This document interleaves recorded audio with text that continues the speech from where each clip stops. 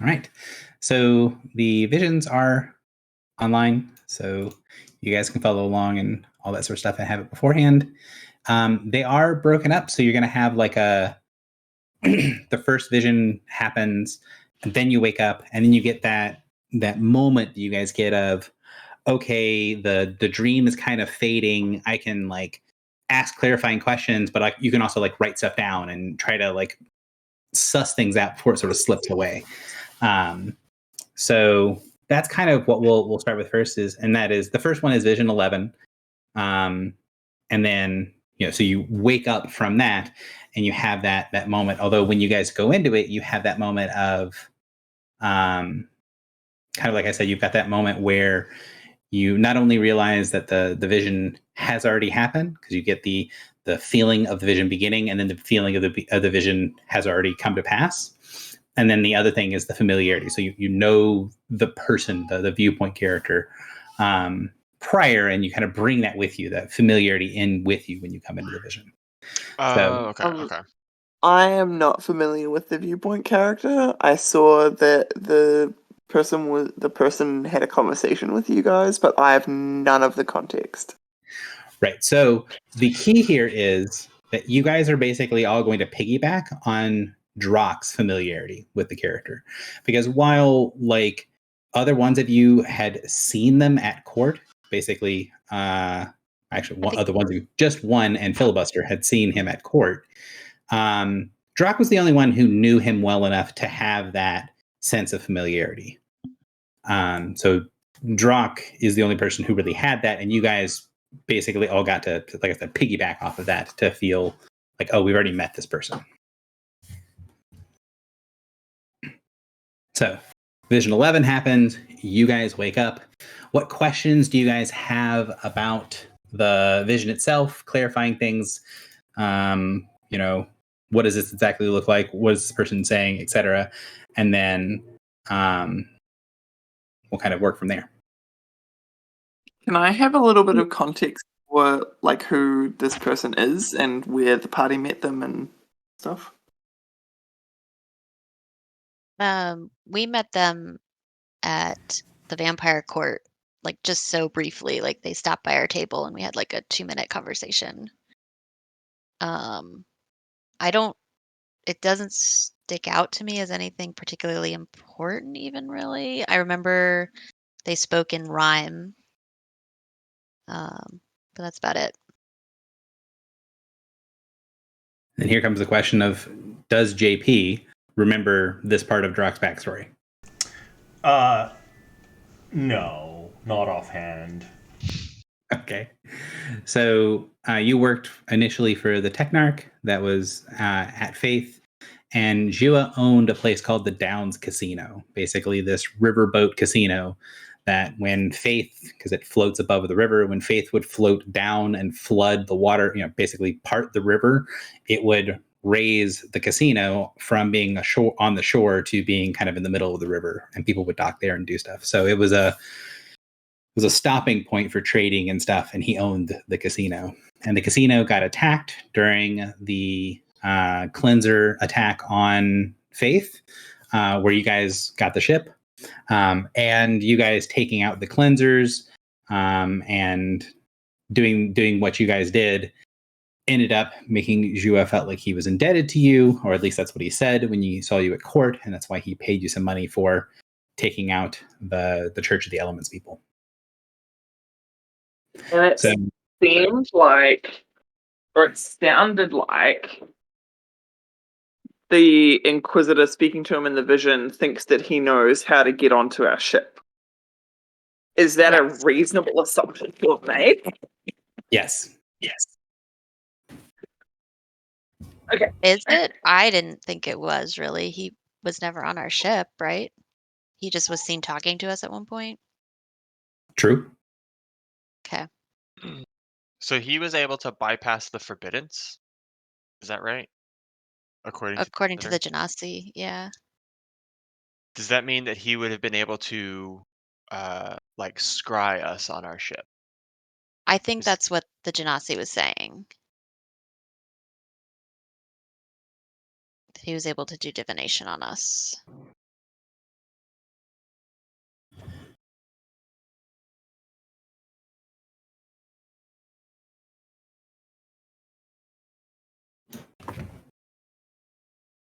But it also sounded like from the vision, Jua was like a hard case guy who did a lot of torturing in his day and had a lot of opinions about the best way to torture. And that's not the read that I got from him.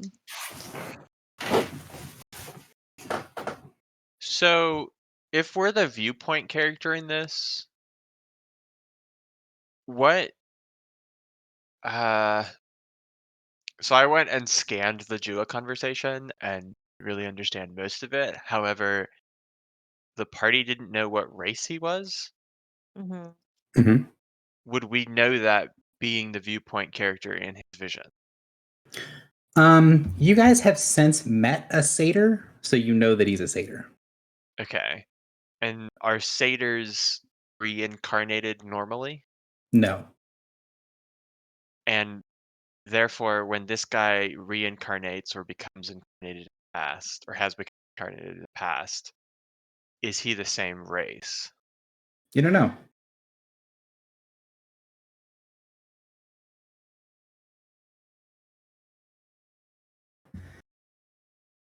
But we thought that he was affiliated with the Wilds when we met him, didn't we? That is a thing, and you do now know later on that satyrs are affiliated with the wilds. There basically are only a handful of satyrs that live in the mortal world. Almost all of them live in the wilds. But he was also like kind of whimsical. Like he had that vibe. He was telling limericks in the vision as well, I guess that's true. Yeah. just using them for a slightly different purpose. Hmm.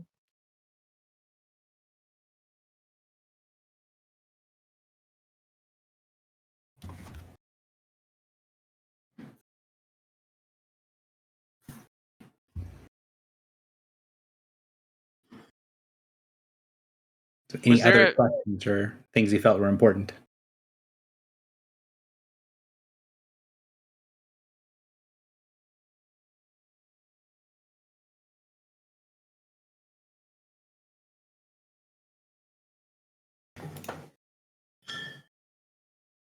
Sorry, Josh, you were going to say something and cut you off. Yeah. I don't know how much is just like going into weeds needlessly.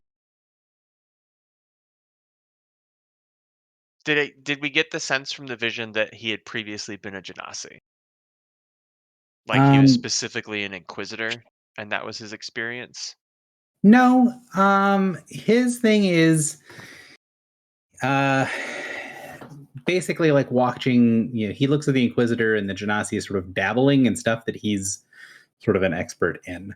So you don't get the impression that he has that connection, like, oh, we're both Genasi. You get that impression like, oh, we both are interested in the art of torturing people. Okay. So I don't feel like the vision was like, I don't know, especially unclear or like unclear in a way that we could really like do anything about. But I mean, these visions typically are shown to us, it feels like, because if we prevent them, we like, you know, do something that seems to foil the adversary in some way. So since Jua didn't crack, it seems like maybe having him be reincarnated is potentially the thing that we were to prevent. So like maybe he would have been an ally to us is my takeaway from this.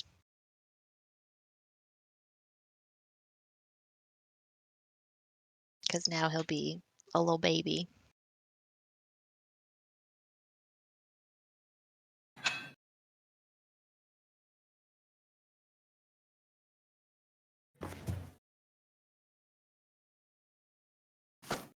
Anything else? I mean, I will say that Vision 11 is kind of, I mean, it all takes place in one small room. There's only 3 characters. It's pretty, as the visions go, relatively straightforward. So don't necessarily have to spend a ton of time on it if you guys feel like we've squeezed everything we can out of this one. I mean, understanding like what it's showing versus what what are we supposed to do with the information is kind of the hard part, right? Especially because, yeah, we're on one path that seemingly is going to take a little while. And does this seem important enough that we have to go and stop it or not? Well, This one already passed. Oh, I missed that. So we know for sure this one already passed? Yeah, Yes. that's Yes. the rod went cold as we got it. Oh, sorry, I missed that part. Okay, yeah, makes sense. Yeah, so you know Vision 11 has already happened.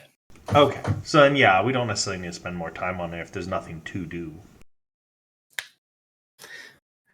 And so let's get to Vision 16, which you do not get that thing. This one feels more like a normal vision. You know, you don't have any sense of connection with any of the people involved.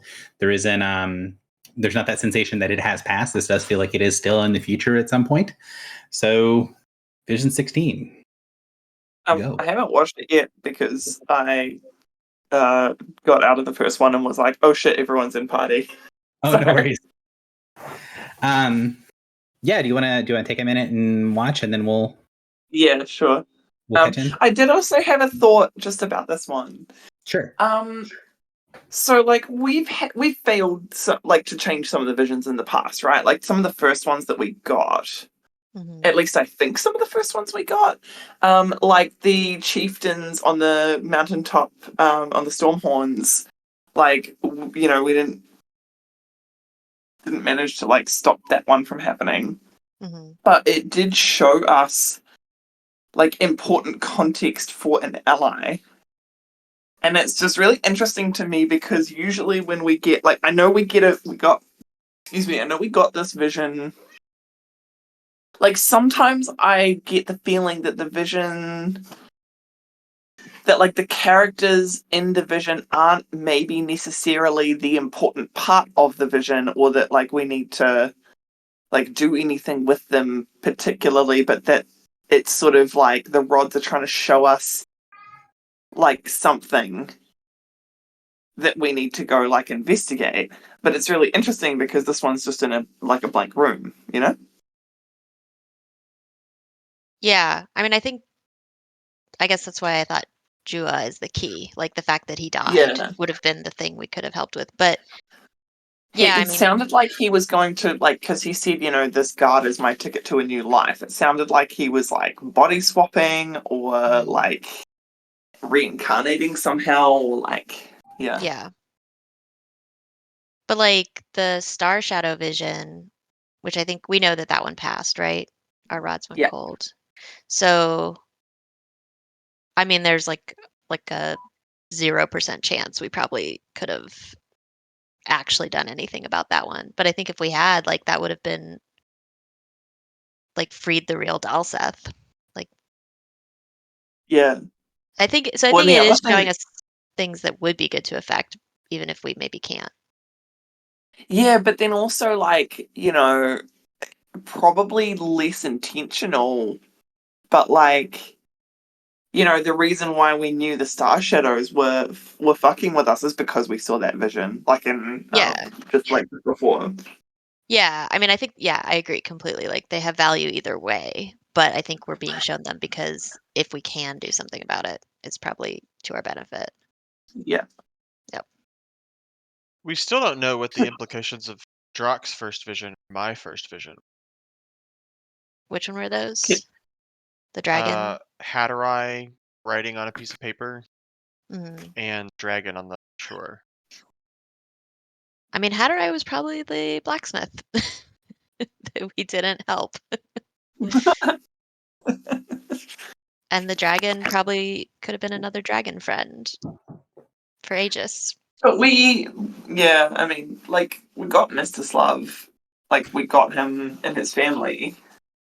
Oh, that's true too, saving the blood. Yeah, so Babes. like saving them was like if we can affect the vision somehow, then we do. Where is And that it's hard family? to Are tell they? whether it was like about the dragon specifically or about Mstislav. Yeah, is Mstislav still on the ship? Yes. He is. Yeah. We just have passengers and just never talk to them ever again. Well, that's going to be part of the kind of what's coming up next. Because a lot of times you guys will teleport around, and then if you end in like a city or if you end someplace that's not, in the middle of nowhere, a lot of times the people that are passengers on your ship go and explore. On this sort of leg of the adventure, as you guys are spending a lot more time on the ship, like several days at a time getting someplace, then we're going to be kind of digging a little bit into the menagerie that you are keeping of NPCs.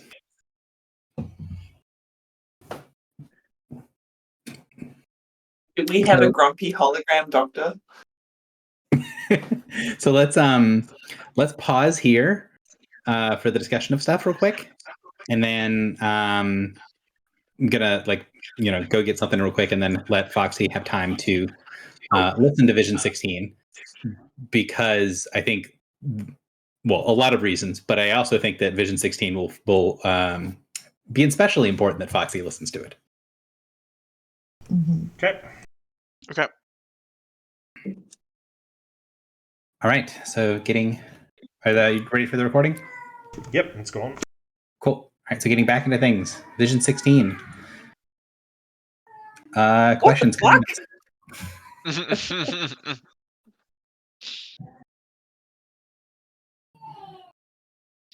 Vision 16 is weird. This is your religion. Not anymore. Don't quit it with that. Listen, you serve the adversary one time.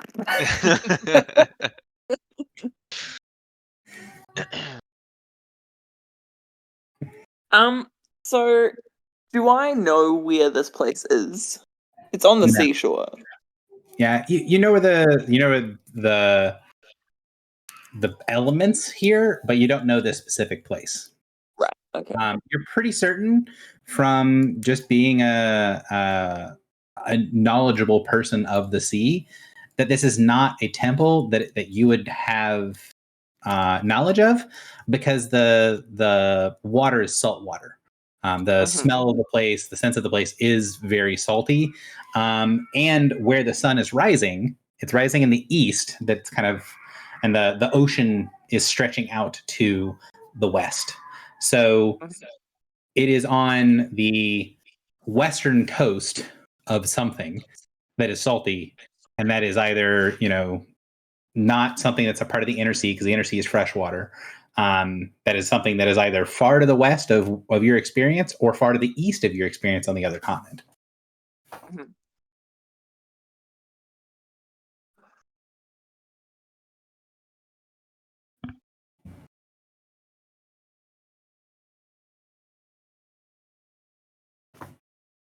Anything else? Other questions or things you guys want to talk about or find important or whatever?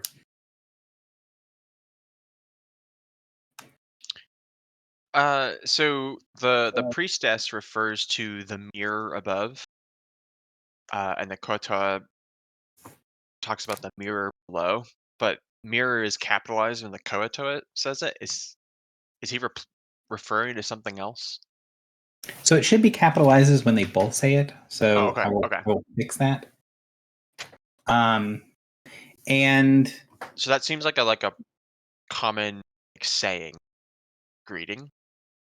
Not super common. It's a very formalized thing. It's maybe something that Griffel would have heard like once or twice at like church, effectively. Like it's it is relatively formal, and it's only used in sort of very specific instances. But it's like it's not something you've never heard, just something rarely heard.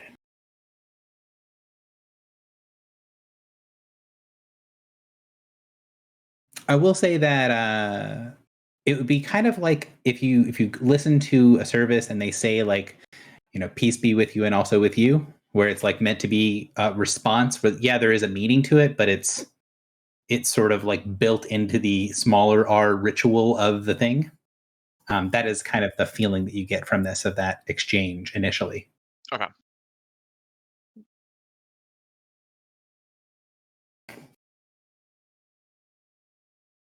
And I will ask everyone else first, and then I'll ask Foxy. Do you guys recognize what the priestess did at the very end?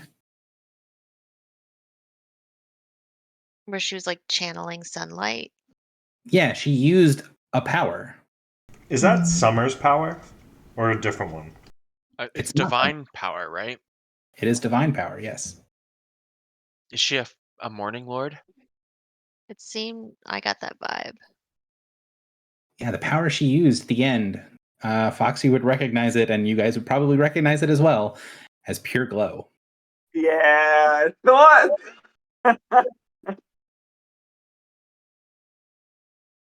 Was the priestess? Did it feel like I was viewing things from Griffel's point of view specifically? No. Although there was a sense that, like, of sort of the size of the person, because, this person, you guys are, each of you, with the exception of Filibuster, larger than the Kotoa, because the Kotoa are relatively small.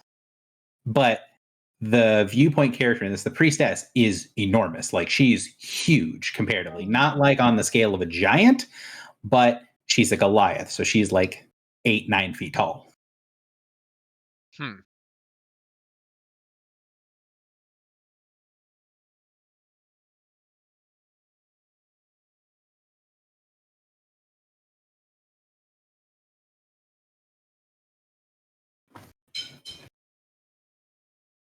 Goliath, priestess of the Virgin of Saint Tython. Mhm. I feel like probably there's a Goliath city, isn't there? There are a couple of Goliath cities. The only Goliath city that you know of that's got like a pretty big population doesn't match the description of this place. Right. But I mean, Goliath can be found like most places in the inner sea, right? But this is salt water, so this is is this in the Reach somewhere? Could be. It'd have to be on the very northern part of the Reach, and it wasn't quite that cold. Right. Hmm. And it wouldn't be in the south because I've been around there a bunch. So I'll bring you guys And it over to wouldn't the Reach. be. Yeah. So would this be in the west? So this would have to be like far to the west or far to the east, because the sort of western facing ocean is either up very high up on the Reach, where it's cold, where like the ruins of Tirac, where the Blood Tower is, Wormhole, that sort of stuff. There's a lot of orcs there. There's not a lot of Goliath. Not that there's zero, but there's not a lot. But you're Well, what about like we know there's other continents. Do we know if like Saint Tython and the Leviathan was spread all over Sulban? yes. Okay, so presumably it could be on like another continent or. Correct. But we knew where the Koatoa were, kind of, when we went to They're that temple. between. They're also between. Like, do you remember what's her face from the Golden Lion said the Koatoa inhabit the big span of water between the continents as well? Mm-hmm. Is that what the blue lines are on the map here in the upper right? Yeah, the dark blue lines is called they call it the passage. It's the really deep water between the continents. And where exactly was the temple where we went with Bedfear? That was the South. sound, right? That's the sound. It's down here. Okay. But there But, like, was the Koatoa the- there. Correct. I again I'm blanking on names, but like the captain of the Golden Lion, when we spoke to her, the Bladeling, Mm-hmm. she was like telling us about, the passage is very dangerous, Mm-hmm. like for multiple reasons, and one of them is that the Koatoa attack fairly regularly. Yeah. Correct. Huh. On this map, does the passage extend much further southeast? It does. It goes all the way down. Okay. Are we kind of at a point in our campaign where it would be easy for us to procure a world map of Sulban? Yes. The DM has not been able to put together. Like, I have a shitty version of the map that just has my notes and like some numbers on it, but Mhm. like a nice looking one that looks like the Reach. I haven't done it yet. I'm sorry. No, but I mean, like, could we get a shitty one where, like, there's a square where America is, and a square where Yeah. I don't know if I can get it America's to you. on Solbon. I think it is. Classic American. The main thing is that there are two larger continents. The continent that you guys start on is the largest continent by a pretty significant margin. And then across the ocean to the east, there is a larger, like purely northern hemisphere, kind of like Europe style continent. And then there are a whole bunch of islands and then a smaller continent connected with those islands that is in the southern hemisphere. Okay. So it's kind of a Game of Thrones scenario. Like two mostly vertical continents with seas Well, separating them. No. The continent you guys are on Mhm. is like kind of like imagine like Eurasia turned on its side. So like it has a lot of north of south verticality, but it's also very wide. Like the main continent you guys start on is made up of 6 regions that are all the same size as the Reach. Like it's huge. Okay. Seem that big for a planet. Are we on a tiny planet? Is our planet tiny?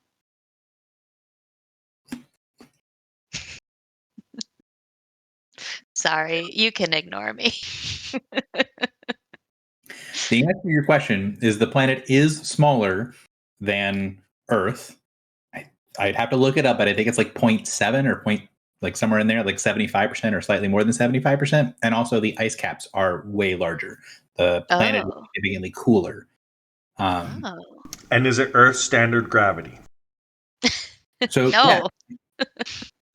Yes? So it is quite close to Earth standard gravity. I think it's like 9 something because of the rotation of the core and the collective gravity of the planet and the moons, because there are 3 moons, and the combination of mass between like everything in the system is almost the same as is like slightly larger than Earth and its 1 moon. I know we're off topic, but this is awesome. Yeah, what elements are primarily found in the core? Do you have a periodic table? What's the makeup of the air around here? Is it still like 80% oxygen, 20% nitrogen? Can I spend most of my time in Qaz al-Matar with Al-Shaib making a periodic table of elements? So you guys are joking about this, but also there is an exoplanetary meteorologist that I talked to that's in my city that I ask these questions to and find this stuff out for this world. So yes, there are answers to all these questions. All right, start a thread in the Discord. We'll handle this out of game. I'm sure our listeners would want to know this too, though. Ambassador Grudwald, Lord Aegis, Eddie DeSong, Jua, Lee DeVito, Clotho and Narsenhar, and Dave, the exoplanetarianist. Awesome. He's so helpful when I ask him just really bizarre ass questions. Well, we'll have to ask our one listener. Solris, are you interested in this? We have also had those conversations before. If you want to know more, go ahead and comment down below this video. Like or subscribe. Yeah.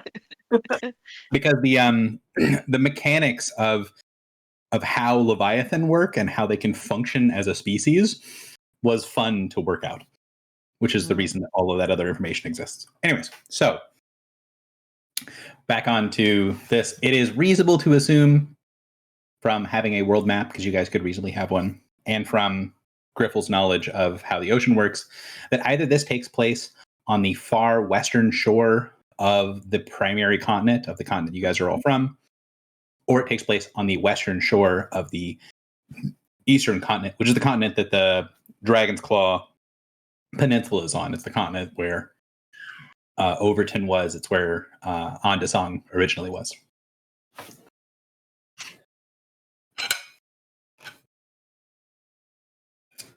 So, What kind of name is Geshman?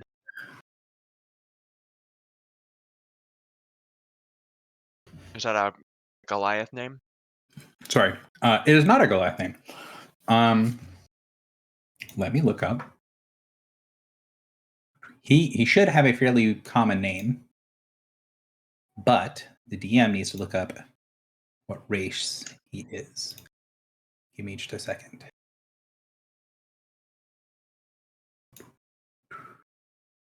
Geshman.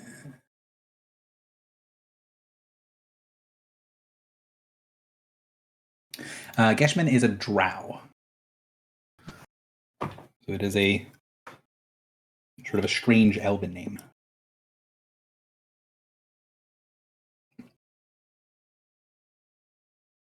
That's true.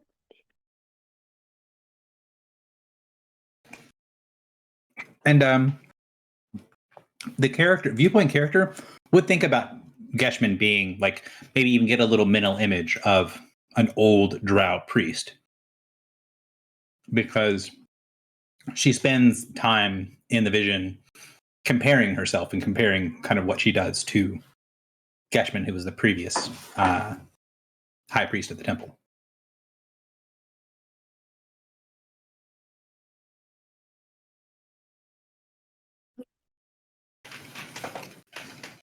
Anything else?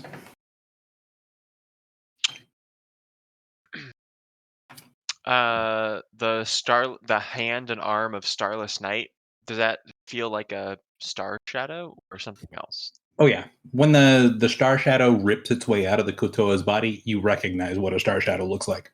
Okay. Was it one that we know? No. Okay.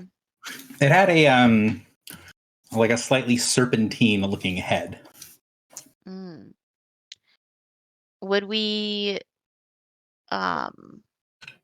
would I guess, because I was communing with several of them, would they feel similar to the ones from the totemic link? No. Okay.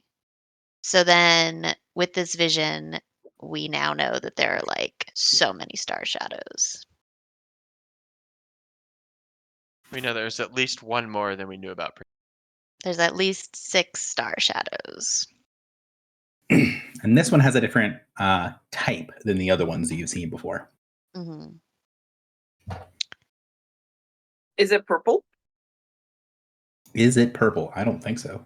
I think it's Okay. like the only color in it, I think, is a blue-white light. Let me Vanta Black. hang on, let me look. Off night. Nice.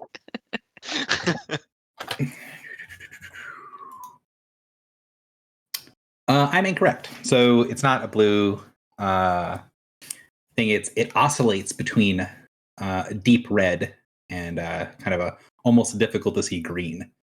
Uh-huh. So I had the ones mixed up. From the Is it- vision. Sorry, did you say bright blue? I initially it said bright blue, but I was incorrect. The one from the vision, the only light that you could see was this sort of deep red that was very difficult to see. Basically, think of like near ultraviolet red, and then it sort of fades into being a similar sort of very difficult to see dark green. Okay. It's the Christmas star shadow. Hmm. Yeah, here to bring your presents. Yay. Do we get a sense of like any of its auras in the vision? No, the viewpoint character was mostly focused on like trying to use this power that seemed like it was going to be helpful, and then Mhm. not. Okay. What did the power feel like to use? Like, I know it felt like pure glow, but like, what did we get a sense of? Like, domain? It felt like it felt like you using your power. It felt like there's this sort of pure light more than anything else.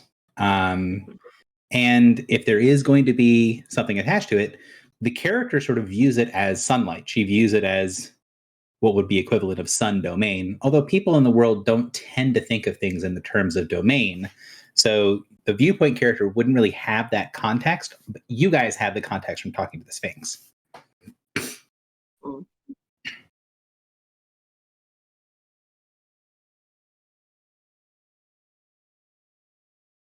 And was there any sense of us knowing the identity of the viewpoint character?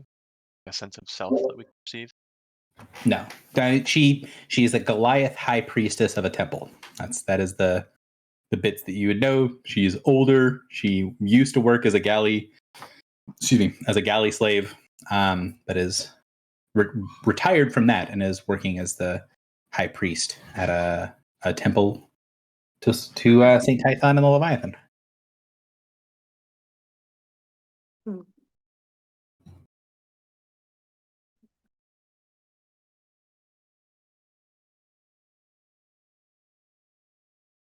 So I feel like some takeaways from this could be either A, we try to stop this Star Shadow, kill it temporarily, or B, we just know that there is a Star Shadow walking around in the body of a Goliath high priestess, and they're Mhm. looking to mobilize followers of Saint Tython's religion Mhm. into some kind of holy war. I mean, I feel like we knew this was coming. Saint Tython was like the sleeper agent. Um, do we know, or can we revisit, like, what exactly was the Koatoa saying to the priestess at first? Like, he wanted to talk to the high priest. Do we I think mean, that was so the Star Shadow could take over the high priest? so he basically says, I need you to listen to me. You are going to obey whatever I tell you to do.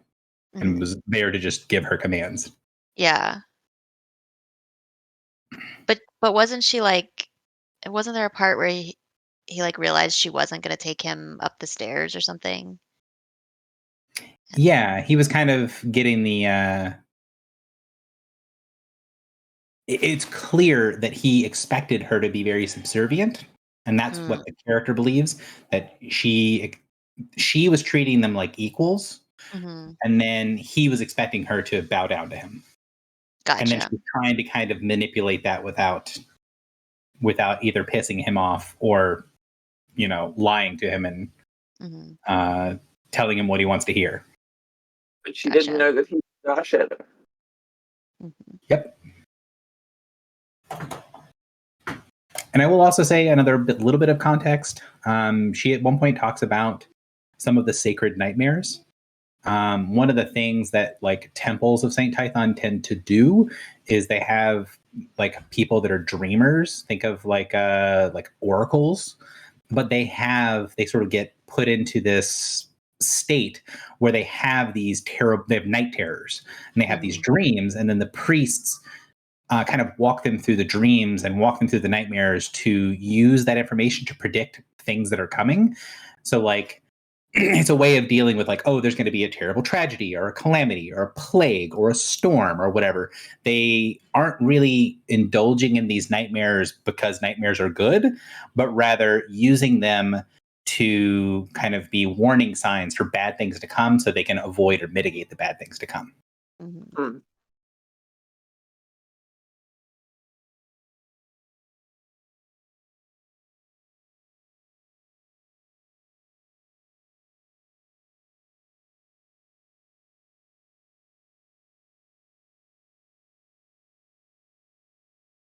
Anything else?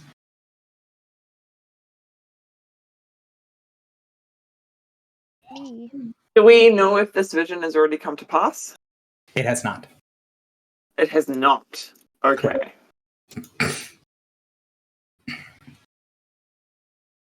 Well, Also, we're kind of too far away to affect things now. the one last thing that I do want to make sure gets brought across for Griffle is when kind of before the Kotoa completely turns on her, when the priestess does a passage, she reads like a religious passage to him.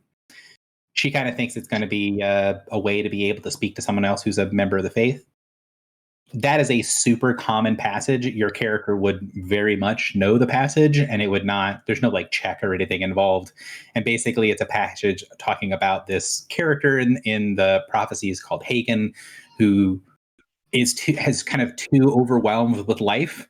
And so he goes down to the shore, and then the gulls and all the stuff at the shore is causing problems. So he places his head in the water, and then is able to think clearly with the kind of cold water around his head. And it's sort of an idea of like, there is value in being able to understand what the ocean, what St. Tython, what the Leviathans want from you by withdrawing from society. That's the moral of that little parable's the wrong word. Passage, proverb. It's the moral of that little proverb. So if Griffle starts withdrawing from us, problem. What are you talking about?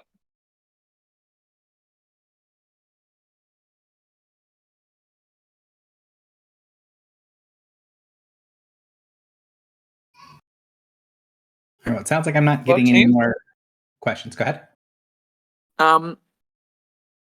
Do we I mean, we don't know for sure that affecting the visions has actually been beneficial to us, but it typically, like in the long run, but it typically has been beneficial in the short term at least. And at least in one instance was quite important. What do we think about if and how we might affect this vision? I think we're locked down to our current path for a while. Can we even kill a Star Shadow yet? Do we know if we're capable? We don't know. I know a quick way to find out. Well, that'd be 3 though. Aren't there like more than 3 here? Yeah. But we just walked There's by 5. 3 talking.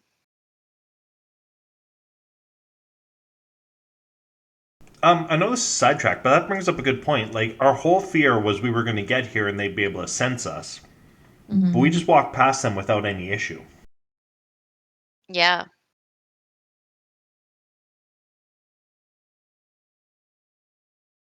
Not wrong. No.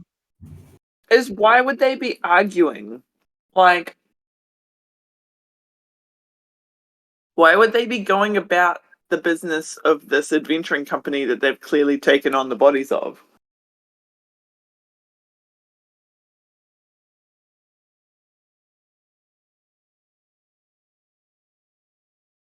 I mean, from this vision we just had, it seems like the first standard operating procedure is to stay undercover if possible. But yeah, Gary, do we remember what they were arguing about?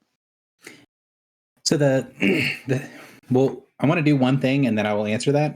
So I will answer that question, but give me just a second because that's going to lead us into recap, which is going to be kind of away from the visions. So one last thing I want to do for the visions, and then we'll go from this and transition into recap, and I'll answer that question, is I want to ask you guys a question because this is something that might stick out to you guys a little bit. This is more for the players than for the characters.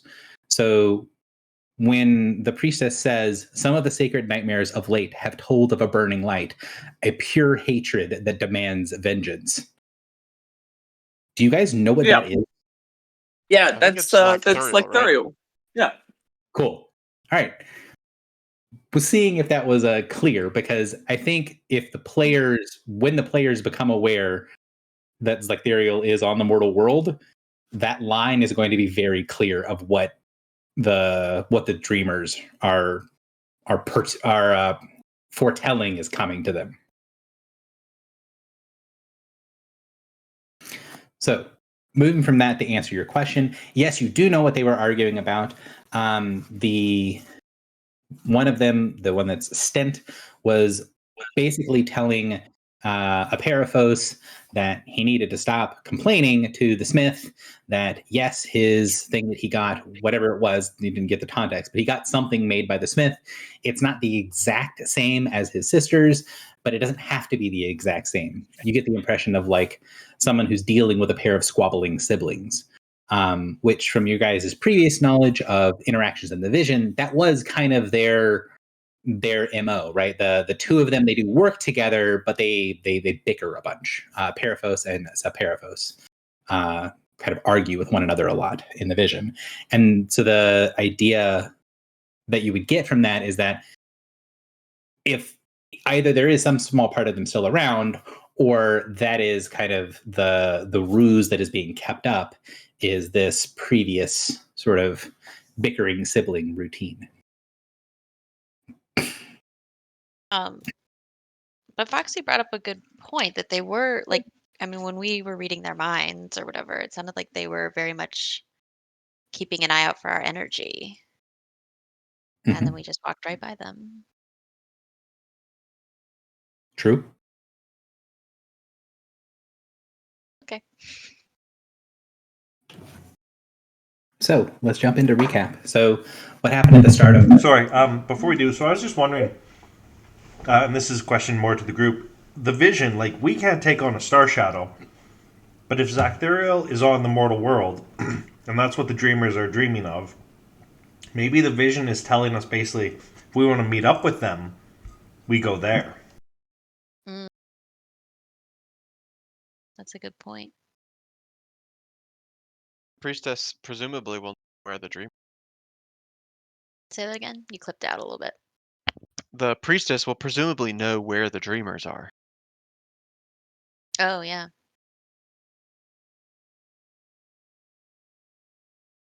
And in context, you guys know that the dreamers are at the temple that are at the top of the cliffs. So we would want to add it to our list to investigate this temple. Can Zlecthariel take on a Star Shadow? I feel like the answer's got to be yes. Or we're so fucked.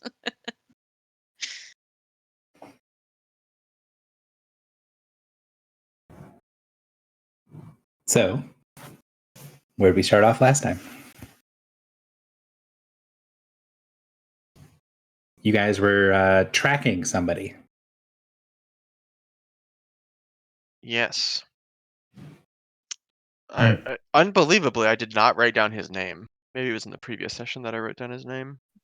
Salfagarin. Yeah, I did.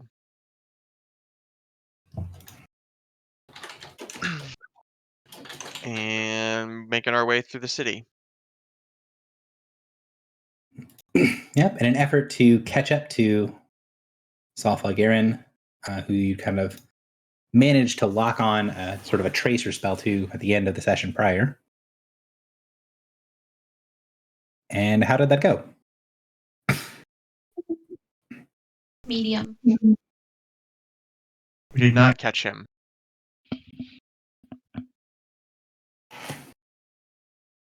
We went through the Crucible and talked to a guard, and then arrived in this. We registered in the Crucible to enter the Sundowns. And had a pretty interesting conversation with the Registrar's office. What I recall. She thought Philly was a Imperium spy. She offered to to destroy. So she took our spell signatures and then offered to destroy them when she realized Well, not who Philly was, but who she thought Philly was. Yeah, so you guys talk with Aranopos, who's the guard captain. He took you over to speak with Apsok, who's the registrar. And the registrar, after getting your spell signatures and getting a little bit of information from you, made the leap that Filibuster must be someone important in the Imperium, and kind of had a belief of what Filibuster was, and kind of offered to kind of take everything off the record if need be. And you guys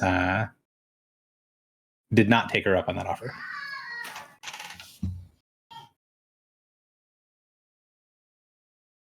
And then one tried to show her some divination, which just offended Apsok because divination is a sin. Mm-hmm. Mm-hmm.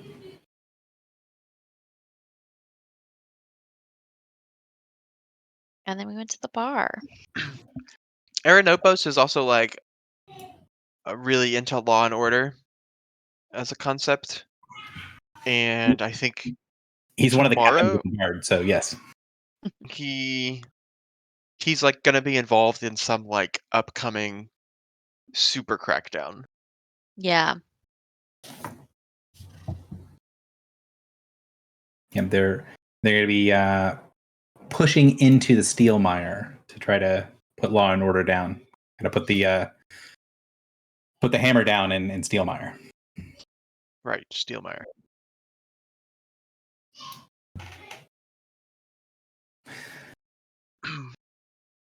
So you guys try to get a little bit more information. You realize you couldn't really recast your tracker spell. I mean, you could, but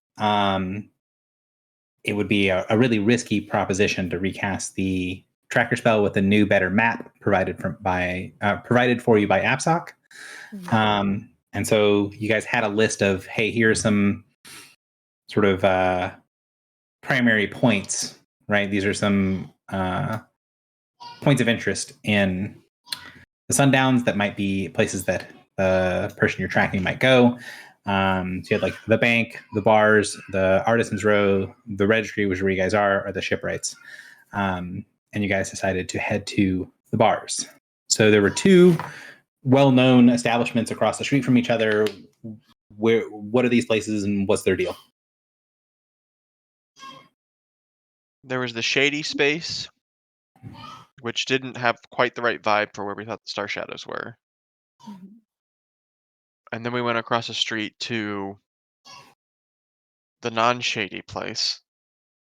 I don't know why I didn't write down names of places. Stellar Saloon was the one that was a brothel potentially, and then I think it was Zero Gravity was the other one. ZG's. Yeah, because it has like the bubbles of privacy, essentially. Mhm. And apparently Also, of just a fun little aside with the kind of brothel place is like we initially thought it was like unlikely, and then we heard the name, and we were like, "Oh, that would be so ironic." Do you think the Star Shadows understand irony? Yeah, the Stellar Saloon. Yeah. So the owner of ZG's is like being accosted along with one of the wait staff. Which I would also like to point out that Foxy, kind of out of character or maybe in character, I'm not sure whether it was in character or out of character, was like, in this thing, there's going to be one of two things. It's either going to be this thing or this thing. And she was 100% correct, and it made me very happy.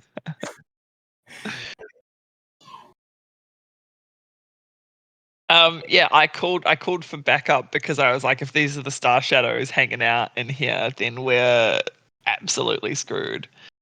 But it was fine. It turns out it was just regular street thugs, and those two big gangsters were nothing compared to us, and we laid the beat down.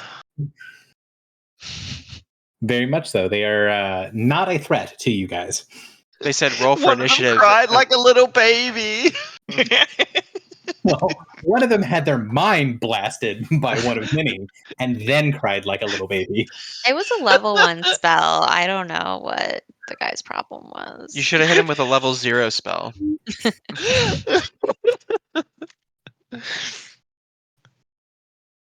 Yeah, they were like, roll for initiative, and we were like, no, combat is over.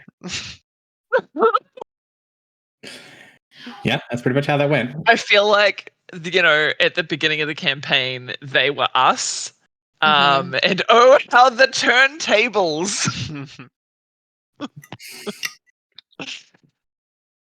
So then we talked to the bar owner for a Mhm. little while and learned. Not much.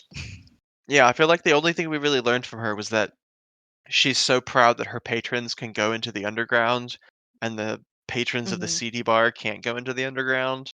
That's right. And she offered as part of the repayment for you getting those people off of her back that, if you have things that you need done in the city, she can send feelers out, she can get information, whatever it is you guys need, she is happy to provide. That's right. You're like, can you tell us what rumors we have are out there? And she's like, sure. And then we consulted an oracle that gave us way too much fucking information. Mhm.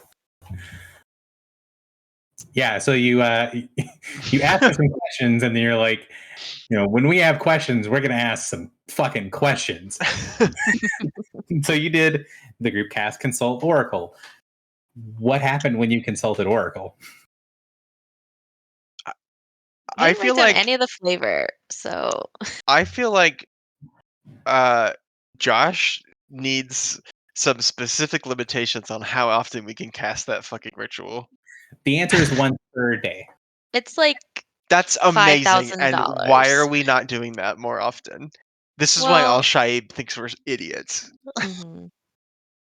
Yeah, we could become best friends with an oracle. Normally, it's because it is somewhat prohibitively expensive. I'm basically just going to say, if I feel like you guys are using it more often than you have the currency for it, I'm going to be like, hey, you're using it too much. You guys are going to be running out of money. But But here's the thing, though, Gary. you get it I once per get day for free. Yep. I don't think yet, right? No, I do. I think. Wait. I think you have a Oh, couple it might levels be. before you get it. It might have to be of my level or lower. Actually, you're right. Yeah. So yes. So you don't get this one once a day for free yet, but you will. Yes. God. So once you get to 16, then that sort of, hey, you guys are spending too much money is not going to be a thing anymore. But for right now, it is sort of you can't use it crazy often just because it is a very expensive ritual. But I do get, I guess, Totemic Link every day for free. Yes. Yeah, Well, that's going to be going off constantly while we're in town. I know. Use so many healing surges.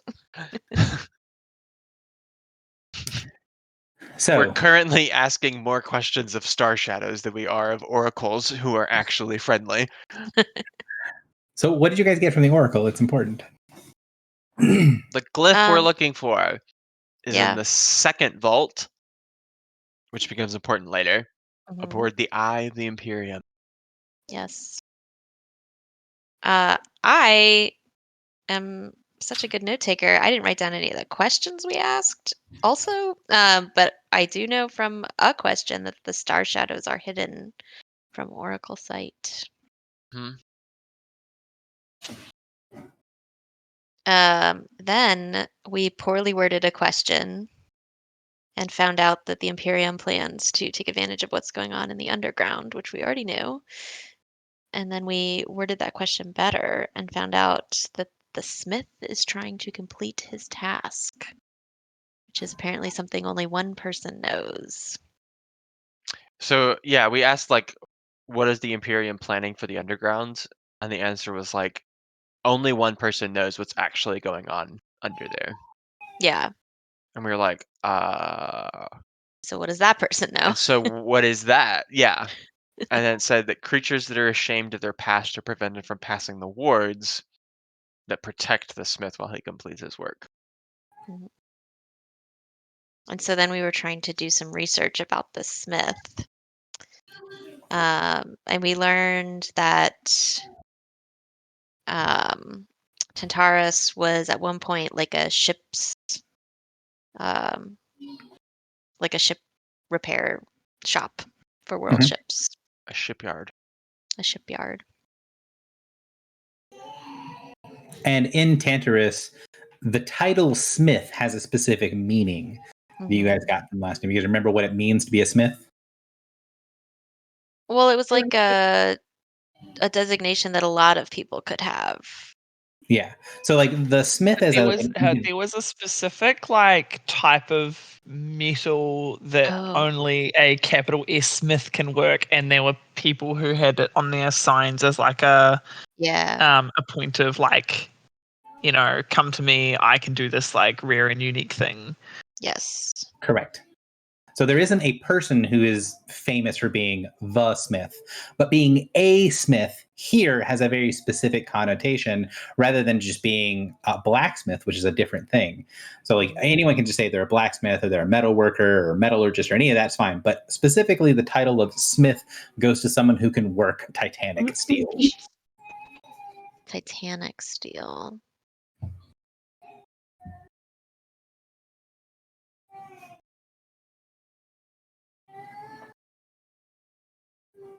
Have we seen any of this Titanic steel in the city? Did we see it on Sin the Second? I don't know how to answer that question, I think is the problem. It's probably like what everything's made out of. We just haven't really clocked it as that. Sort of, yes. Like, have you seen Titanic steel since you've been walking through the city? 100%. There's no way you haven't seen it. Do you guys, would you recognize what it looks like? Probably not. Or at least you Yeah, haven't had okay. anyone draw it to your attention yet. Valid.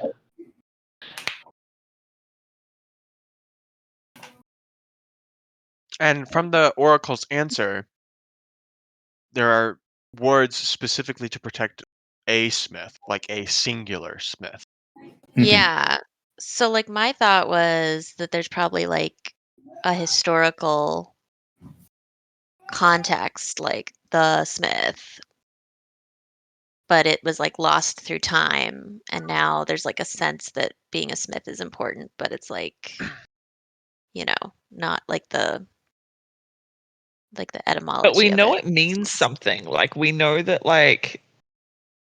it means something in the modern day that like these Yes. people can work this metal that like other people can't. Right. But I don't know. I just have the feeling that like it used to mean even something more. Like there was like a head Yeah, Smith okay. or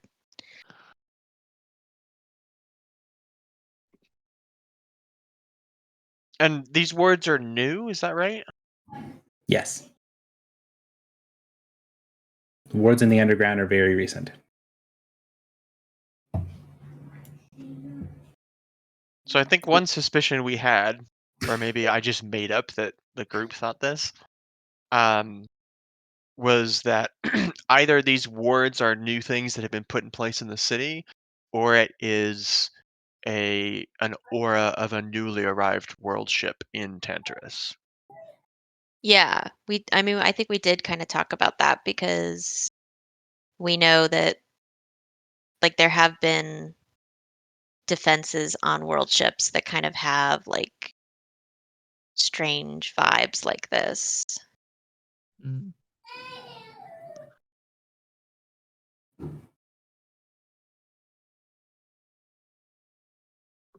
So there was some discussion about that, talking about what you're going to get out of the information you got from the Oracle. But then you guys decided that you guys got a sending from someone. Oh yeah. Hatterai told us that our appointment was ready.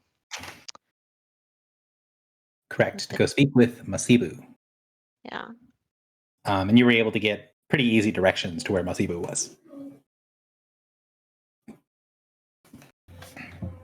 So, who are these two people? The Kike and Masibu, the two people that are at the shop whose name I don't have written down. Hang on. Did I tell you guys last time? Hang on. Why is this not my notes? I think so. but in the shop. So Masiba is like a collector of, or a recorder of cool artifacts. Mm-hmm. And we thought he might have some information on where the glyph might be found. That's not really what he is. That's not how, or at least that's not how the captain pitched Masibu to you. He's like an ex-treasure hunter.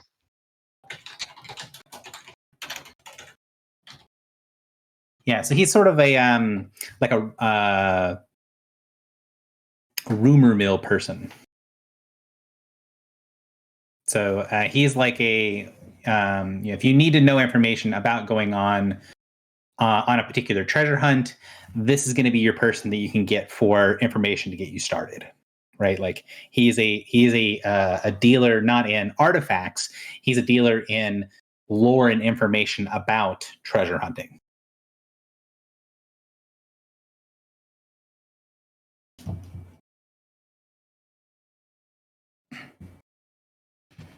And so, what'd you guys learn from Masibu?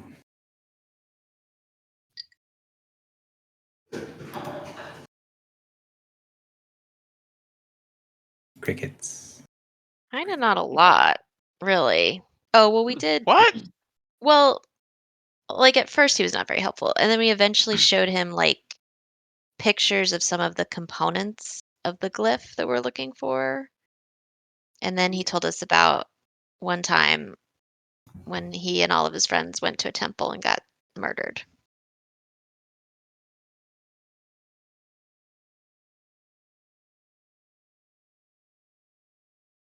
And it was the grave of summer, which is where we're trying to go. And then he spent a long time telling us not to go there and not to use our rods of command to go there. And that's how we learned that our rods of command were turned off. I was going to say that. I feel like that's a key point. What's going on with the rods of command? Because Philly and I were like the original connections, and we both had died at some point. Because the two of you guys, one had been handed the weapon that had a direct connection to the angel, and the other one had been handed the rod, which then, after you get handed the rod, you split it a bunch of ways and sent it to other people. Those are the two people that had the direct connection with basically being touched by Tyserial. And since both of you had died, you had deactivated your rods of command, had severed the connection with Zytherial. And basically, you had to re-up your subscription.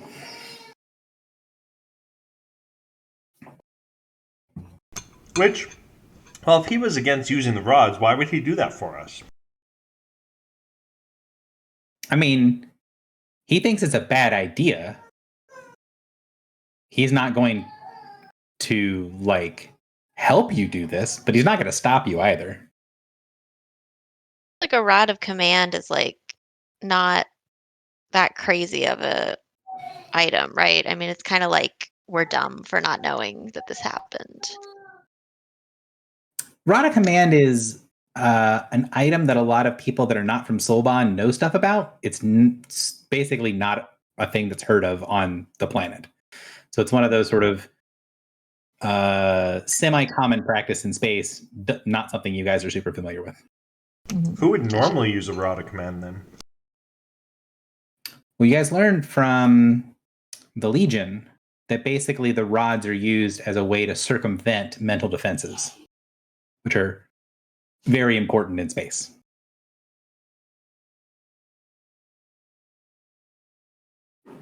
Basically, it lets you backdoor into whoever is holding the other end of the rod. Right, but so who would use that in practice? Like, why is that common and needed?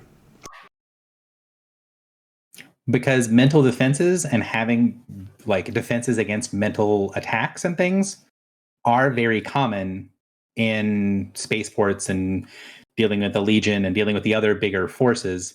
So the counter to that common practice is something that people know about. Whereas like making sure that your mind is properly warded isn't something that most people on Soulbahn think about. So the counter to what do you do if you want to crack into somebody's warded mind is also not something that gets thought about a lot. All right, that all makes sense. So, Hang on. I'm a bit confused about the mechanics of it. Did you say like you need to have it be the other the person who has like someone who also has a rod? So here's the thing. The way that a rod of command works, as it has been explained to you by a couple of people, is that person who wants to break through mental defenses imbues a bit of themselves into the rod. They then get somebody else to grab hold of the rod, to accept the rod. When that person does, that person can backdoor into that other person's mind. And so typically you don't just walk up and hand it to them. You have to trick the person into picking it up. Okay, that's what I was getting confused at. Got it.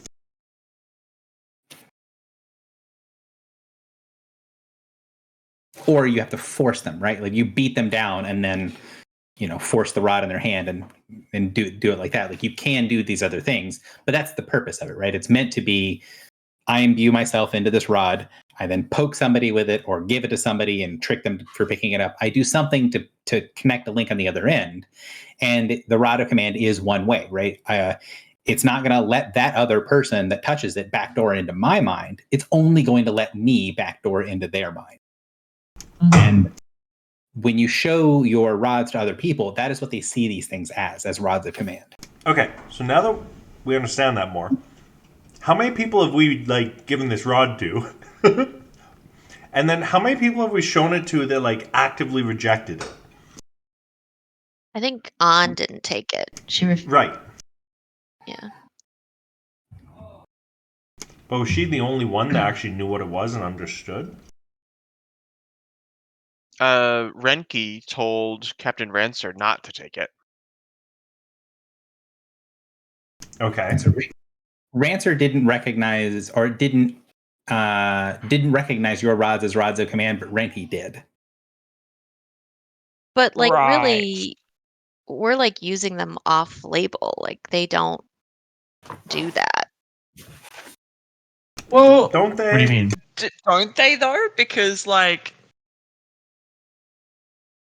how do we know that Thuriel isn't using them to bypass our mental defenses and Clearly he's sending us visions through them.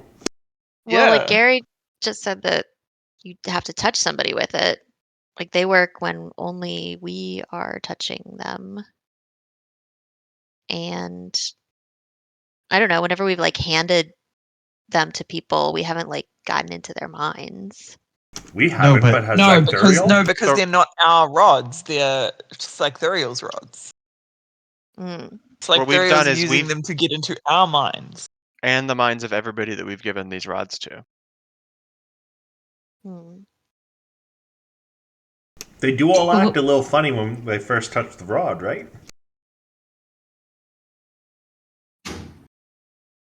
Although the majority of So the people other can't thing about remember this is that the other thing about this is this now explains why Rinky was initially real sus of us. Mm-hmm. Because do you remember they were kind of I don't know about these guys. This seems pretty dodge.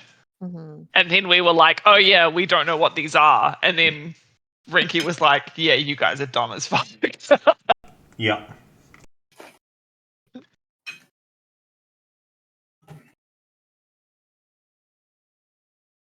Which, given what we now know, completely fair.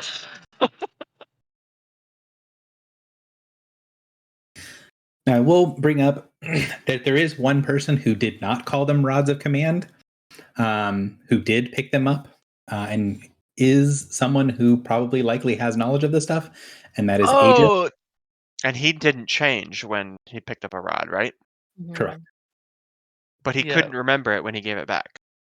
Correct. Did we show the rods to the, what was her name? The creepy lady, creepy lady baby killer on Sin the Second.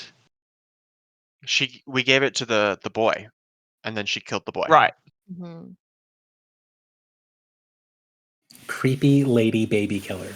Cool. The one-eyed Deva. Ava. Nariv. Yeah, I know who you mean. It was Right. just, Rain of Blood.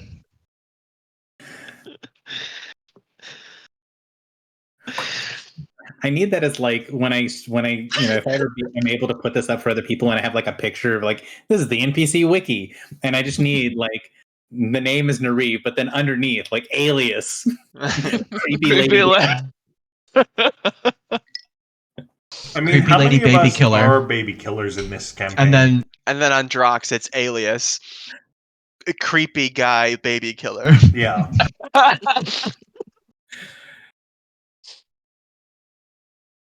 So you got all that stuff from Masibu. This is how the rods work. This is why your rods are not functioning. Are potentially you're thinking like this is why we're not getting visions, which is confirmed kind of once you guys get back to the ship. And then who is Kikima? Like, who's that person? Who's Kiki? She's a reader, right? Mhm. And she's a cutting from her mother. Who died when Masibu went to. He didn't call it Grave of Summer. He called it something very similar. Oh. I think he called it by the name, like by a completely different name, and then we recognized it as the Grave of Summer from our map. Hmm. But it's not on the map, is it? Because it's in the Quaz. It's in cause, yeah. So he says there is this crazy death place that's right next to Sun. And that's where his sort of adventuring ended. And it's where Kikima, the original mother, died. And isn't it also we think it's also like where the Star Shadow ship is orbiting? I don't think so. Was there Or is that like a different place? was it like green gold fire or something in the area? Mm-hmm. Yeah. Heat and Okay. pain. It was a temple with rings. It's very dangerous. He was light on details, said don't go there, but the runes that you showed him remind him of that place. Yeah.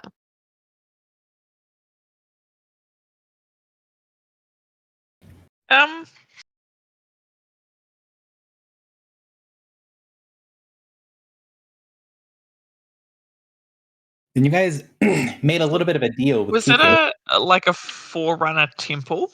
Was it Forerunner specifically that he talked about where he was? He didn't say it was Forerunner. He said it was very old, like Right. truly old, like Forerunner or even before. But I think Do we know we these. know? Would he have said Forerunner if it was? Potentially, but he's kind of giving the idea that it's even older than that. But Right. we've seen enough Forerunner script to compare to these glyphs. Which you know Like- it's not. Yeah, and you know that this isn't Forerunner script. Like we could distinguish. Mm-hmm. And so could Masibu. Like there isn't anyone that would make that mistake in world. Okay. And we felt fairly confident that the location Masibu is talking is not the same location as the temple Gwendolyn went to. That's what I was thinking. Or Guinevere. Because we have the location of that temple, right? Do we? Do we? I don't Didn't remember we that. ask the Sphinx for it? I'm not recalling that. We did ask the Sphinx about it, but I don't know if we got the location. So yes, you did get a location, and the location was kind of confusing because it was like not just it's here. It was a bunch of time and like velocity information. Hmm. It's giving you an indication that it moves. Oh. So the answer that I gave you back then was, I can't show it to you on the map because it moves, but you can put it in the ship's computer to be able to go to where it is. Like the Sphinx gave you enough information to get the answer, but it's not as easy as it's here on the map. Okay. Right. And with that information, would we be able to say this is distinct from the location that Masibu went to? Yes, because the location given to you by the Sphinx is not a place in the cause. So the temple that that he is describing is in the cause. The temple that Gwendolyn went to was not in the cause Amotar.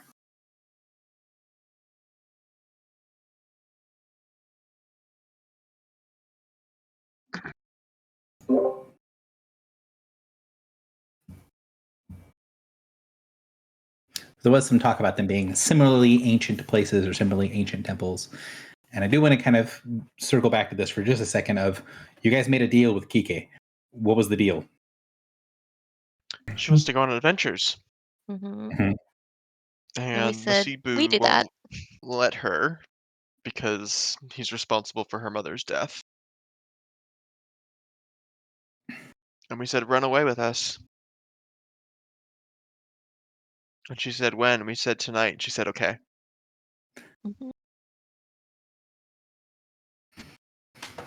Cool. So that happened.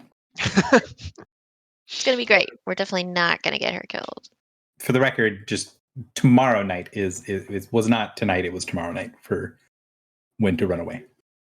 Because it's like turning into dawn, right? Yeah, it's... Yeah. So, you guys get all of this, and then anything else at the shop with the other stuff before we head back and then have our final scene with walking by the smith, where you guys, now we can recognize this place that says it's a smith.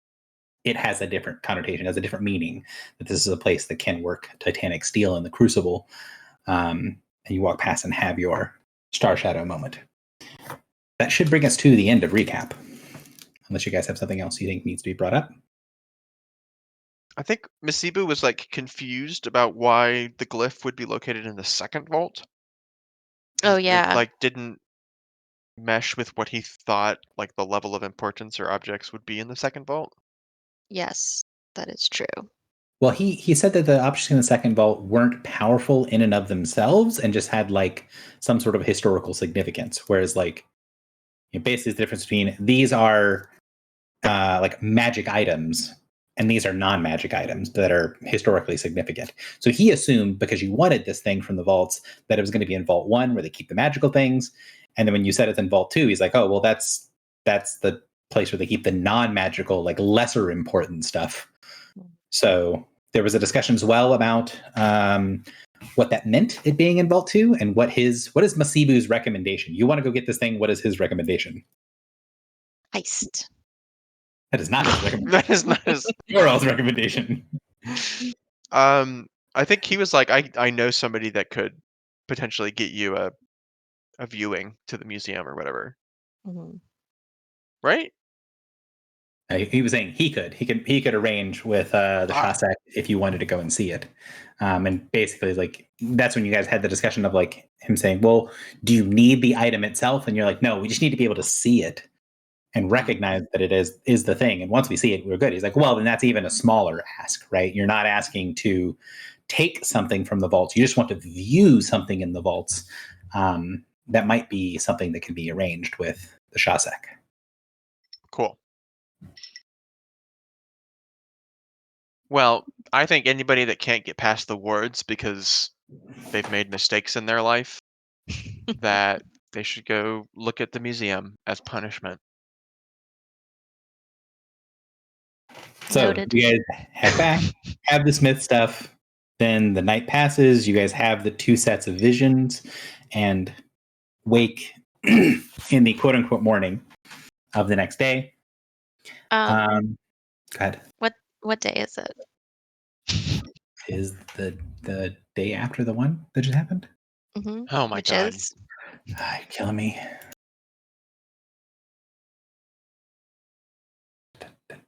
It'll be the 22nd day of the Wow, Gary. 5th month. I'm so sorry that you have engaged and interested players. Won't happen again. Damn. No, it's the sigh is not at you guys. The sigh is at me because I don't like I have that all attached to the Superstitions End, right? Because it's in the handout of like your power levels and stuff. It's where I keep the Oh. date to keep my life easy. But I haven't updated Uh-huh. it in a long time because you guys have been at 100%. So Oh. that's me sighing at myself for the place that I normally look being several days wrong. So I think is the 22nd. Okay. So it is now the 23rd. Hang on. We arrived on the 21st. Yeah. So it is So now I think it is now the morning of the 22nd. correct. Okay.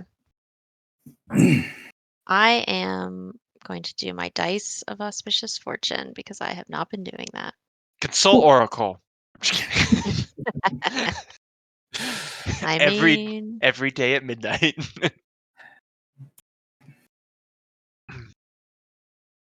So when you guys wake up and kind of get out of the second vision, which is be right in the early part of the morning, kind of get up, shake yourselves off, get breakfast, that sort of thing.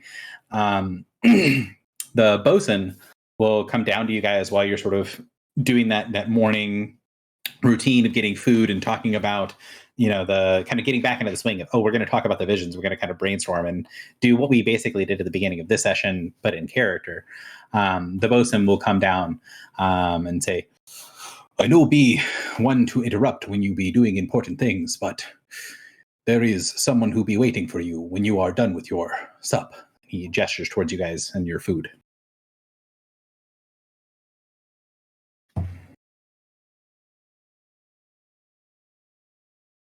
Oh, I did need to know this from last time. I think it was glossed over quickly, but I want to clarify that this was the answer from last time. When I went last time, I had asked kind of at the end of the session, did the meeting was arranged with Masibu. When you guys got back to the ship, would you have released the rest of the crew of the pirate ship? Because that was initially your deal, or are you going to try to hold them for longer? I mean, Like we I'd keep up release our it. bargain. Yeah. Okay, because I think that was the discussion at the end last time, but since we didn't do it in recap, I'm going to double check to make sure that, yes, that is the plan. When you guys got back, you released them, and then you guys went to bed and got your visions. Just one more thing before we move on to new stuff. So I think we asked you right before recap about the star shadows and not noticing us. And my brain is totally crapping out. Wasn't there something he said he was going to talk about when we got to that? Or am I crazy?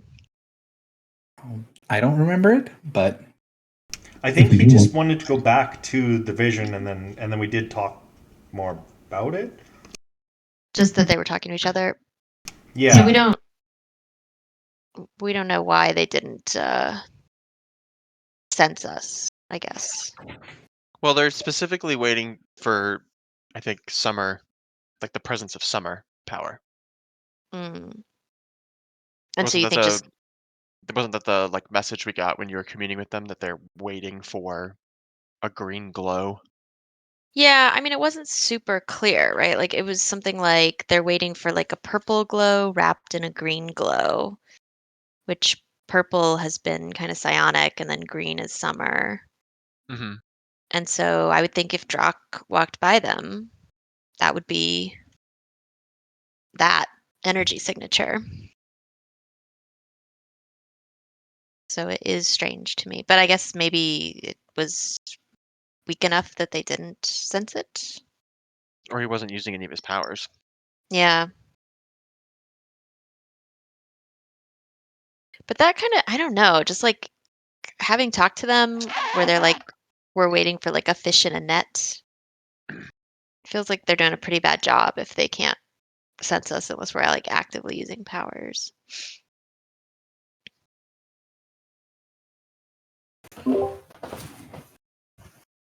the DM has no commentary. Yeah. Yeah. Because Star Shadows These star shadows suck. is what Yeah. Kyla is saying. well, Mm-hmm. and it's weird too because even without using power, you'd kind of think my weapon Triptychos would give off enough summer That's power. what I'm saying. Yeah. But I mean, Clotho's not with us, and maybe they're expecting her to be with us. Maybe they could sense her previously, but now she's not with us. and that's who they're actually expecting. Yeah. Another mystery. I mean, I could try just lighting up a summer power and see what happens. I don't think that's necessary. Um, it is a new day though, and I will cast my ritual. as Well, I'm hold eating on. my So who's grapefruit. here to see us first? We should probably ask who it is. That's I will true, also too. say that the ritual is not going to trigger again on the same individuals. Unless they leave and come back, kind of thing. I mean, it's going to take a significant amount of time to trigger off those same individuals. So if you cast it again, it's basically going to not. It'll trigger if any more show up, but it won't trigger off the ones that are already here. Gotcha. And so since they're already here, I can't reach out to them again. Correct. Okay. But I think I'll still cast it every single day. Is that a free one to cast? That's the her Yeah. free one. Yeah. Yeah, you might as well. Mm-hmm. So, what's the plan? The bosun came down and said there was someone here to speak with you.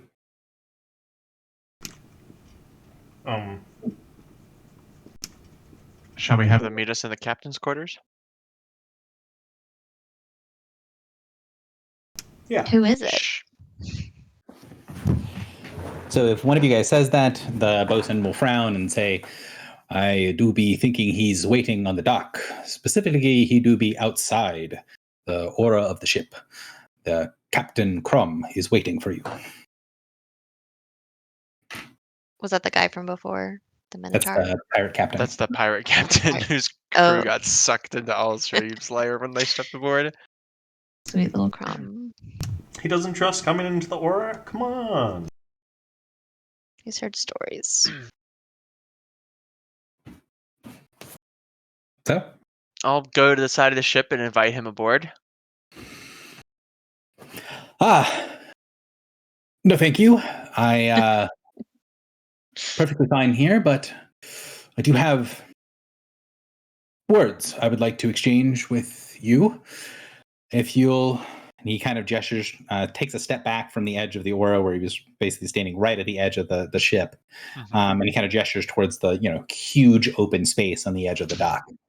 Yeah, so as soon as he's like, I'd rather not, I'll just like laugh and start making my way down the gangplank because I know that's why why he's here. So, do you guys all head out to go talk to him on the dock? Yeah. Yeah. So, Filibuster would notice, and so would one of many, that he is very agitated. And basically, as soon as you guys get all there, he says, well, I understand we did get off on the best of feet. I thought we had an understanding. We had reached an arrangement that I was dealing with you in business terms. Yes, I was hired to go and take this ship.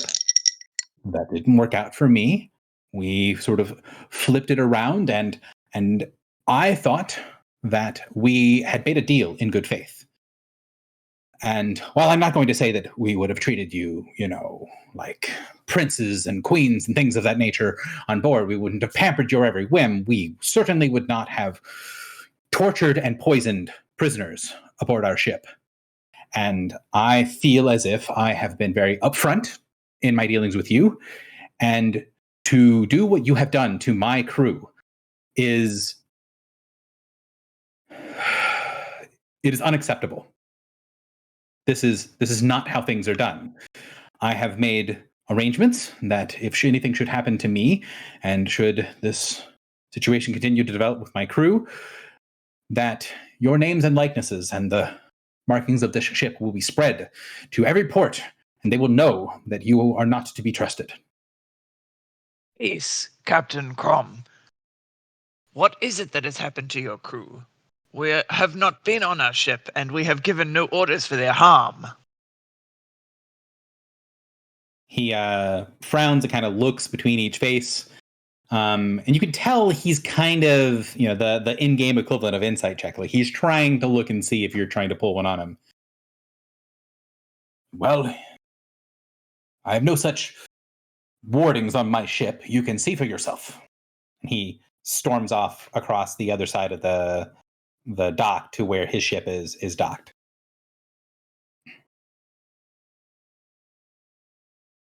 Yeah, one's right. Didn't we release them last night? Yes. And they seem to be, a little shaken, but in pretty decent health. So is he asking us to follow him? Yes. All right. He's saying, Sure. Yeah, we will. So he kind of storms on board his ship. You see that there's a couple of people on deck that kind of shy away from him and shy away from you guys. And nobody aboard the ship is looking at you. He walks straight through, straight up the deck and then goes down immediately into the sort of main hold area, not to the crew area, to the hold at the bottom of the ship. And as you guys follow him, you get hit with this stench of like a mix of like bowel movement and vomit and sweat underneath this ship. So the cargo hold smells awful. And in the hold, laying in these little pallets all around are like 20 pallets of crew members that are laying in various stages. Like a lot of them have like one or more buckets next to them. You can see several of them have like soiled areas. Looks like a couple members of the crew that look like they're feeling okay. They're kind of running back and forth trying to care for people. But the vast majority of the crew looks like they are extremely ill. Could I make a heal check on one of them to determine if it's a disease or a poison or like what the nature of the illness is? Sure, go ahead and hook me up with a heal check. Where is my token? I am right here. So you go up to one of them that's sort of a lot of the ones that are laid down are kind of wrapped or doing stuff, but like one of them looks like they're sitting up in a chair on the far side that has like wraps around their arms. They have their shirt off. And with a 26 heal, you can see that everyone shies away from you guys as you walk into here. Like it is very clear that the crew fears you. And the guy that you're looking at, his chest and his face are covered in these red sores and blisters. You can see it looks like bits and pieces of his hair are starting to loosen and fall out. And when he kind of looks up at you as you get closer, you see his kind of cracked lips come back a little bit, and you see that his gums look like they're bleeding as well. It doesn't look like, when you try to send out your magical senses, it doesn't seem like he has any disease, nothing that looks communicable.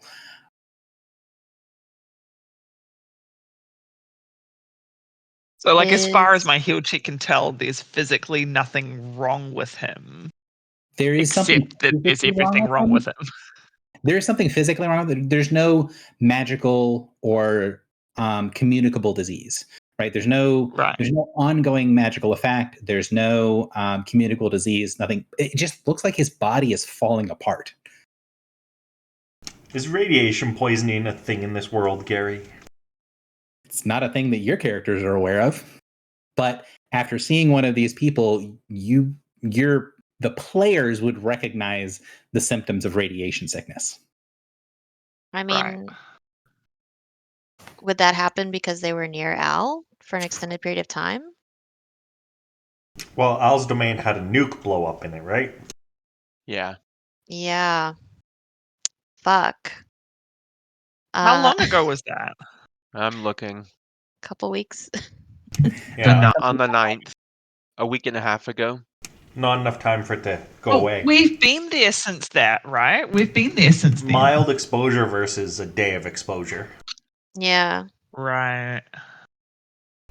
Could we ask Al if he knows what's going on and if he has the capability to heal them? I mean, not around Al at the moment, but yes. Does like a healing word heal radiation poisoning? Like we can bring people back from the dead. So these guys look like There's nothing that's obviously affecting them, but they have something really wrong with them. Now, mechanically, there is a magical solution to this problem. If your characters can figure out what the problem is, there is a solution. The problem is the players here know what's up. The characters do not understand why this is happening. Mhm. And there's nothing on Sulban that would like have an effect like that. There's nothing that like. So there is the equivalent of basically like what people in Sulban will call the wasting, which is kind of like cancer. So like you can sort of recognize cancer, but this is something that happens to people when they're very old and individual. It doesn't strike like 30 people at once. Yeah. Like, But I mean, go ahead. I mean, they're in interstellar travel. If they're not shielded against radiation, this probably happens a lot. So do they recognize what it is? There are minor versions of this that would happen. But the ship, the kind of bubble around all of the ships, the habitation bubbles, does also protect against some forms of radiation. But this is very acute, right? There's a difference between, you'll have a higher risk for wasting, higher risk for cancer of being in space for long periods of time versus they were placed inside of a cell that had recently been nuked for a day and a half and then sat and stewed in the radiation and then let loose. So, you know how like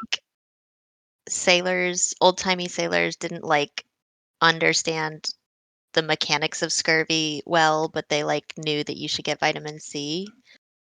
Yeah, Is you there should have one with you, yeah. Yeah, is there something like they don't really understand radiation poisoning, but they know you should like have iodine? Yeah, they don't really understand radiation poisoning, but they know you shouldn't go for long periods of time without one of the bubbles around the ship. You shouldn't go out into the deep places between the stars. You shouldn't go continuously out on voyages. You have to stay back home every now and again. Like, they don't understand the exact pieces. And I will say that you can tell from the crew that this isn't something foreign to them, right? Like, they definitely feel like this has been done to them. Mhm. Because it's not like, oh, this is a completely alien thing, but like, oh, this is a really acute, really bad version of this. And that's why you think Crom called it poisoning. He thinks you've poisoned them. So does he know what the cure is? Because I mean, even if we don't understand the mechanics of this, like we have healing magic, and I feel like we would. So this is use the it point where I'm going to liberally. get kind of back into character for a second, because we've been talking a lot as players. So Crom leads you down here, shows you this thing, and then is kind of, showing you like, you've poisoned my entire crew. What the fuck? I thought we were dealing on good terms. Now this is the point where we're in character. What do you want to say to Crom? Swallow, Crom, and because not all the crew's here, right? Just basically all of the crew are people that you would have seen either above deck or below. You guys released a small portion of the crew to allow him to pilot the ship back, and those people basically don't have any symptoms. So the ones that you let prior, because they had a smaller dose, they're fine, and they're either dealing with the ship or they're trying to take care of the ones that are very sick. All right. So I'll look at Crom and say, are these the crew that stayed on our ship longer than the rest? He nods.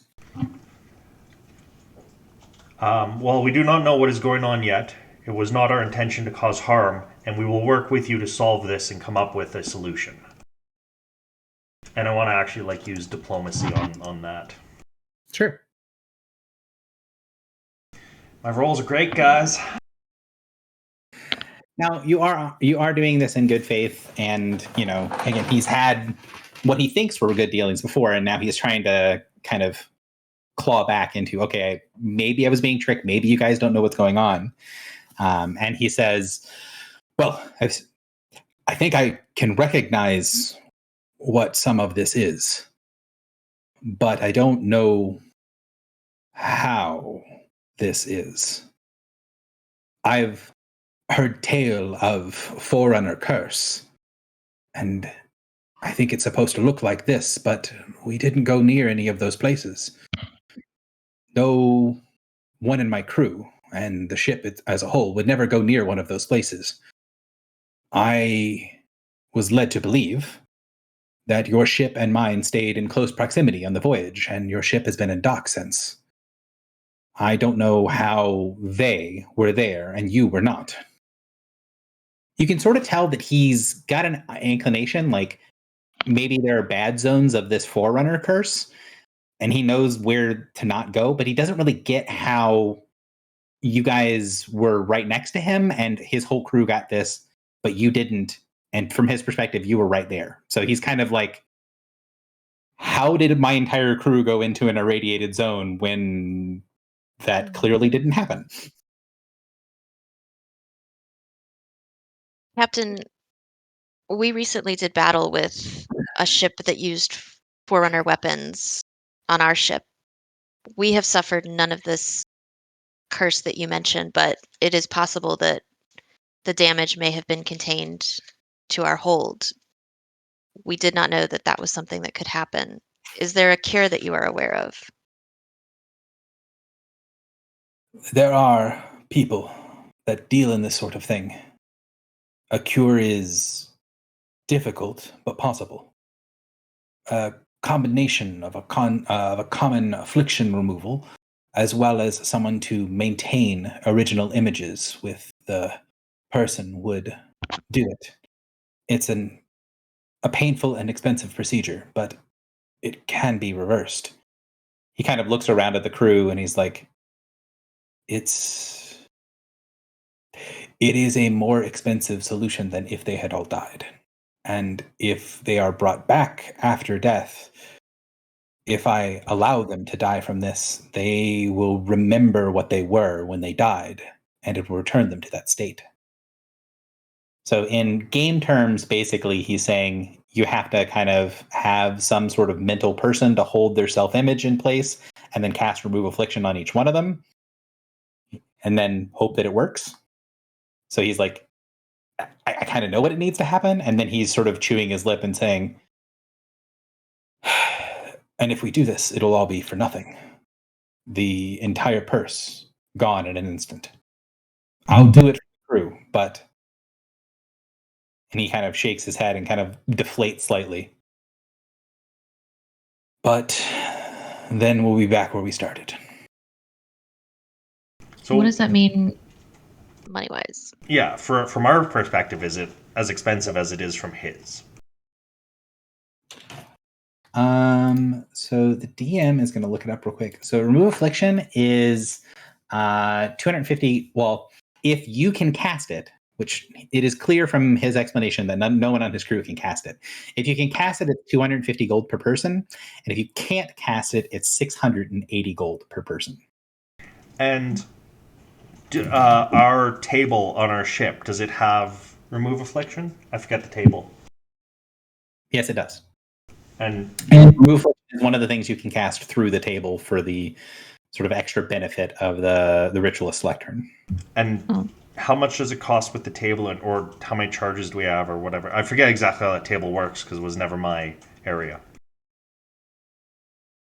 So I don't know how many charges you have on the table that it will be sort of free, but it'd be 250 gold per cast.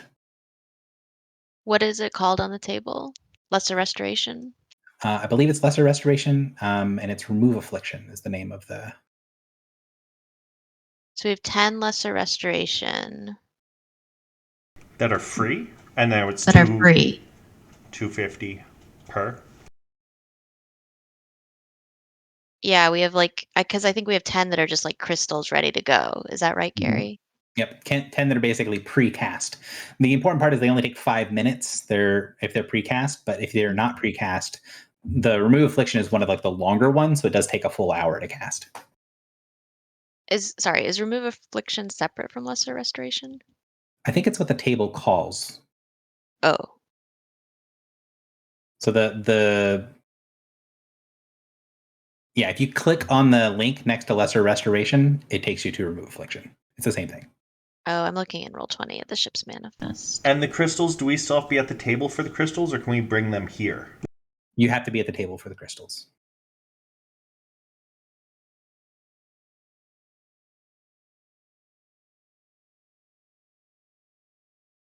And how many total crew member are afflicted by this? 22.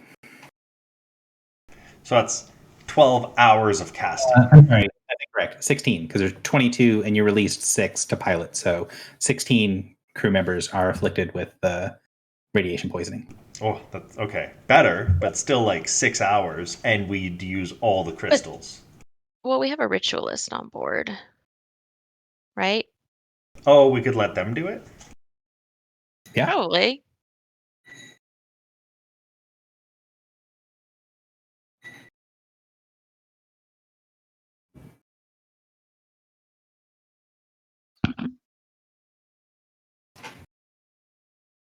Because you have the master wardsman, he would be able to cast this ritual, but nobody else.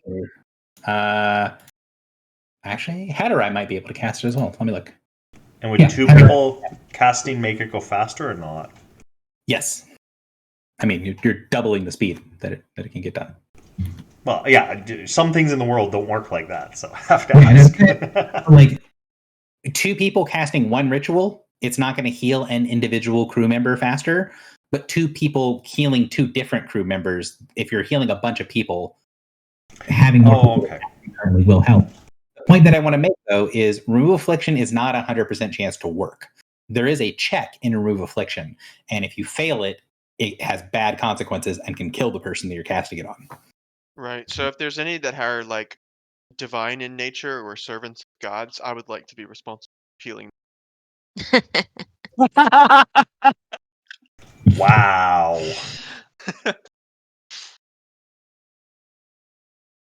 What is our wardsman's heal skill and Hatterai's heal skill?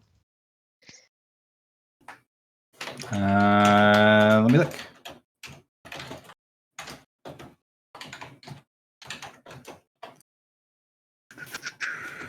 That looks wrong. Hang on.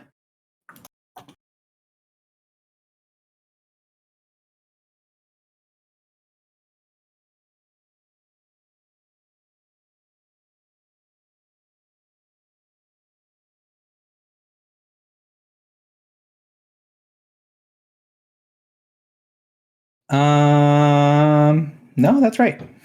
I thought Hatterai had a lower score than the Wardsman, but I'm wrong because the Wardsman has. So Hatterai's at +12 and the Wardsman's at +11. Okay, so they can't kill them and they can't do damage equal to their maximum hit points. There's another part of that ritual. Okay. So, take a penalty somewhere. You make a heal check using the level of effect you're trying to remove as a penalty to this check.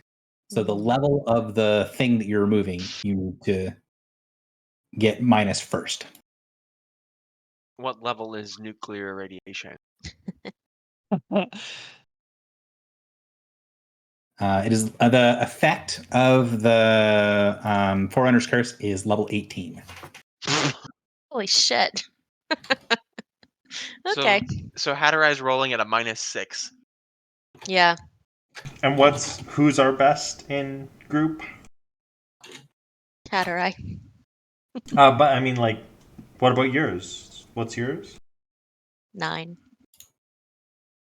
It's a wisdom, so probably Philly, right? I want to say Philly's is probably the best, even though he is untrained. Oh, yeah. I have my special little hat, so I could actually He's be. So Philly's at 12 as well. So him and Hatterai are equal. I could be at a 14 with my little hat. Does one of the people who was on his crew was his his caster, his first mage, right? Are they also a ritual caster? Yes, but they are very afflicted by the radiation sickness. But if we cure them first, then they could potentially help as well. If we heal them first. Didn't we have him out and like with us for most of it? No. Okay. So Vetamin is at a +8 for heal. And what That's are you the at, Foxy? first mage. For heal, I'm 17. Oh, well, you're the best. For heal, or which check is it? Heal. Yeah, I'm 17 for heal. All right, minus 18, so you're at a -1. So Griffel should do it. It's very unlikely that she would cause instant death. But we have to dedicate Wait, her to what? the task for many hours. 6 hours. And okay, sorry, one more question. The crystals. Wait, it would take us 6 hours to cure one person or to cure all of them? All of them. them. Oh. 7 hours tech. Oh, Yeah. well, that's fine. The crystals that we're going to use for this, can they be recharged or remade? Not that you guys know how to do yet. Okay. But we do have like clearance to where the ship would probably tell us if we looked it up, right? Yeah. So yes and Can no. I ask Plucky? Yes. So Plucky will let you know that the rituals lectern in Laboratory 3 contains crystals that were manufactured off ship. Oh, okay. We don't have capacity for them here. But we also do have this ability. Like losing the crystals doesn't mean that we won't be able to cast this later if we need to. It just means we don't have a Yeah, you don't have a fast cast, Yeah. basically. All right. I mean, it is what it is. Morin is Look, not we are particularly- responsible for this, and we do have the means to fix it. It's not like convenient, but it's also not like a huge cost to us. And it would give us And I an feel like- ally. I think he'd be Yeah. in our debt. Would he? I mean, No, we're just fixing a problem that we started in the first place. no, they started it. We yeah, didn't realize it was an accident. Morin We is- could walk away. Morin is not at all inclined to heal this guy's crew. Because Exactly. they attempted to kidnap us, and our ship's defenses fucked them up. And now he wants to blame us for that. Yeah. So in healing him, I mean, he might not be a very willing ally, but I think we'd be able to get more benefit out of him if we did heal his crew.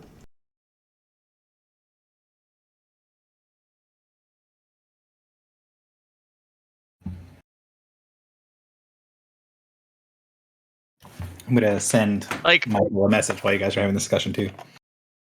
we didn't know what would happen, but nevertheless, we are still responsible for their. If they die, we're still responsible for their deaths. Are we, or is And I think, Al? like- Al's the one who took them. Morin does not feel responsible for their deaths. I'm with Morin. I have no problem healing them, but I don't think this is our fault. It's not a situation of our making. I don't think it's our fault, but we are as far as the law of is considered, like we are responsible. Like Oh. we had the keeping of these prisoners. And they were fine upon release. They could have done something to them after we released them. Did anyone Wow. look messed up when we released them? No. Well, except the one guy who exploded into a fine mist. But, I mean, we didn't release him. Well, and also, there's the other part of this as well, which is like, do we really want this guy to go about telling a bunch of people that, like, we did this and that it's our fault and, like, you know, making everyone, like, making a big fuss and making everyone, like, more aware of us? I mean, maybe it would stop other pirates from trying to get on our ship. No, but Griffin makes a good point. We might need to silence him as well. Oh, yeah, so bring him on the ship and just kill them all. Good point, Griffle.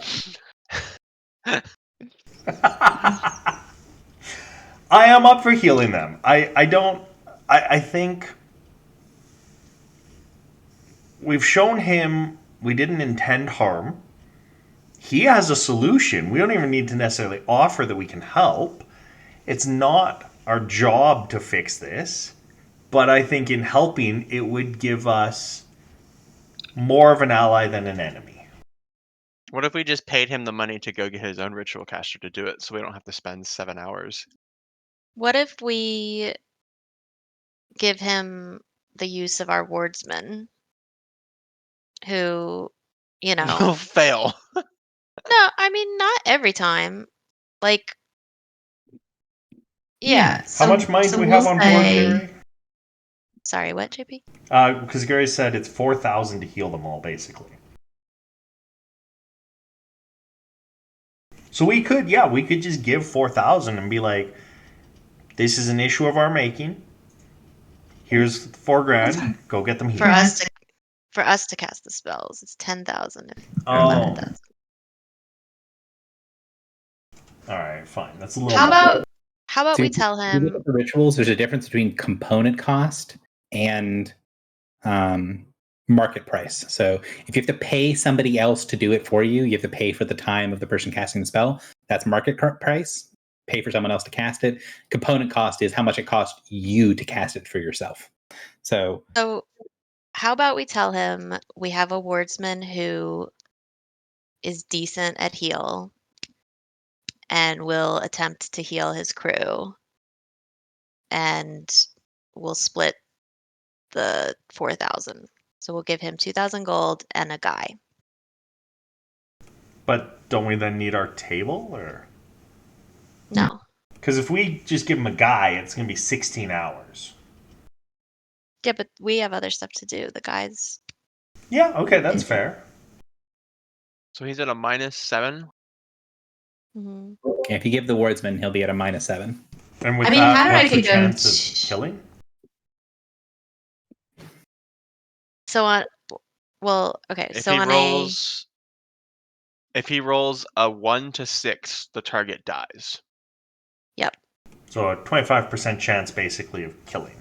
Slightly more, but And if he rolls between a 1 and a 15 or 16, they take damage equal to their maximum hit points.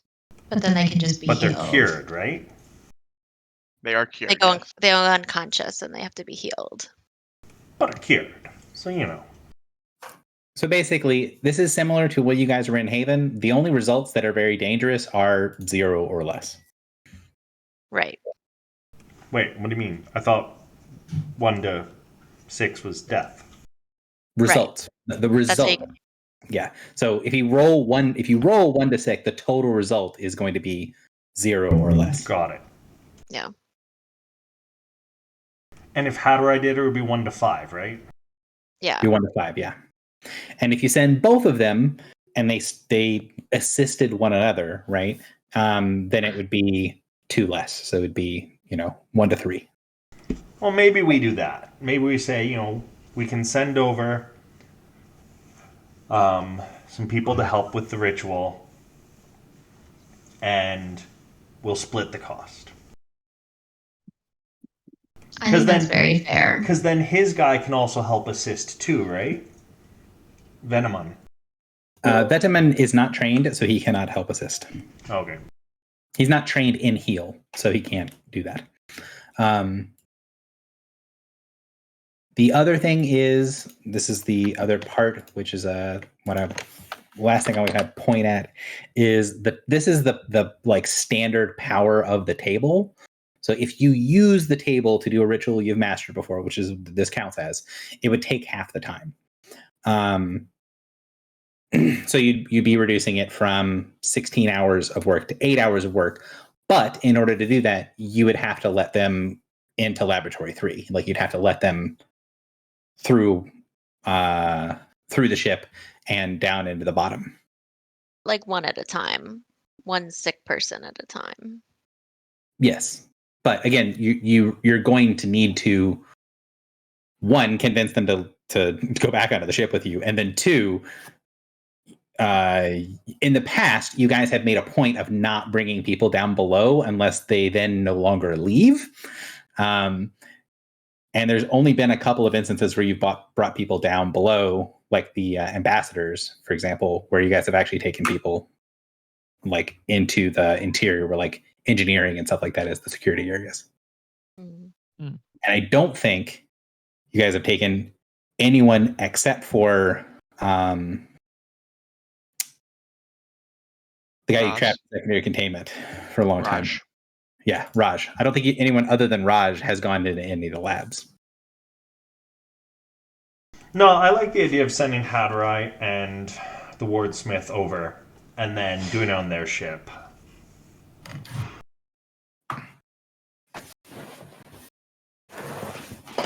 Okay.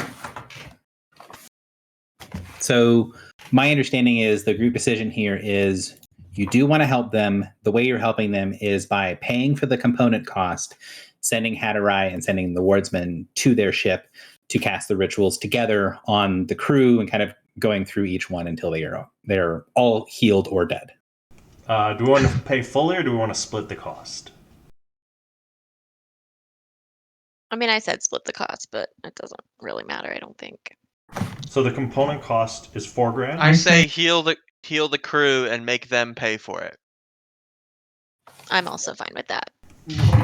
We have a stupid amount of money, though.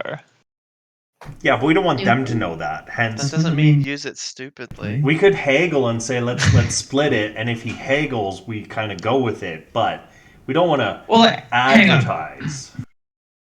Gary, Yes. how much gold is 4,000, relatively speaking, for these people? So you know that the entire value of the contract for the whole crew, so the cost of paying for whatever the ship uses as fuel and paying for the entire crew to go and get your ship, basically to go do this kidnapping run for the entire pirate crew, was about 50,000 gold. So 4,000 is a pretty huge chunk of money for them. Okay. You know, I feel think like of we're spending. Oh, sorry. Go ahead. no, go ahead. I was gonna say, I just feel like we're spending a long time talking about this while the world is ending. I think any solution is fine. I say do 50-50. It's their fault they were on our ship. We'll do 50-50. Send over our guys to heal.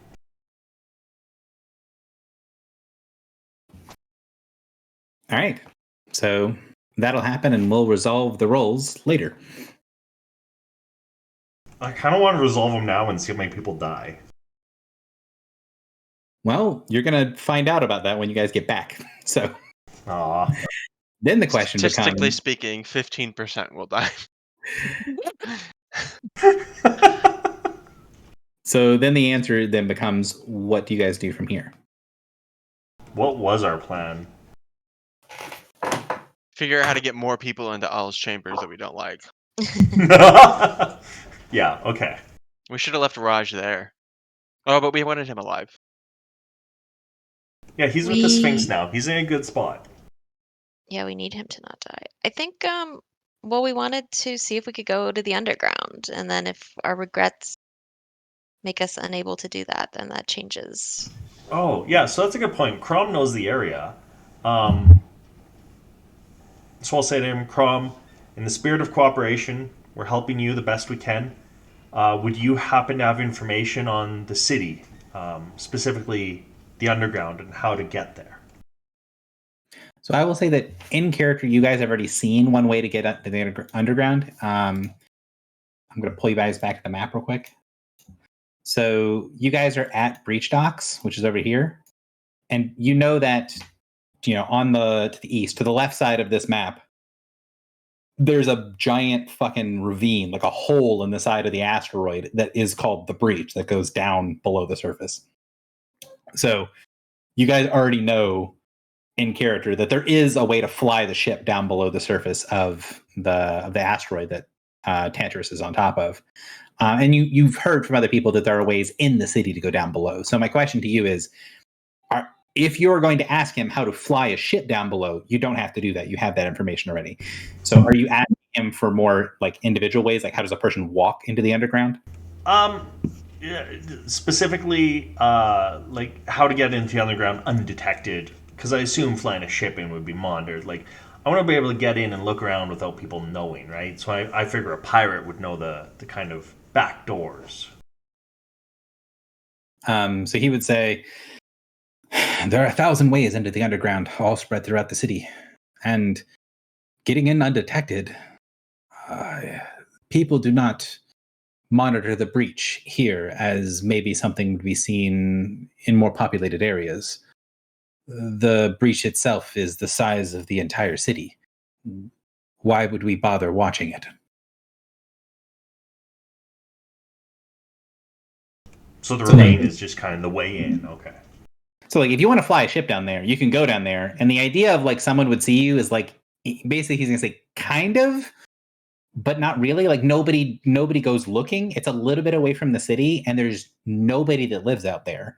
So why like there isn't a reason that he sees to be secretive about it. And Don't then we- there are places all over the city that you can go down below.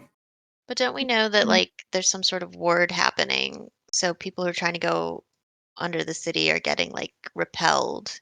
If we Mhm. try to take our whole ship under there, won't we likely have like half the people on our ship, like our bosun and stuff, like might have freakouts? Also true. Like I don't think we could take a whole ship down there without. Well, specifically our crew, right? Can't take Yeah. necessarily the crew and put them through that. Right. From the descriptions that you've gotten, and Crom will also tell you, the ward is very obvious and noticeable. So if you flew the ship to the edge of the ward, you're not going to like pass through it and not notice. Like Mm. you're going to know it's there when you get to the edge of it. So you could fly your ship to the edge of the ward and then make a decision, or you could not take the ship. Like that is also a reasonable option.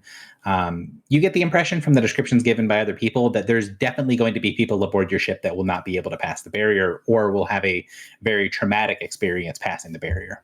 Well, and the other thing is, I don't necessarily want to leave Hatterai and the wardsmen here without the ship nearby and more crew nearby. I Yeah. feel like I'd be abandoning them. Mhm. So no, I kind of want a way through the city that's more unmonitored. Yeah. I so agree. Crom, if that's the question that you're asking, Crom will say, yes, there are a few places in the Crucible that I've used before. Good set of hidey holes is always important when you're not exactly sure about what you're going to be getting into. I can explain exactly where they are, but I'd prefer not to try the underground myself. And Something you regret maybe recently that you did? he gives sort of a wolfish smile and says, well, you know, I've done some things. Not anything recently that I'm super worried about, except for all of this. And I think if I was going to leave my crew to go do something else with them in this state, that alone would not let me pass below. So one alternative is that we could fly up to the ward and then just leave the ship and go through ourselves, rather than having to walk through the city. Yeah, But then we're still abandoning abandoning Hatterai and the wardsmith. But then they could just go back to the docks. I know, but it's like we're abandoning them with people who just try to kidnap us. I'd like crew and people around. Otherwise, I just feel like we're leaving them hostages. I don't know. That's my opinion. But you are right. We could take the ship down below. Or a weapons platform. Fly on that. How far They can can't weapon move very platforms? fast with the ship. Oh, okay, I was about to ask. What's that? My rationale for taking the ship is that if we go back into the pool, we walk past the Star Shadows there. Oh, that's a they've good moved point. on. What about how far can our little elemental dragon fly? He can't fly, for Oh starters. no. Um, Well, I That's a could key cast. part of that. I could do Phantom Steed. yeah. We have already talked about how much attention that's going to draw from basically everyone who sees it and then everyone that they tell. No, but we wouldn't be going through the city. We'd be jumping off the edge. Right. I mean, we could even fly the Superstition's End down below eyeline and then cast it and jump off, and then no one would see.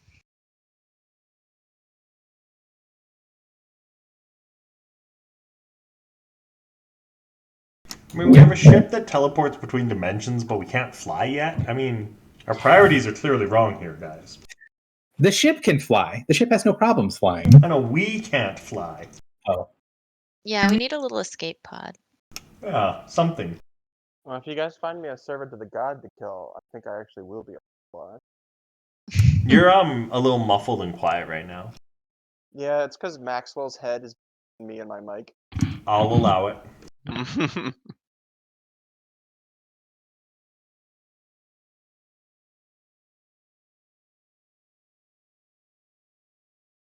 All right, I'm good with whatever.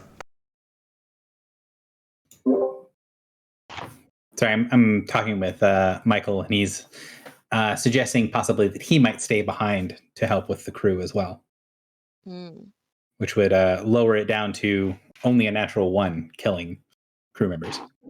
Oh, that would be very beneficial. That would be. Does he think he can't pass the words?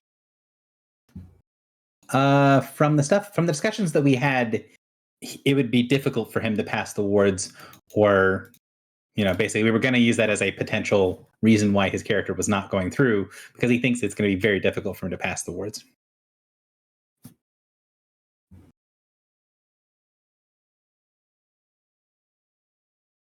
So, but yeah.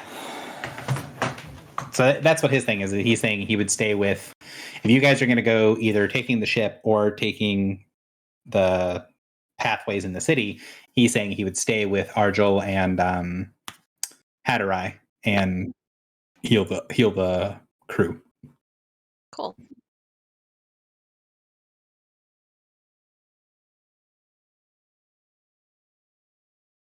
So then the question becomes, 1, are you guys still going down below? It sounds like that's the plan. And then 2, are you guys trying to fly the ship down below, or is this taking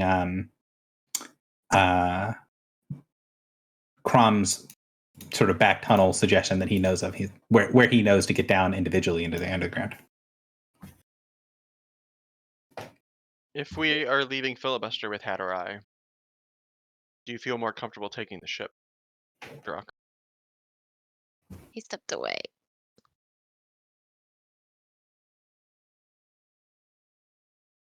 If you agree, don't say anything. I feel like that makes me feel safer. I do feel safer when Filibuster is. Something about that weapon he's holding. Yeah.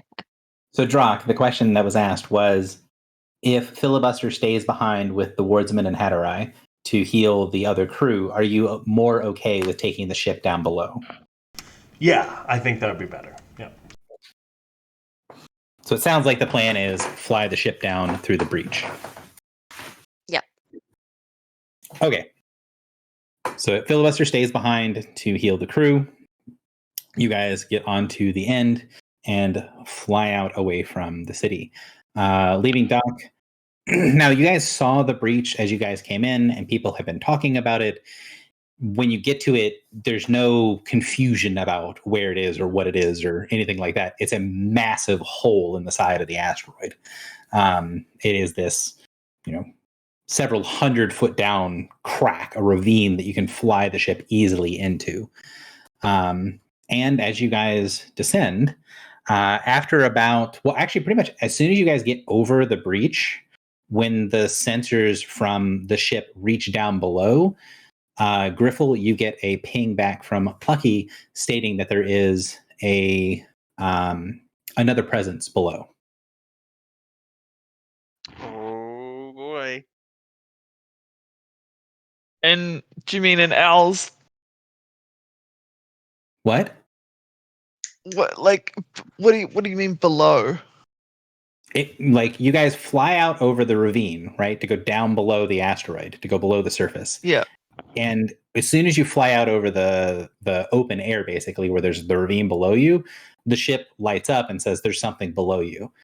You know that something, not someone. Okay. Yeah. You know that the sensors don't penetrate that far through like solid objects. So basically you went out over a hole in the side of the asteroid, and then the sensors could look down through the side of the asteroid and said it senses something directly below you. Okay. But we don't see anything if we look over the side. Come inside. No, it doesn't look like anything. Beacon? Yeah, is there a beacon? The ship sends back that there's not a beacon, but there's something that seems like it resonates with a similar frequency to a beacon.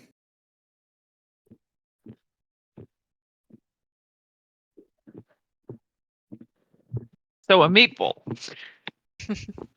Great. No, I have aberrant totemic link to that. I would know. So, what do you guys want to do?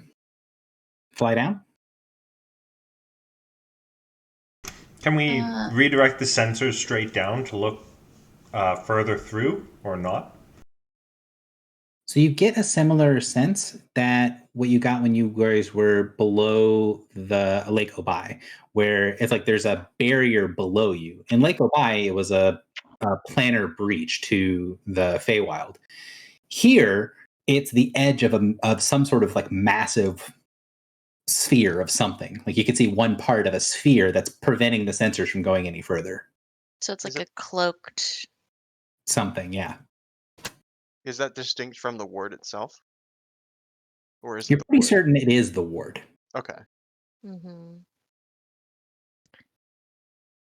Uh,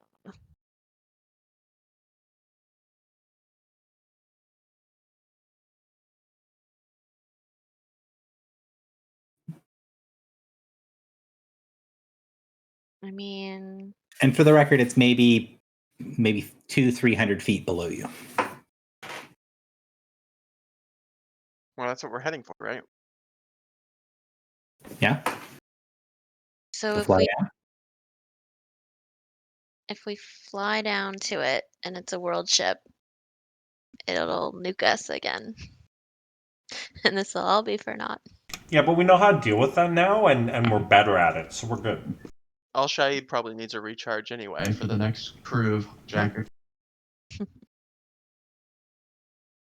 I'm mostly asking Griffle because she's the pilot. If she is game for Sorry, what are flying. you asking me? Oh, do we want to fly down and investigate? Yeah, probably. Because I kind of leave the final command of like we are moving the ship someplace to Foxy. Right, yeah, fair.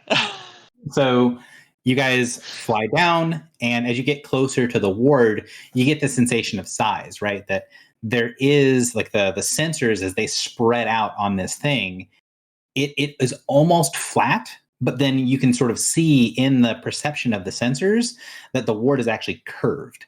So this thing is like, on a similar scale to the asteroid itself. This thing is enormous. Like the ward is significantly larger than the city above it. And when you fly down to it, you can see that it is following this sort of line of different materials that's on the side of the asteroid. So like you can see there's sort of two layers on the side of the asteroid of materials that it's made out of. And the top layer, that's sort of this dark gray blue stone, that has been what you guys have been going through now. And now there's sort of like a dull metallic layer that you're at that seems to be the start of that is the edge of this ward. And as the ship flies up to it, you can see little wisps of something in the air, little bits of what looks like leaking energies, or like sort of like like heat from the magical version of heat from the edge of this ward that is sticking out from the outside of from the sort of protected interior of the asteroid. So the ship flies up right next to it. From the ship's perspective, it doesn't see the ward as a barrier that is impermeable. It sees it just as there's nothing that'll stop the ship from flying through it.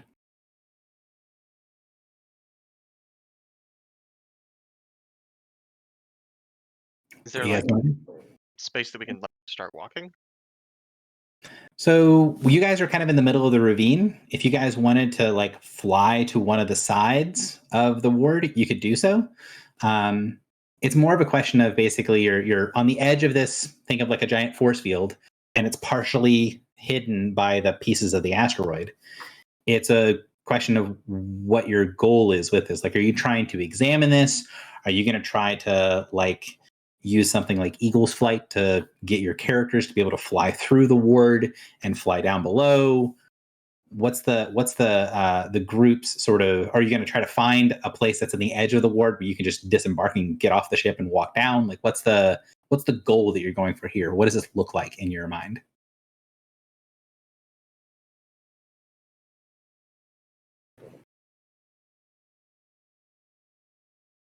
Is there a way that I can try to investigate and see what the effect of the word is?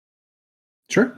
So flying right up next to it, you can see it's giving off a lot of just sort of like like I said, like residual energy and heat. Like what would be the equivalent of heat if this was hot? But from your senses, you don't feel anything. It's not arcane magic. Is it psionic? It is not. Primal? Does not appear to be. Shadow? Nope. Divine? There we go. We got it. Since we're going down this road. Yep. So you going through there and basically cycling through, like, all right, everybody, see what we can do here. And once you finally get around to it, Griffle, I think you're the only person who's with the crew at the moment that has religion. Actually, I don't know if Griffle does because hybrid. I do. Okay. What do you mean has religion? No, I do not. I'm not trained in religion. I'm trained in religion. Trained religion. But you don't have the power source. So yeah, Griffle's probably the only person who's going to go a census because she's the only divine power source person that's on the ship. So you can sense, although you can't see it because you don't have religion trained, so you can't detect divine. You can sense this powerful divine force that is fueling this ward. Okay. So I'll maybe it is inform the Imperium. others.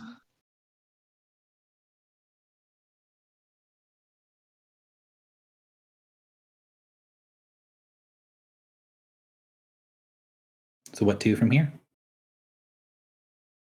Your options of being able to really kind of figure out a lot with it without having a divine spellcaster are pretty limited. Or a divine spellcaster that is trained in religion so it can see the barrier. Pretty limited. So we don't want to take the ship through, right? Those are the crew. We don't want to take the crew through. We able to like sense the edge of it enough that we could navigate around it and try to get where we're going? Yes, but then my question to you is, where are you going? Or weren't we trying to like dock in the underground? So you can tell that you can get there from below here, but normally the ship, from its perspective, it's like, okay, we'll just keep flying straight down until you get to the bottom and then dock someplace. But if you want to go along the edge of the ward and see if you can find some place that you can get off the ship physically, that is something you could do as well. But that was what I was trying to ask earlier is what do you want this to look like? I think we want to get into the underground with our bodies, but not take the ship through the wards. Okay. So this is a place to continue going without the ship.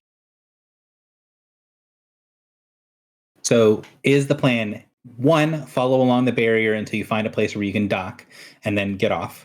Or 2, cast a ritual, use some item that you have to disembark from here and go down below? Because you guys also have the what are the boarding ships or whatever they are, but they might not fly. The Swan Lake boats. Yeah, we the have- boats I don't think fly. I don't think we have any space going vessels. Yeah, other than the one you're on. Yes. But even like Phantom Steed, it says you can fly up to 10 squares above ground. So I don't think that would even function in outer space. Well, What? there is a ground here, but yes. Oh.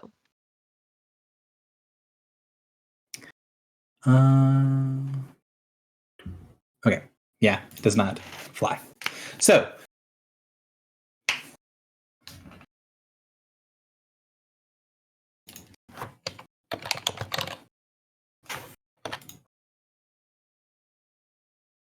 But also for Phantom Steed, which I think is really our only option for moving outside of the ship, I would have to roll a extremely nat well. 20. Yeah. Yes. So, sounds like the plan is find a place to dock. Griffle, do you want to give me a dungeoneering check, please? Sure can.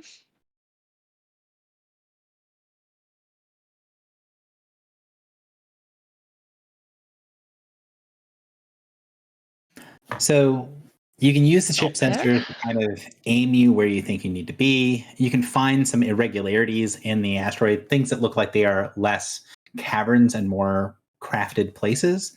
And as you work your way along the edge of the barrier, Griffle, what you'd be able to notice is that there are several pieces of this that are kind of sticking out that are along the edge of the barrier that have a look to them as if they've been crafted. And as you fly through them, you're able to see that the edges of the ward roughly matches this metallic layer, but in the metallic layer, there are runes. There are these massive, some of them are in pretty bad condition, but they're still somewhat intelligible sigils and symbols, each one of which looks like the smallest one is 200 or 300 feet across, that are built into the interior of the asteroid. So you'll see like one gigantic letter that is several hundred feet across that is carved into the metal of the asteroid that looks like it's maybe the inward facing, the inside of a ritual circle that is aimed towards the center of the asteroid. But it's long since been broken and disused. The ward is roughly following the edges of this ancient circle, but it's sort of spilling out in places where the circle has been broken. And you're able to follow along and see that people have made like tunnels and access points around these massive writings that are on the interior of the asteroid, and you're able to find one that's big enough for the Superstition's End to dock. That being said, when Griffle is able to see and tell that that's what these things are, these shapes that don't look like anything until you can realize they're gigantic letters, one of many, once it's brought to your attention, you can recognize that they're written in an ancient form of supernal. Ooh. What's it say? So it is one is going to be an Arcana check from you, but Okay. mainly the thing is you can tell pretty quickly after going through a couple of letters that this is like ritual writing. It's not going to be like a Mhm. statement, but you might be able to piece together what this thing is. Okay. Arcana, you say? Yes, please. Says If- no. Don't. If we break it, like I'm not a ritual caster. As a non-ritual caster, if we like scrub out one of those symbols, what would happen? Many of the symbols look like they are already broken, and scrub out means something very different when you're talking about each of the letters being hundreds of feet across. I mean, we have a ship with big weapons. I took out an entire city wall once, so you know. I'm not saying you wouldn't have the ability to do it. I'm more commenting on the terminology. Fair enough. Out has a very different feel to like blast with ship's weapons. Right? Like, those are a little different. Fair. So one of many, what you can get from that is you have no idea what this thing is supposed to do. Going through the sort of catalog of rituals and spells that you know to try to find something that looks kind of similar, the only thing that you can find that looks vaguely similar in sort of functionality as you kind of slowly translating the runes as Griffle is trying to dock the ship is the very low level ritual Make Whole is the only thing that seems to be somewhat analogous to whatever this thing is. Okay. Oh, but we know this was like a repair shop for ships. So that might make sense. Um, I have another question. As we're going through next to the giant orb thing, can I do what's it called? Wizard sight to The look answer is inside. yes. Then the DM is going to look up and remember what Wizard Sight does. I think that's what it's called. Yeah, wizard sight. It's Yeah. scrying Scrying through a barrier. through a barrier. I don't have to have line of effect or Mhm. sight. The chances that this will work is almost zero. But Griffle could like fly us very close. Yeah, so I will say that you can start casting Wizard Sight, and you'll feel it rebound off of a ward. Okay. And just like the end. Yeah, so like it won't take the casting, it won't take any time. If you look at the very bottom of Wizard Sight, it gives you the explanation. A forbiddance ritual.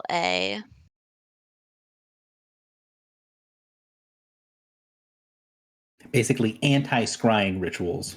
There are some of them that can block, and the higher level ones can stop Wizard Sight. What about, is the crystal ball more powerful? It is more powerful than Wizard Sight. It is not strong enough to get through the barrier. Okay. You said that the ward is kind of following along the cracks of these ancient giant letters. Yes. So the way does that it I'm going seem to like try the image that I have in my head, I'm going to explain to you, and it may not be very helpful at all. I apologize. So imagine that you've got like an orange, and then you have basically like a cat or something has mauled one side of the orange where it's sort of scooped out big chunks of the side.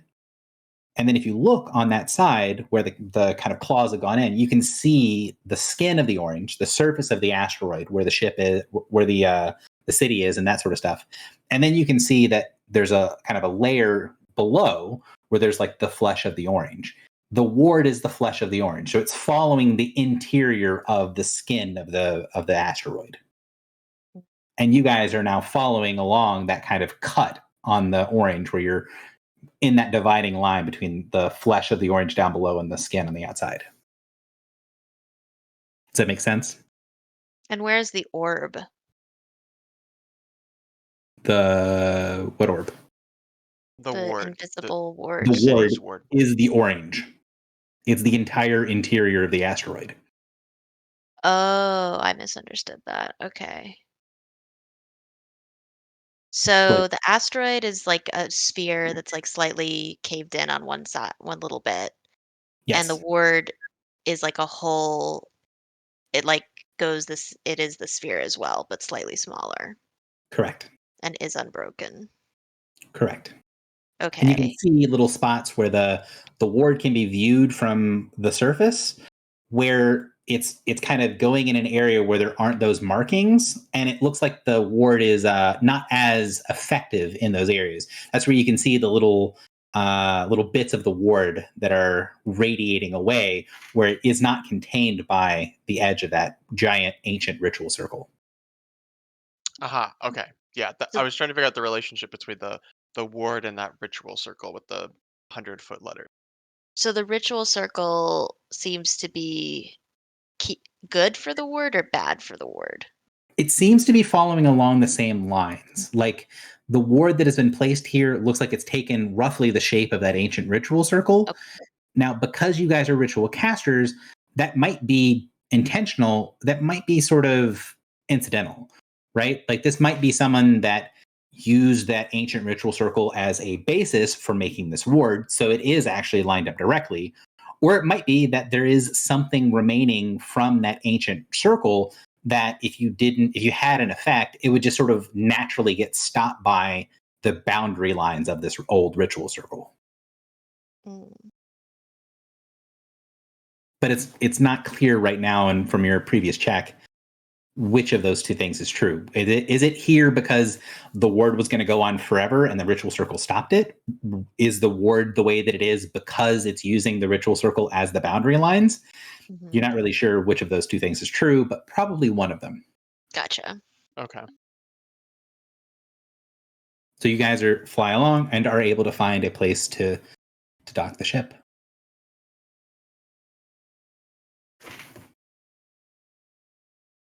So you can see, like I said, it looks like there's like stairs and places that have been built in the interior of these ancient ruins. And there is a passageway that leads away from where you guys are, but you can tell it heads down almost immediately. And it is going to pass through the barrier below. So if you leave the ship horizontally and you walk for about 50 feet, you can see that it looks like there's going to be some places to go up, like some tunnels or access up, but it very clearly looks like there's a staircase leading down that will take you through the ward.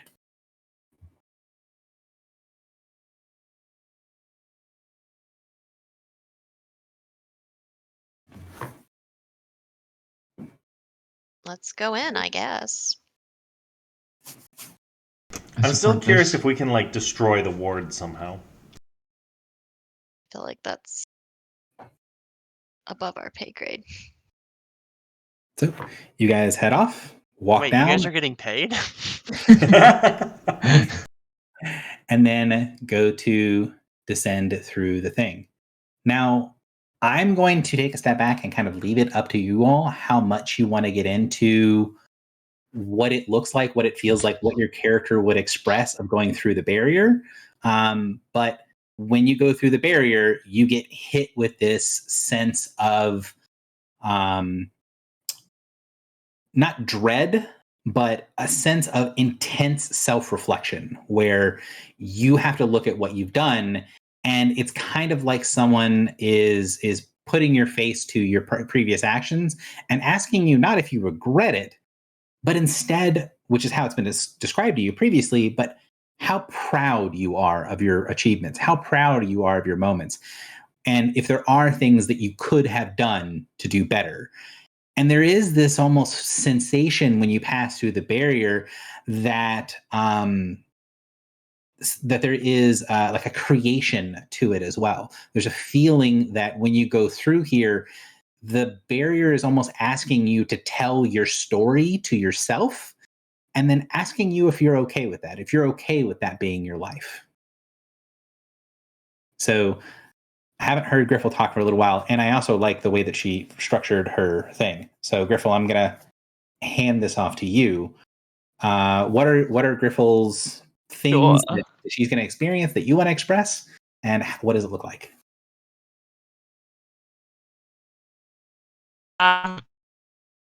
So the experiences of describing our lives. You're cutting out a fair bit. Feel proud of them. Yeah, can you maybe rejoin for a second? You're very robot. Yeah, sure.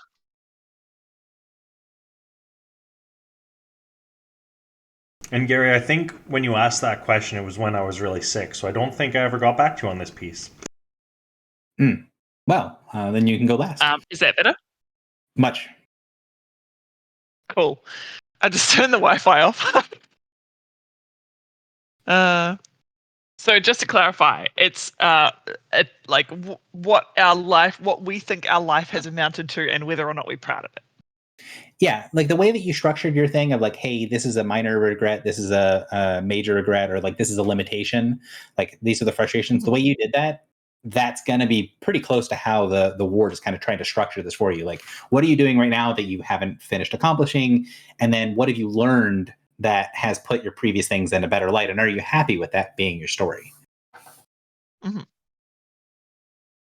I'm just not sure how to describe. That's all. So it's not going to take much time for you. So your character's going to get through relatively quickly. If Griffle kind of has this moment of like all this stuff flashing through her head, what does she look like? Does she just kind of like shake it off? Does she? Oh, okay. So I'm like describing kind of what it looks like for the other people when I'm experiencing this. Yes, and then afterwards, Okay, we can go and be like, "Is there anything you want to share with the others?" Like, have that moment of like, "Okay, well, what did you see?" Yeah, so I think what Griffle experiences as we pass through the barrier is like this moment of contemplation of like a kind of like a pondering, in a deep way that, like, you know, Griffle's not stupid, but is quite simple in the sense of like, like I'm fairly like I have like street smarts, right? Like I've got like, there's parts of me that are very intelligent, but not exactly the most like self-reflective person. And this is probably the first time that the whole trajectory of my life has been put into like sharp focus. And so there is a little bit of a moment where I'm like, oh, I never really like thought about this before. And then I kind of just shrug and go like, yeah, I mean, there's some things I couldn't do. There's some things I still want to do. But in every interaction, I think that I did the best that I could with what I had. And I'm fairly content with who I am and how I am going. And actually, Griffle continuously feels like she's punching well above her weight in terms of like the effect that we're having on the universe. Like, when I signed up to be your navigator, it was supposed to be to get the ship back to court. And since that hasn't happened, my contract is thusly not fulfilled. But also naively was like, wow, it would be really prestigious if the Superstitions End like joined the Black Blood Guild. And so there's like this tiny moment where I'm like, oh man, I really should have like pushed that harder. I really should have got you guys to sign up. And then I kind of look at everything that we've done and go like, that's a terrible idea. And then we move through the barrier and I kind of smile and I'm like, yeah, cool, good. Sweet. All right. So, and from my reading of things, the sort of second most easily passed through is going to be Morin. Morin's not going to be quite as easy, but is going to feel something. So what does it look like from the outside when Morin goes through? And then what does Morin kind of, when you have that moment when you get through the other side of the barrier of like, okay, what did you see or what do you want to share? What would happen? So what does it look like? What does Morin share? So physically, Morin would walk towards the barrier and then probably kind of like stumble a little bit and unconsciously catch himself with the spear, as like grabbing onto it to like catch his fall, and then kind of like stumbling forward for a few seconds and then straightening back up and grimacing. For Morin, it would feel, I think, like a much less intense version of the skill challenge with Hope Slayer, where she was like sending out these psionic energies, and because of Morin's good rolls, he was like making responses that were successfully refuting the psionic attack. So I think I sent you like the three things that would probably be levied against Morin were the fact Morin that would levy against himself is the important part. yeah, that he was not chosen by the church to be the heir to the house, but now he sees himself as a potential paragon for Genasi and someone that is going to supplant the church. And this he is quite proud of. And then he would levy the failure in the Shadowfell and becoming bonded to or bound to Shadowmantle.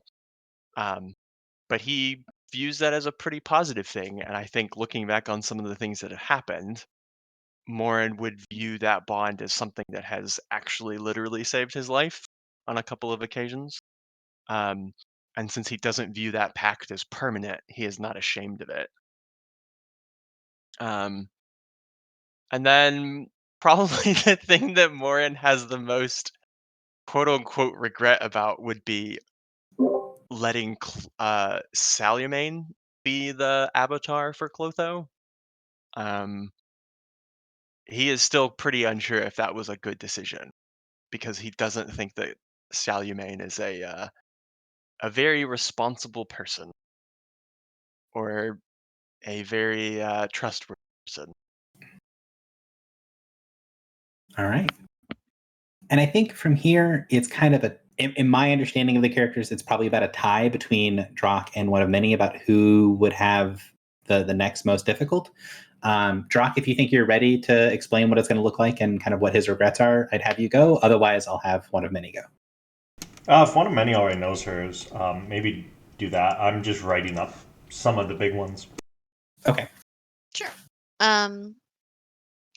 So I think when one walks through the barrier, you see her sort of get that very spacey look that she gets for a minute, and then kind of like scrunches her face up in frustration, and then kind of just like shakes it off and walks through. And I think, she is sort of torn because she lost all of her memories um, in prosperity.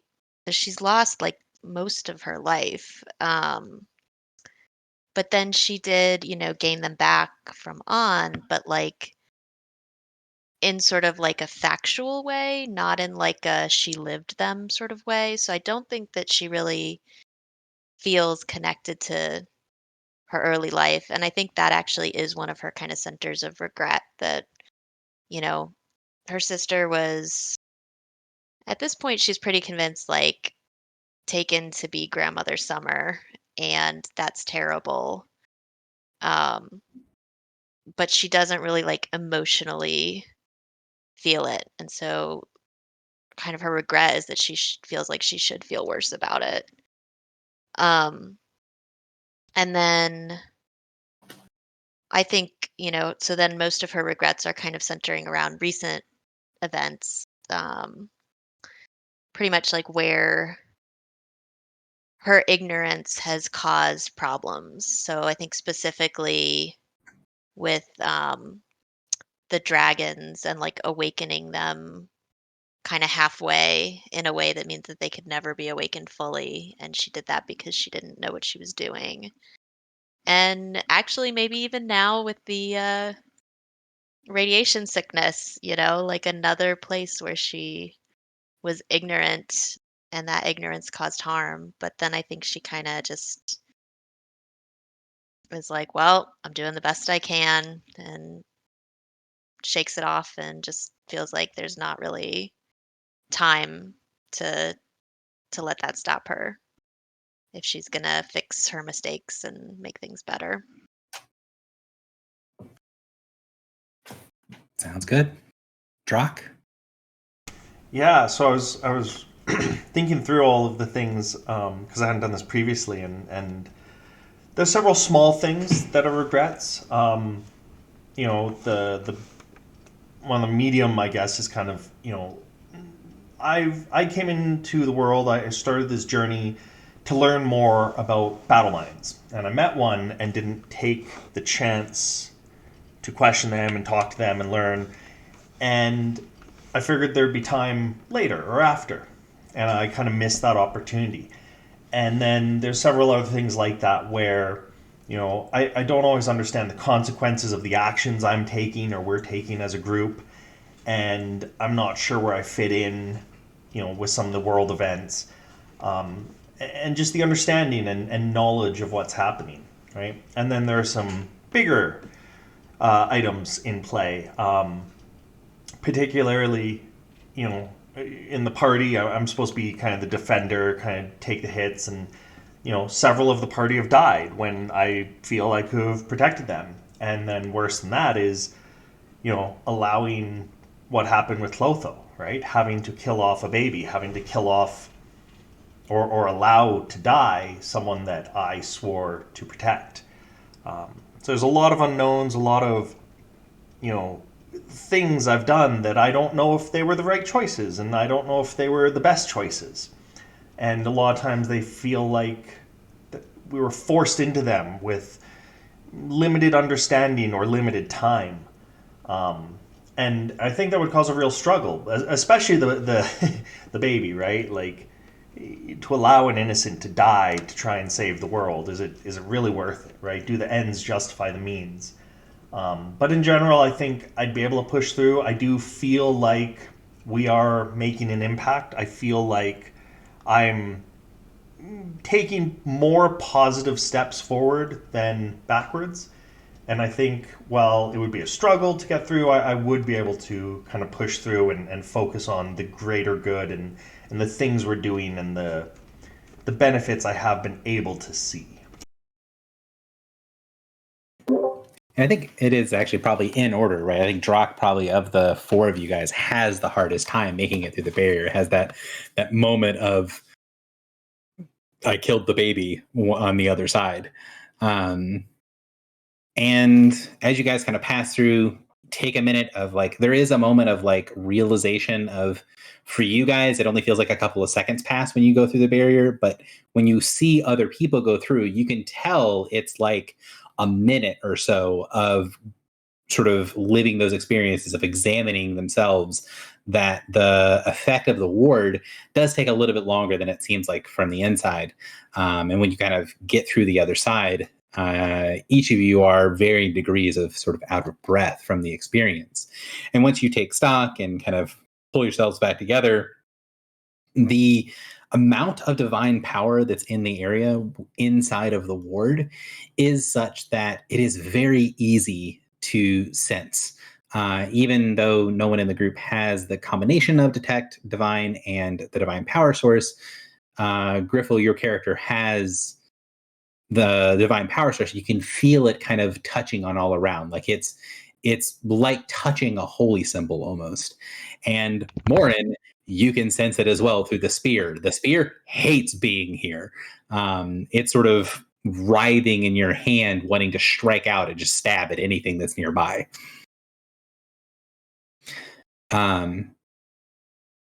I will also say that the combination of the sort of negative point of the spear, like the spear has a spot that it wants to get away from and or destroy, and the combination of that with the radiation, I don't want to necessarily use that word in this session, but the radiating energy of the ward, you guys feel pretty confident that if you wanted to, you could follow this to the source of whatever this ward is. Or you guys could explore around and see what's down here inside of the ward. What is the plan for the group going forward? Let's hunt. I think That's the fear one. we need to find the smith, I think. So you guys start to head down. This is going to be not quite a skill challenge, but is a lead skill check. So the default check here of navigating underground is always dungeoneering. If other people want to assist whoever is going to be primary, they can do so. And you guys can assist with whatever you think makes sense. But I feel like Foxy is going to be the lead by default unless somebody thinks they have a better idea. Mm-hmm. Well, silly question. Because so we're basically going to the source, the divine power, thinking that's where the smith is, right? I don't know that we know that necessarily. I mean, I wouldn't be surprised, but Okay, so are we trying to find the smith, or are we trying to go to the source of the power? I think we have one vote for each.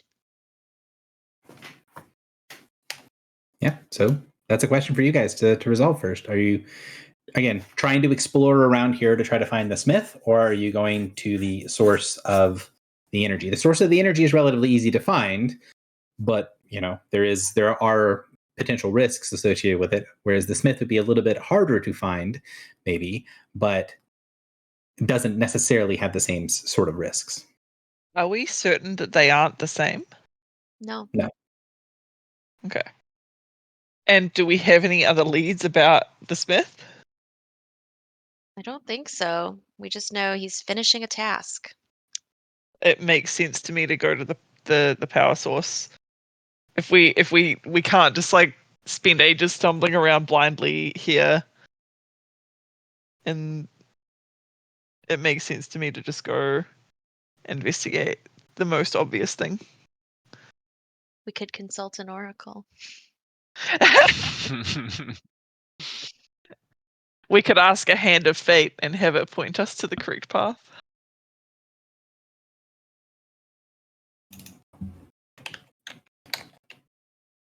What do you want to do? I don't know. I do have one question though. So I was looking at the ships, the Imperium ships. Would you say that my character might infer from the way that she felt going through the ward that this was like a dishonor kind of vibe? It does have that similar sort of vibe, but it doesn't feel Imperium. You guys don't have a ton of experience with feeling Imperium stuff. This does feel very powerfully divine, so that would be what you'd expect. But there's something about it that doesn't match up with the stuff that you felt before. Something about this ward feels different. It feels more akin to the energy that you felt when you were around Tyserial than it does when you were on one of the world ships. Mm. That's even spookier though. That is spookier. Well, I mean, we know the city is ancient, and it seems like this ward might be related to these ancient supernal runes. Was The was ward is Supernal- not a new thing, right? It's been there for ages. No, I the think it ward is is new. new. The ward is new. Okay. The ancient ritual circle, that's kind of the boundary line of the ward, that is very old. Okay.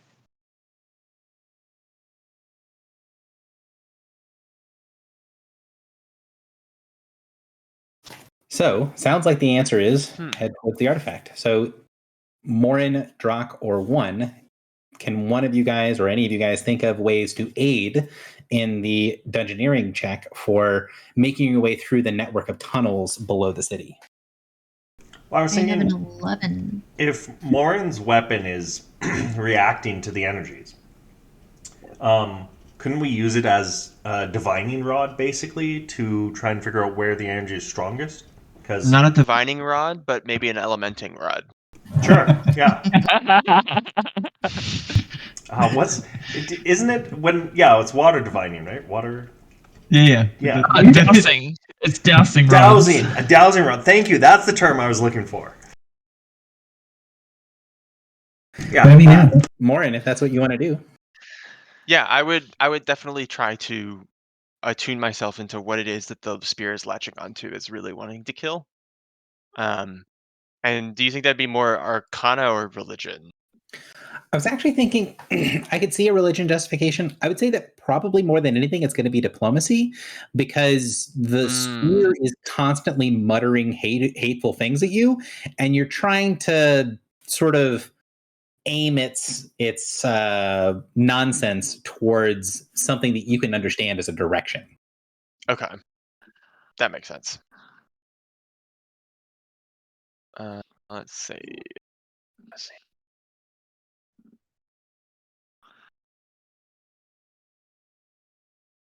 So that is definitely a successful assist.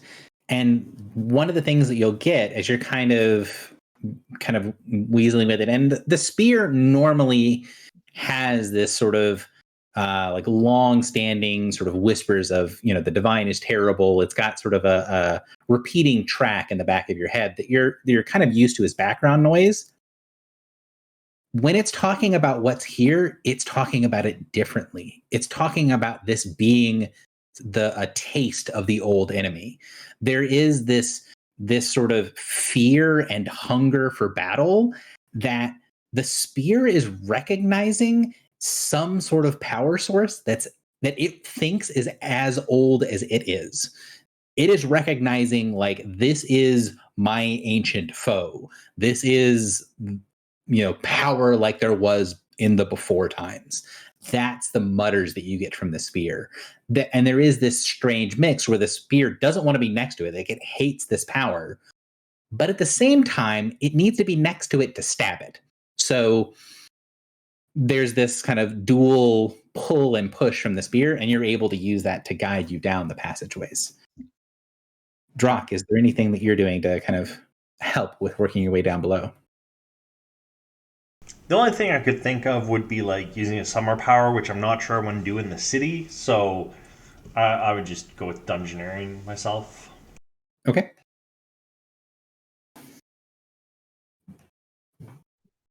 Okay, and that is as easily a successful assist, just helping marks down below.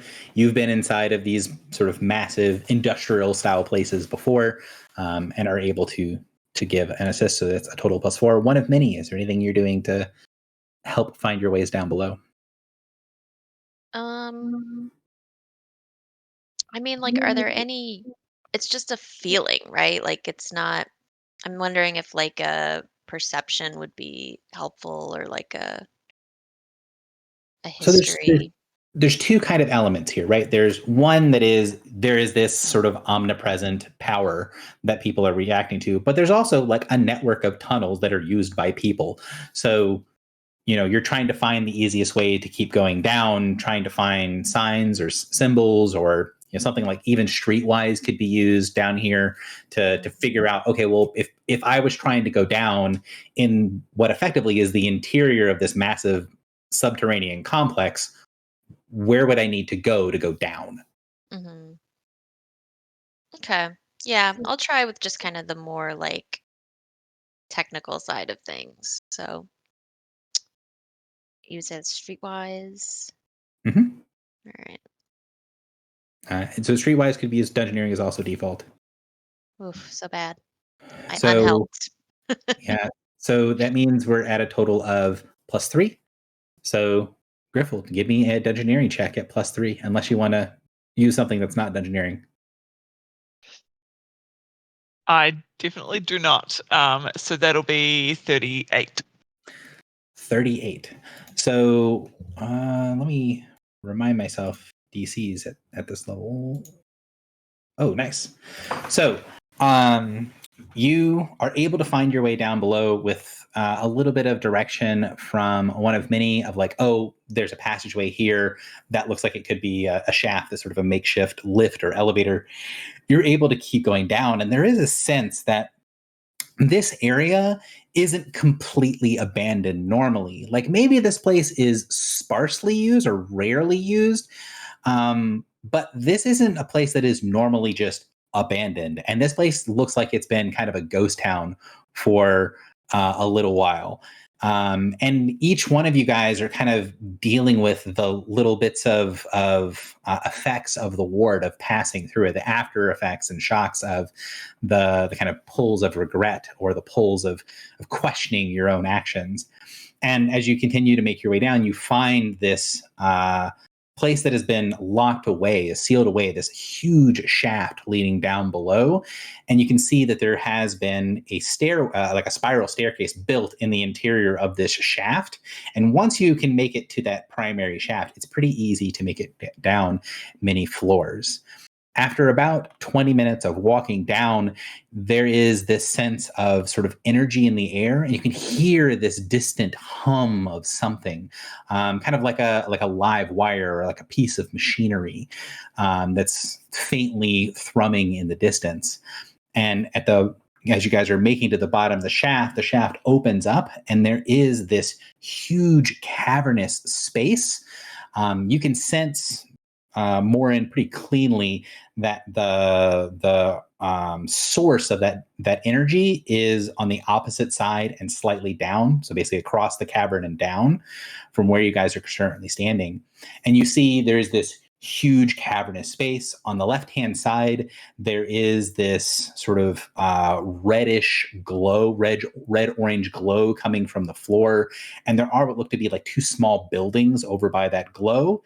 And then there is a platform that's about 30 feet tall that's in front of you that's sort of off to one side that has a couple of things that are up on top of it that are kind of you guys are coming in at floor level, and what you can see is the platform that's to your right. Doesn't seem to be an easy way to get up there, but on top of it you see some like mechanisms and tools that don't look like they are like old and corroded. Like they look like they are in like good repair. Like they look like there's stuff up there that reflects and glints in the light. And you see on the far side of the room, on the other side of this cavern, there is like mounds of stuff. And one of the walls that is basically the wall that's directly above you as you walk into the room, there are strips of stuff that are hanging that look like they're leather and metal that are hanging from these little pins in the wall. So,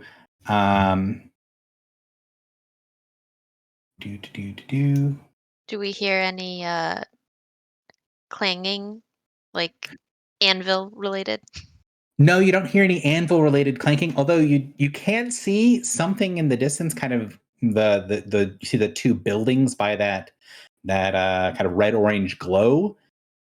That's gives you the sense of maybe there would be something over there, but you can't see anything from the distance. And the only thing you can hear is that that humming sound that also seems to be coming from that same general direction. So I'm going to type it out to make life a little easier.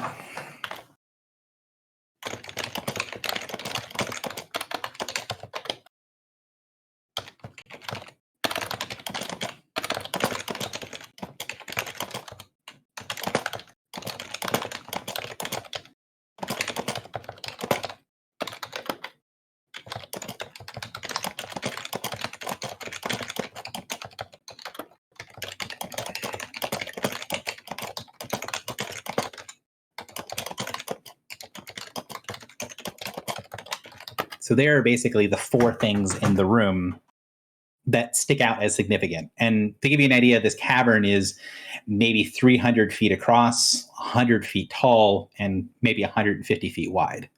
So it's a really big open space.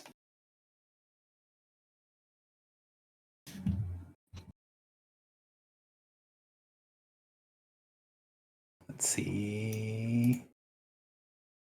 Add turn. Where is the initiative button? There it is. Whoa, that's the roller button.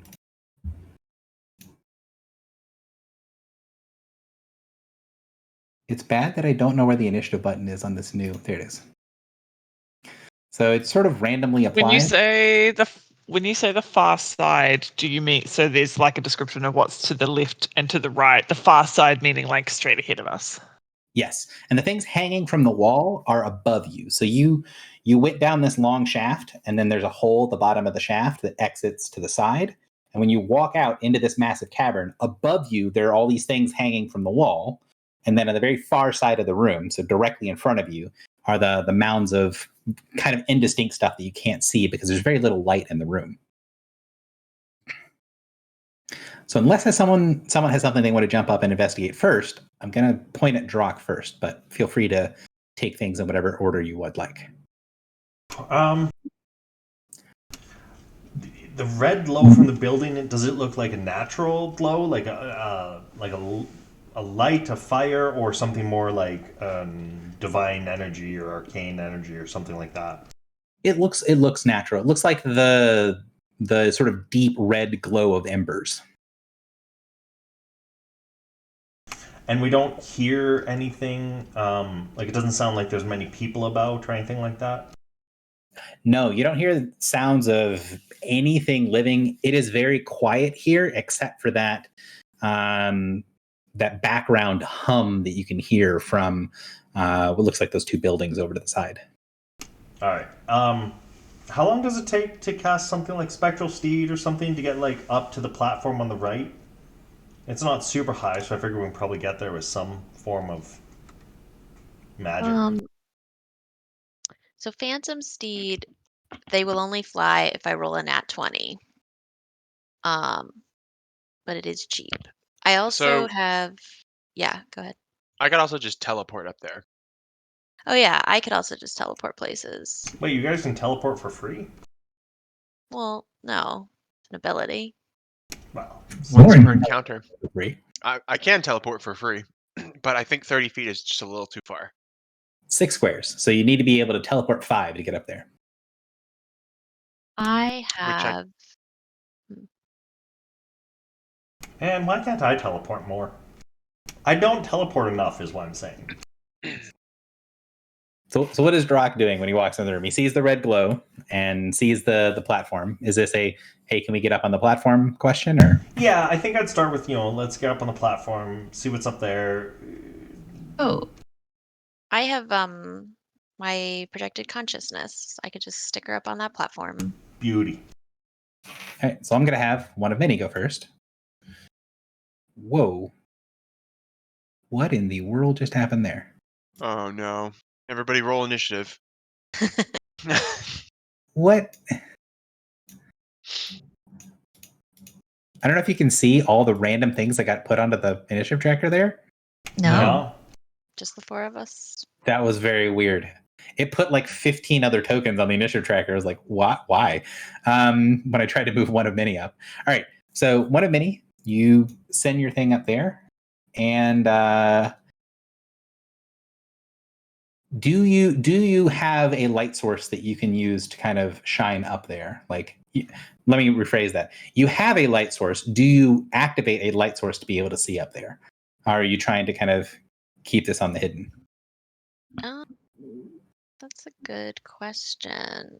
Do you guys feel like it matters? What's your light level vision? It's also a good question. Normal, I'm almost positive. Normal, yeah. You do not have low light, which is the main reason I'm asking. Is you will be effectively blind on top of that platform if you do not have some sort of light that you emanate. Yeah, I guess I'll have to use. Can my chicken? What is my chicken's light? Such. It's not very bright. Also, the chicken did not have any problem. Didn't seem to be affected by the barrier at all. Good. And you can set it up there. Again, the Spirit Companion can generate a small amount of light. Mhm. It's a question of whether you want it to do so. I guess I was thinking more. Does it have dark vision? I think it has the same vision that you have. Don't we have sun rods on us? Oh yeah, you can crack a sunrod. The question It's is, gonna do we want to be very generate bright. light? Yes. Again, I am not going to ask a bunch of Paragon characters to justify why and how they create light. I'm asking if. Yeah. I take out Triptychos and no. You You could just cast corpse light on me. Yeah, I would like. I guess I would like to do the smallest amount of light possible. I have I can do anything from the player's handbook, Okay. Yeah. So again, I'm not gonna do like something like a torch, not a like hooded lantern. Gotcha. Yeah. So you can summon like that up there onto the ledge where your shape consciousness is, and you're going to get 2 things very quickly. The first thing is that the majority of the top of the ledge is made out of glass. It's like one large sheet of glass. Now the edges of the ledge are not made of glass. They're made of the same sort of dull metallic material that the rest of this platform is made out of, but most of the center is made out of glass. And you can see that there's a ton of stuff written and a bunch of what looks like diagrams on top of the thing, which look like this. So you see a bunch of diagrams and a bunch of writing in Gnomish that is kind of covering this whole area. And you can see that in the center of the table, there is a like a track, like a metal bar with a track on it. And on that track, there is this thing. It's kind of looks like a telescope almost, where it's got a bunch of different pieces of, it looks to be interchangeable lenses that is just sort of sitting there. It looks like it's in pretty decent condition. It looks like it's a little old and dusty, but it also gives you the sense of like currently in use rather than a lot of the things you've seen down here, which look like they've been, were built and haven't been used or touched in, 50 years. I have a lens of reading. Can I use that to read? Yeah. So the short answer is you don't have a problem reading what's on the pages. You have a problem understanding what's on the pages. Mm-hmm. Because what you're looking at is like a technical diagram. Like there's a bunch of schematics and specs and explanations of strengths of different materials. Like this is a very, very detailed diagram. And while you can visually look at it and know what it does, like know what the words say, it's like you're picking up an owner's manual to something that is that requires a certain level of knowledge that your character just does not have. Yeah. Is there anything like handwritten? Any annotations? Not that you can see. And everything up here is tiny. Like the writing looks like someone took a massive book, several hundred pages of a book, and then put it underneath this sheet of glass and spread it out as that book is one giant page. So that's the one of many sees. Drock, what are you up to? Yeah. How far are the buildings roughly? Like, can I wander over to them pretty easily and peek inside? About 75 feet away. Yeah. So they're the entrance that you guys are coming from is in the middle of the near wall. So you can walk across over to it. Is that where you're headed to do? Yeah, I think peeking inside there would be good. I'll try and be like stealthy, not like just jump in the doorway, but just kind of like poke my head around and see what I can see inside. So as you walk your way over there, you recognize once you get a little bit closer, and again, because you said you're being a little sneaky, I'm going to assume that you're generating a small amount of light with Triptychos, enough that you can see with your low light vision. When you get over there, you realize what looked like two buildings from afar doesn't actually look like two buildings when you're close to it. Instead, it looks like there are these two kind of towers. Each one of them is about 20 feet tall, and they're side by side with a expanse in the middle of about 30 feet, which you thought was kind of like an open courtyard area between two buildings. When you get closer, you can see that the area between the two towers is this block of like strange coiled wires, and in between the wires there is what looks to be like red hot metal. Like this looks like between the two little towers there's an area of recently molten metal that is still red hot. And as you get closer, you can feel the hairs on your skin rise up. You can feel that there is something here that's sort of charged, like a sense of static electricity. And you can see that the top of each one of the towers has a big coil of that same dark metal that's going through the courtyard that's attached to the top of each one of the towers.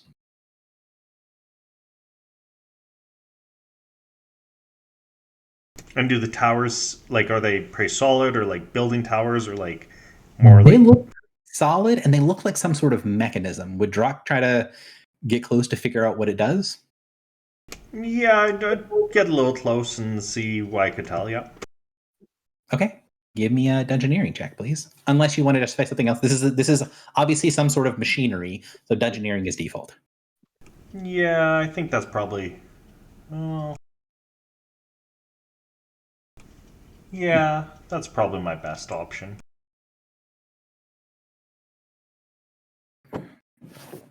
So you're not exactly sure what all of this does, but as you're coming close and as you're looking at it, you get the sense of that incredible like static electricity. You don't think anything here is like turned on, like whatever this mechanism is, the hum is coming from it, but it's like it's winding down. Like this was a mechanism that was on fairly recently. And it looks like the purpose of the towers is somehow to deal with maybe containing energy, maybe doing something to that space between the two towers. But not actually. Let me double check to make sure I'm not giving you the wrong information, because I'm bad at remembering DCs. No, I am giving you the wrong information. I'm sorry. So with a 22, you'd be able to see that the mechanism does heat the area between the two towers. But when you're looking for, like, okay, how does this work? How do I turn it on? Where are the controls? The bottom of the towers look pretty much completely smooth. They look like pieces of the mechanism. And then as you're going around seeing it, you can see more and more and more relays that you would have recognized from working back on one of the Forerunner ships, working back on Faith, as power conduits. This thing has a ton of backup power conduits that are designed for channeling massive amounts of energy. So whatever these things do, they are designed to handle an enormous amount of energy and channel it into heating the stuff that's in the middle. So they're giant induction coils. Pretty much. Morin or Foxy, either one. Sorry, one last question about the metal. Is this the metal that's like special to the city? What's it called? I forget the name already. Titanic steel. Titan steel, yeah. And sorry, Gary said we're not sure? You don't really know what it looks like yet. Okay. I have not figured that part out. But it's in character even. It would probably be a safe bet that that's what they're messing with. Probably. Morin or Griffle, who would like to go?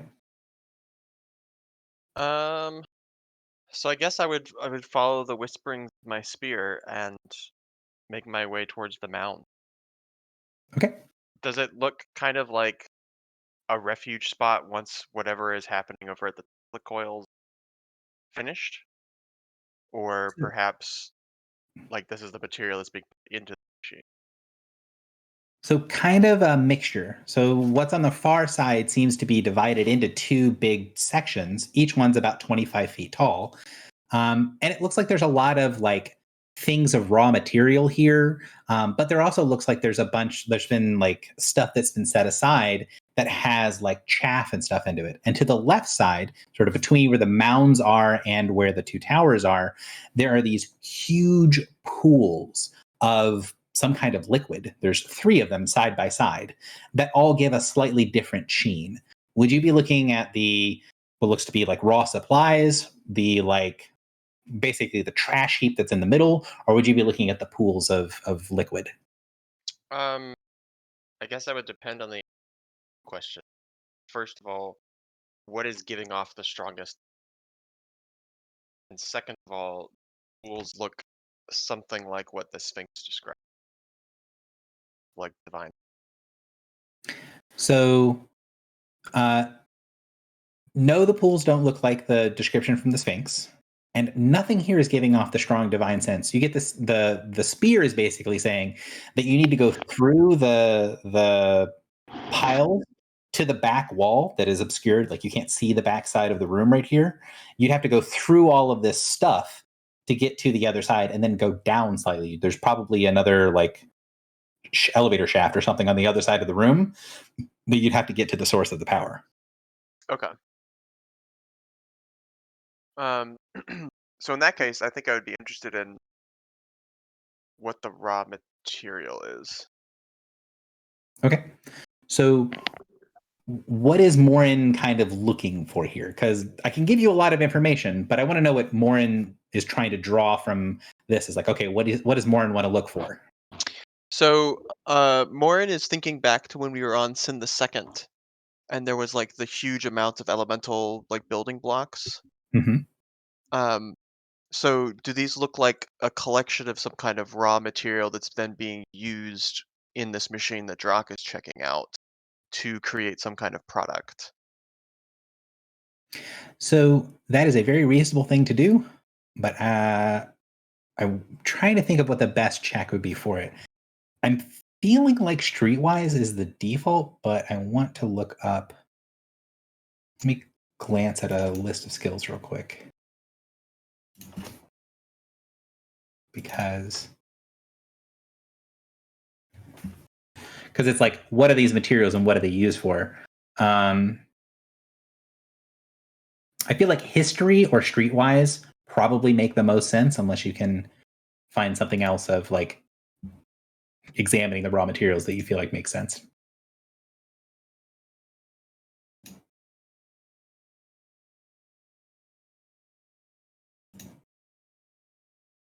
You there, Maura? Oh, sorry. Yeah, Maxwell's blocking my mic again. There's no kind of like magical energies. No, everything here looks like it is very plain. It's just raw materials. Okay, then I'll do streetwise. Okay.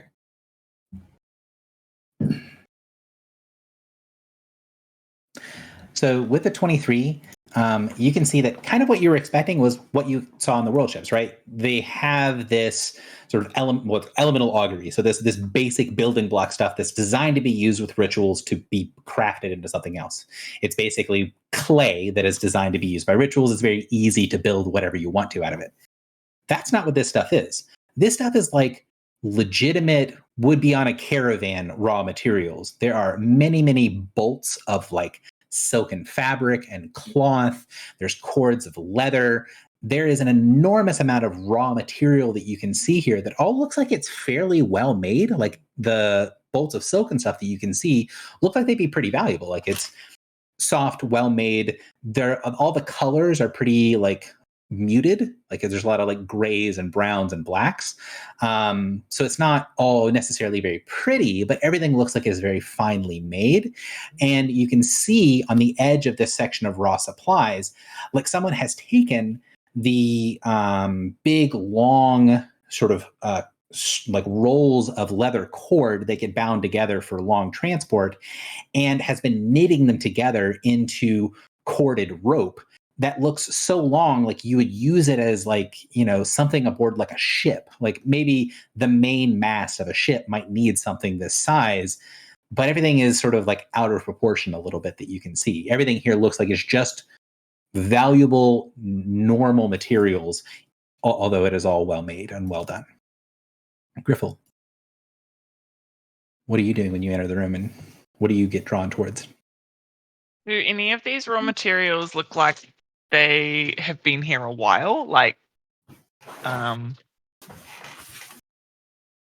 that something we'd be able to tell? I would say at a glance, it's pretty easy to see that a lot of the stuff in this room looks pretty new.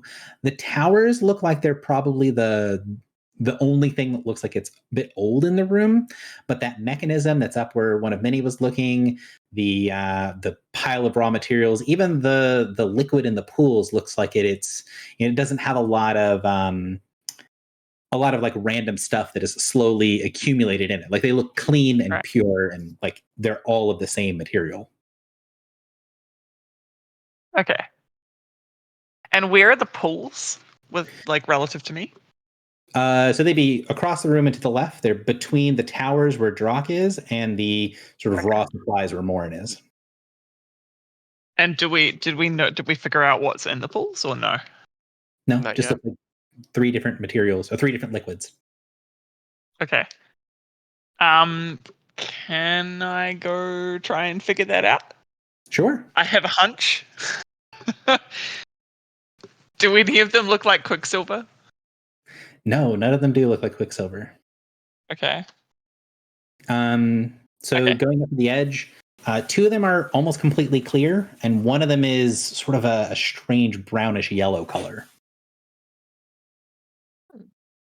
Okay. And do you want an active check or? My question would be either describe or give me a nature check. Both of those are equivalent, right? Right. I want to draw on my own familiarity with various natural phenomenon to try and figure out what these are. So yeah, nature check sounds right about right.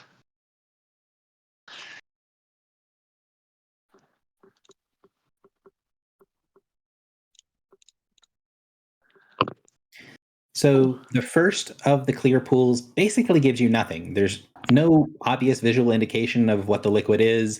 It doesn't smell like anything. There's no like heat or cold or anything coming from it. The second pool, which looks almost completely identical to the first, has little clusters of white crystals in it near the bottom. And when you get close to it, it smells of salt.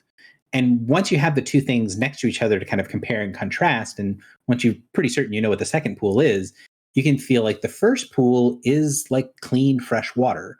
The second pool is salt water. And as you work your way around the second pool to the third one, you can see that there is a very slight sort of spillage on one side. And the way that it sort of holds together, and there's a little clump of the material on the Is side. it oil? It's oil, yeah. All right, this is for tempering. I've been around metalworks. This is for tempering metal.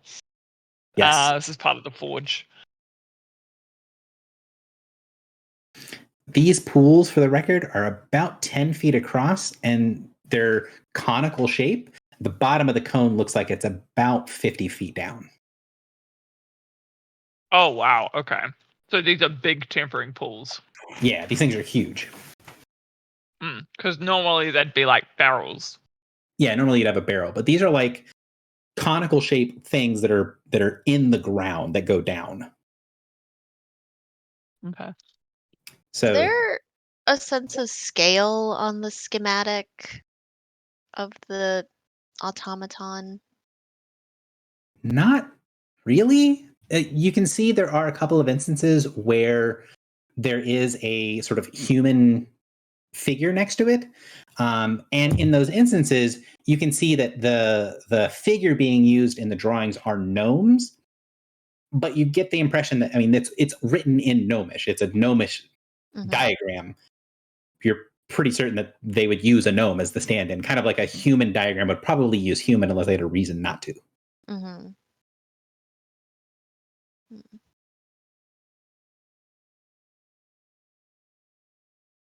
So what does one of many do when she's standing up there? Or her projected consciousness, at least. I would like to cast Inquisitive's Eyes. Okay. You bring up the components, you go to start casting, and then as soon as you do, you get feedback from the ritual. Inside of the ward, it's still pushing back against any sort of scrying and divination magics. Ugh, bastards. All right.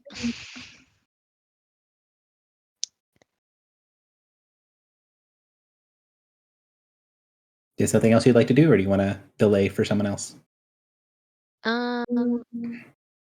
Yeah, I'll delay. Drock, you're up next, unless someone else has a thing they want to do. So I'm between these two towers, or I'm near the two towers that we assume are used to melt the metal that's in between the two towers. That's what's giving off the orange glow, right? Mm-hmm. Yeah, the floor underneath where the metalwork is. Oh, not the metal. Well, okay, everything. Sure. Is there anything else nearby to check out, or not really? So again, you can see that there's a bunch of things hanging from the wall. You can see on the far side of where the towers is against that back wall, there's a bunch of what looks to be like big hunks of raw material, like raw metal. And then you have the rest of the stuff on the platform, and then the other mounds near where Warren is. And the mounds are where the divine power is coming from, right? Behind the mounds and down. So like you can tell it's in a different room than the one you guys are in.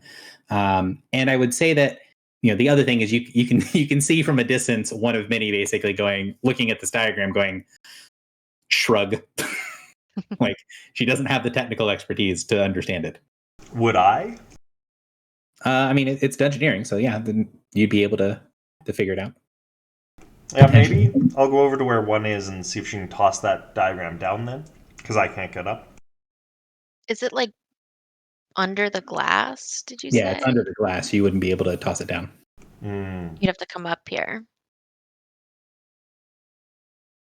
Can I teleport freely? You can see that the platform does go against the far wall. So there is a spot that, you know, it's definitely not designed to be climbed. Like there's not a ladder built into the wall or anything, but you think you would be able to, you know, work your way up the far side. It just might take a little bit of effort. Oh, sure, I'll do that then. Okay. Give me an athletics check to see how annoying and difficult this is. Unless you can justify something else. It's annoying Please and justify difficult. something else. So the answer is you're going to make it up there. But the other answer is it is very difficult for you to do. We'll The kill you. combination of just being in your armor and this being a very awkward thing that you don't normally do means that it is going to lose you a healing surge. And you kind of flop onto the top of the platform after several minutes of grumbling and scraping and knocking against things. Oh no, the healing surge. We've had a long rest since the last time we burnt surges, right? Correct. What's your Paragon path again? Quicksilver demon? He's really fast, dangerous on open terrain.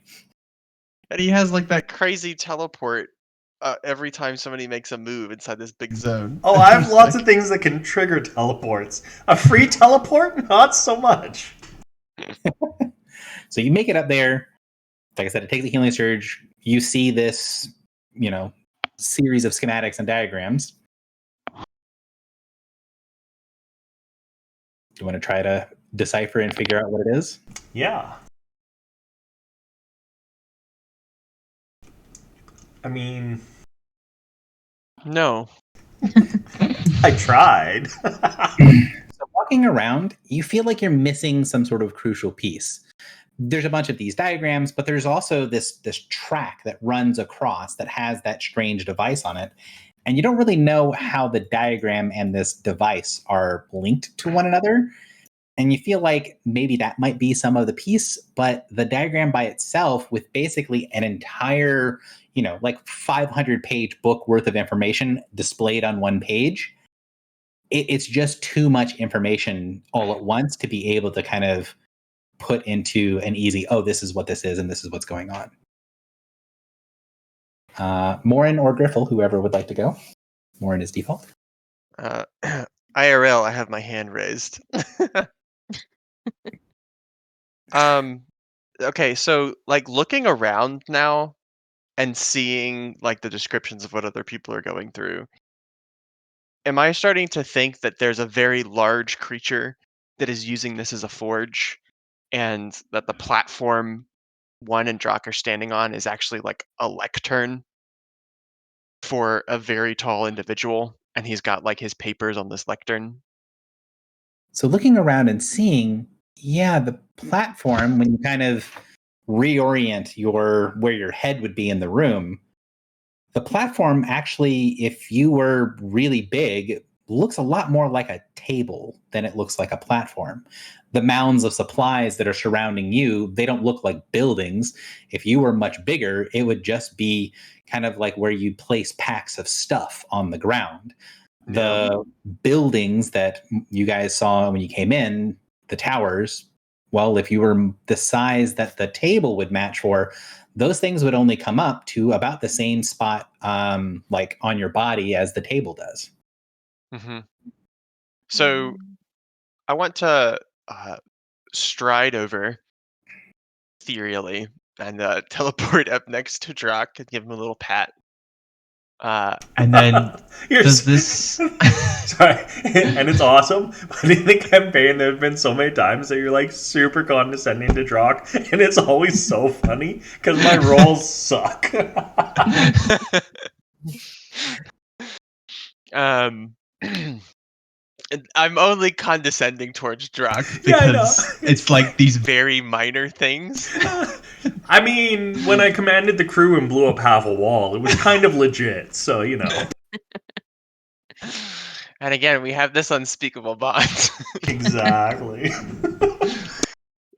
So, although it's probably, I assume, very large for me, does this telescope thing look like it's on a swivel track and is used to be able to read the small print on the plans? So going up to it, looking at the device, and it looks like that track that it's on, it'd be very difficult for you to move, but it does look like it could move and basically magnify any part of the area. But when you're looking at it, it doesn't really work the way that you're thinking. You're thinking it kind of looks like a magnifying glass, but the lenses are all reversed. And as you go up to it and you can see the way the pieces work, you look, and on the far wall, you can see there's a spot that looks like it's been cleared and open. You're pretty certain it's not a magnifying glass. You think it's a projector. Oh. Okay. And then if I may be allowed, I know some gnomes, and I don't think I speak gnomish. But would these devices, these suits of armor, look like anything that I might have seen gnomes making or working on before? Or might I have a sneaking suspicion that somebody's making like an automaton army? Yeah, go ahead and give me a streetwise would be default for this. You could use history or something like that because being in Sanctuary, you would have been around gnomish technology more than anyone else in the group, which is part of the reason that it gave you the automatic for the projector. Yeah. I mean, that's still not a bad check. That's still a moderate success for the challenge. So looking at it, you can kind of look around and see. And what you actually notice more than anything else is what isn't there. You can sort of see it on this diagram. The diagram that you can see is a lot more like the thing that's on the right and a lot less like the thing on the left. All the ones that you can see that have sort of like the full automaton look like they're reference materials. A lot of them have the gnome in the armor or in the automaton. But the ones that you can see that are otherwise are always like the legs and back and occasional arms, but mostly it's just like the lower half of a bunch of different diagrams and a lot of different variations on the same thing. While there are hundreds of images on the tabletop, as you go through, you can see that it's not like 1,000 different steps. It's more like 100 different variations of like 5 or 6 complicated series of steps. So like trial and error of trying to replicate the thing on the left? Or maybe just a bunch of different ways to do the same thing, but maybe have different specs, right? Like thinking of having a bunch of different automatons that are good at different things would give you different schematics. And this looks like sort of the lower half of the set of schematics from a couple dozen different types of automatons. And stop me if I am doing too many ands. Does any of this like make me think of the crystal helm and or the Legionary that was embodying the helm, like that kind of armor? Not quite, because it looks sort of incomplete for that to be the way that it is. And we're going to leave it there and go to Griffle. So Morin's kind of seeing this thing, sees the projector, and Griffle, you're by the pools. So I'm between the two buildings that were on the left when we walked in, right? You're not between the two buildings, but you can be near them. Between the two buildings is an area of like semi-molten metal. You don't want to stand there. Oh, right. Okay. Has anyone been? No one's been into one of the buildings, right? So Drock tried to go in, but there wasn't any like door or way in. It doesn't look like from afar, it looks like a building. When you get closer, it just looks like a little tower with no way into it and a little coil of something on the top.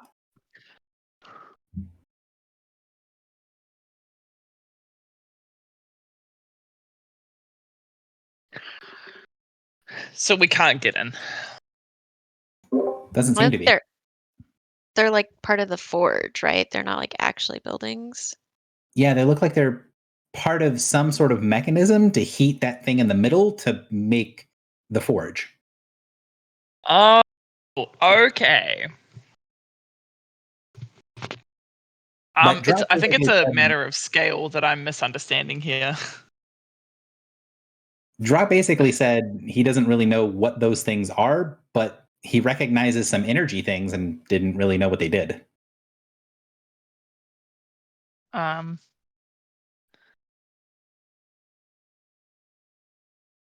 I kind of look around to the rest of the party and I'm like,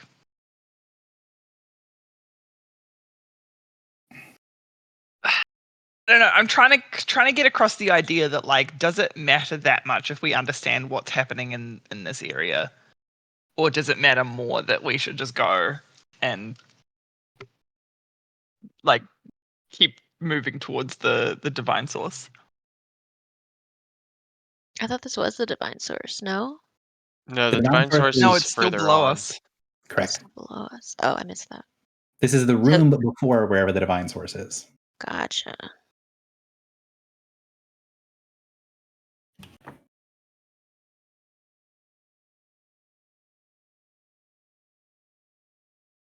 Yeah, I'm gonna come back and I'm gonna start heading towards. Is there like a very obvious way down? So on the opposite side of the big stacks of raw materials that Morin was near, that's where you think that the entrance to the way down is. Yeah, it Yeah, I does want to not go behind there. to find. It does not what? Sorry. It does not look like it's going to be difficult to find. There is an obvious way to go forward. Okay, yeah, I'm gonna go around the raw materials and check it out. Okay. So you go around the raw materials and you go to walk towards, and you can see you're getting not like you're in a completely different area from everybody else, but you're getting a little uncomfortably far away from people in case anything goes wrong, because the room is 175 feet long and one of many is still kind of at the beginning. So you're on the far opposite end of this room from one of many. And as you can see that, you get this sense of something coming. And you can feel as the whatever that is creating the ward is coming towards you. And there's a slight curve on the far side where the raw materials is, where the wall curves around and then goes down. And you see this aura of blue-white light coming up the tunnel from the way that you were walking. And you feel all the hairs on your body, which is a bugbear, is an impressive feat, sort of stand on end as something big and glowing is coming up that tunnel.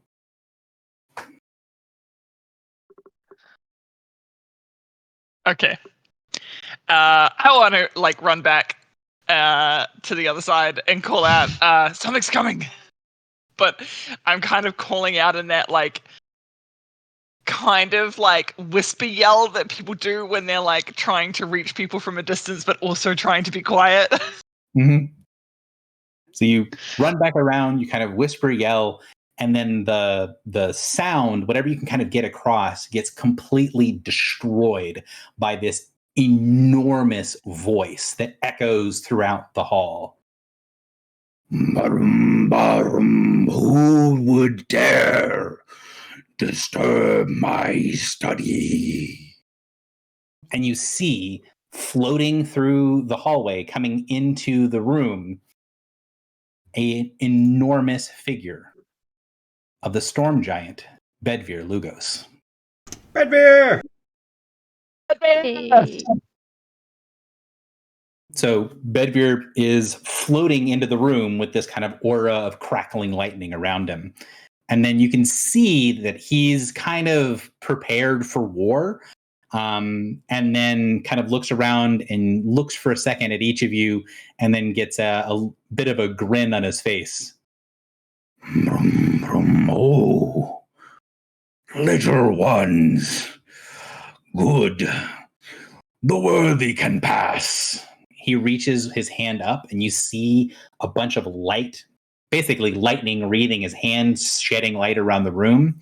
And you can see on the far wall where like the scrap metal was near the tower, there is like a scorch mark against the wall. The worthy can pass just as well as the ones that need to be stricken from the world. Brum, brum, what brings you to my shop, little ones? I have much work that still needs doing.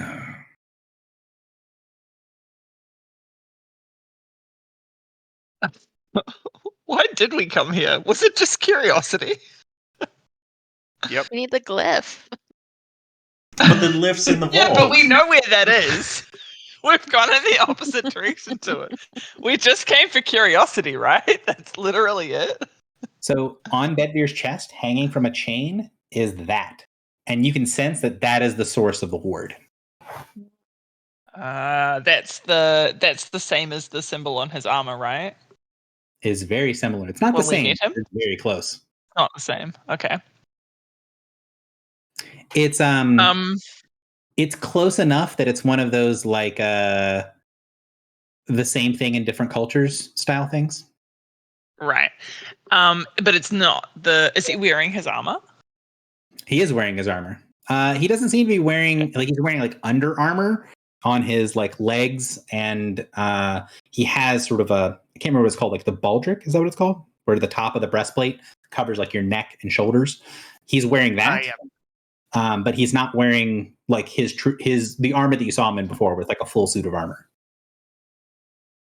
Because his legs are broken. Oh, his back is broken, so his legs aren't working. Oh, he's building himself new legs. You guys. Off of Gnomish leg designs. Yeah. Is he going to be Officer Baby Legs? Yeah, exactly. So yeah, he floats in and says, "What are you guys doing here?" Bedvere, it's so good to see you. We came because we heard you might need help. So he laughs. I've not been at the forge in many years, but these diagrams were not the things I worked at then. He looks, and you can see him kind of going over the things that are attached all along the walls. And you can see, now that you're kind of scaled up in perspective, that it's the building blocks of the schematics just built to a much larger scale that are hanging from the walls. I can work titanic steel to do exactly what I need.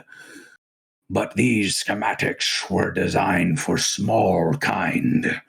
They were designed for the use of iron and steel, Surban materials. Using this, he taps his finger against a huge sheet of that slightly lighter colored steel. This is different.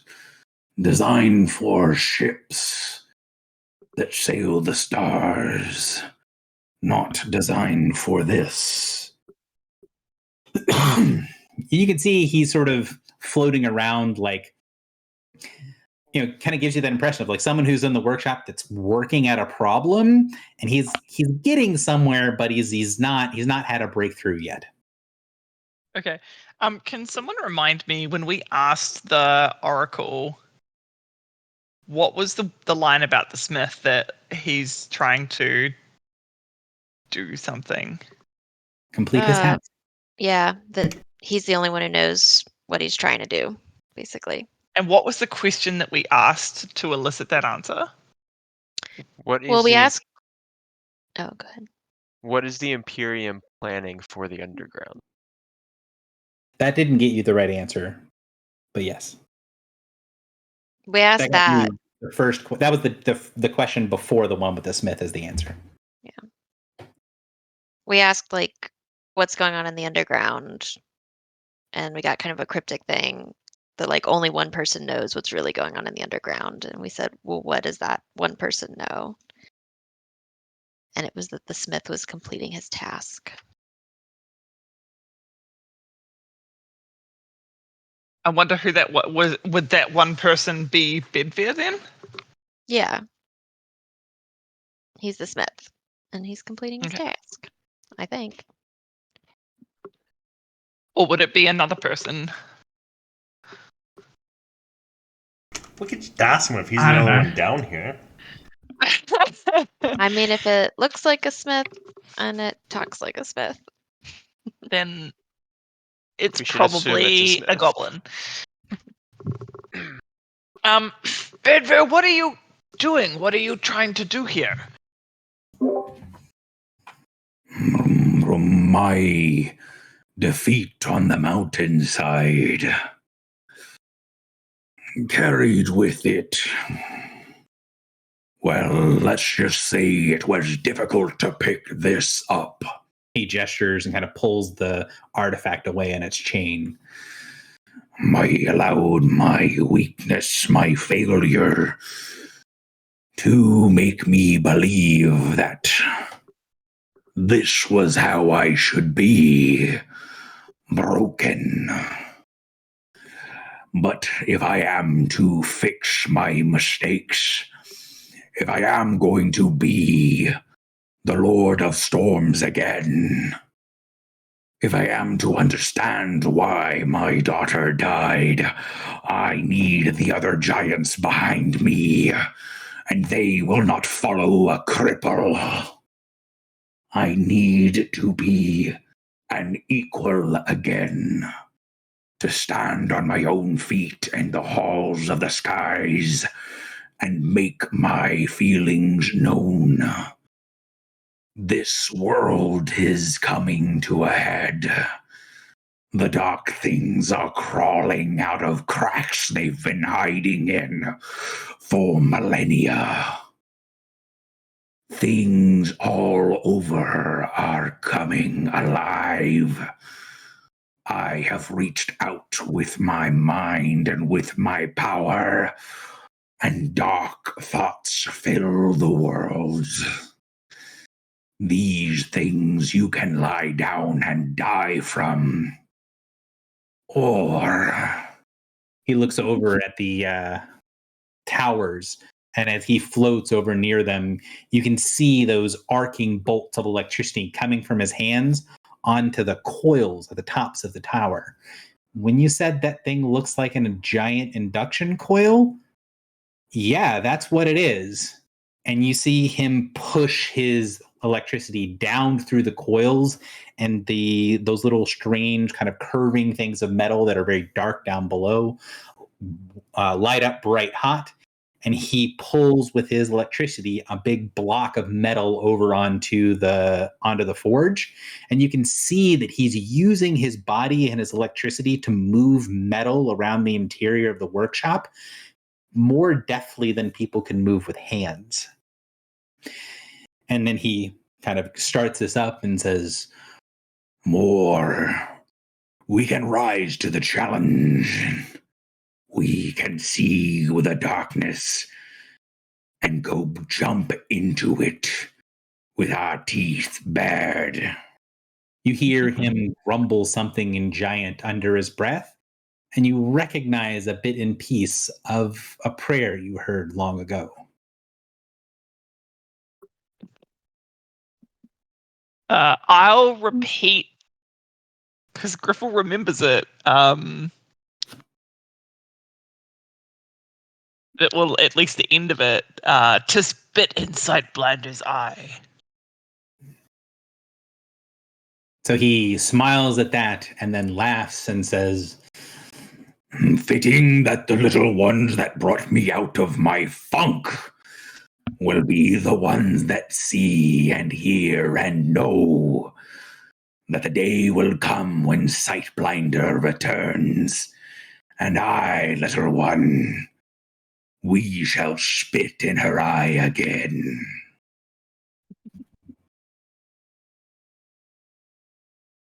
Sightblinder, is that the walker? One of them, yeah, I think. Did we know that before? I don't think it's Terminus, though.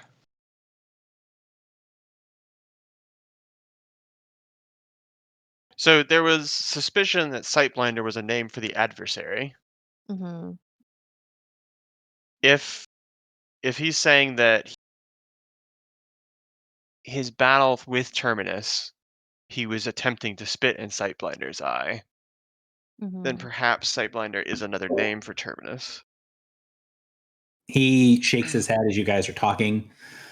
Brum, brum, no. Within the ward I can say anathema. The walker that blinds sight the destroyer of the gods, the slayer of all who believe, she who walks in the minds of others. He doesn't Oh, say it okay, wrong. hang on. He who walks in the souls of others is what he says. Wait, he who walks or she who walks? She who walks in the souls of others. Oh, is that the one in one's brain? No. Yay. Somebody is walking What in was? the souls. Can you type out the name? Anathema. Anathema. Why don't we ask Bedvere who's in your brain? So he also says, he says anathema, who would also call her the God Slayer, the slayer of the gods.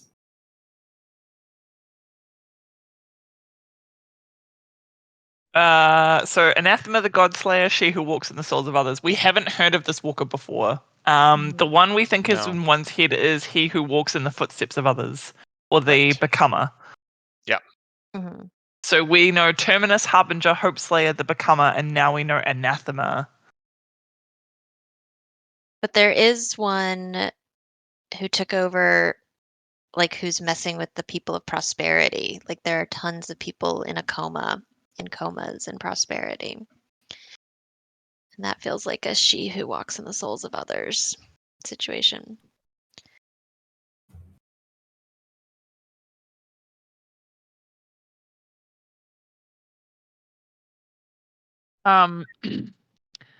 Bedvere,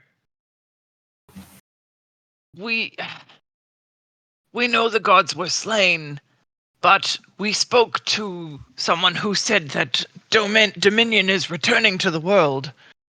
How is it that you command this power once again? I do not command it. I merely wield it. This artifact is ancient. The Sphinx once said this was a puddle of power left over before the destruction of the gods. We took it from a vault with many other things. I thought now an appropriate time to use it. But I do not know of the domain's returning, little one.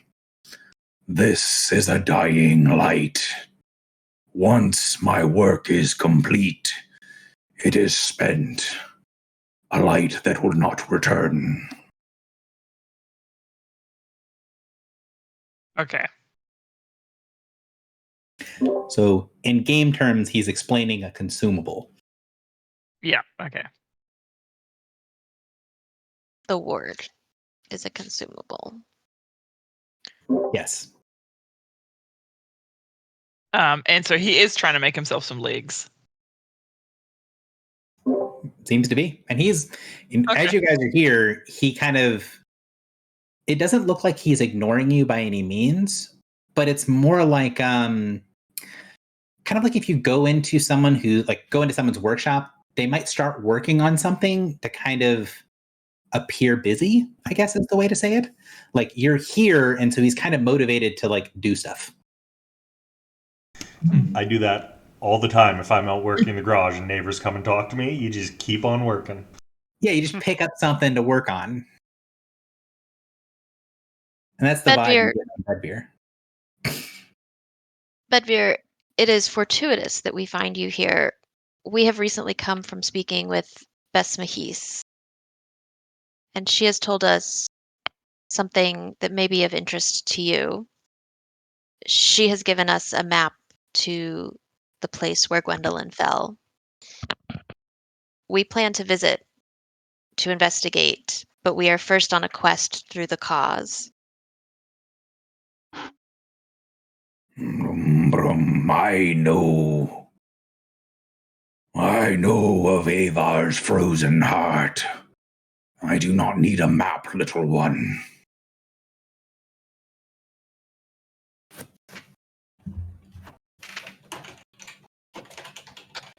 That is well. Then there may be one more thing we would ask of you when you have completed your task. Bess told us that you once defeated the Ifrit name. What is his name? The Ifrit who imprisoned our friend Al-Shaib once before. And we would ask that you might do it again. So Hassan al-Harik ben Sadir al-Samir. Thank you. So he grins at that.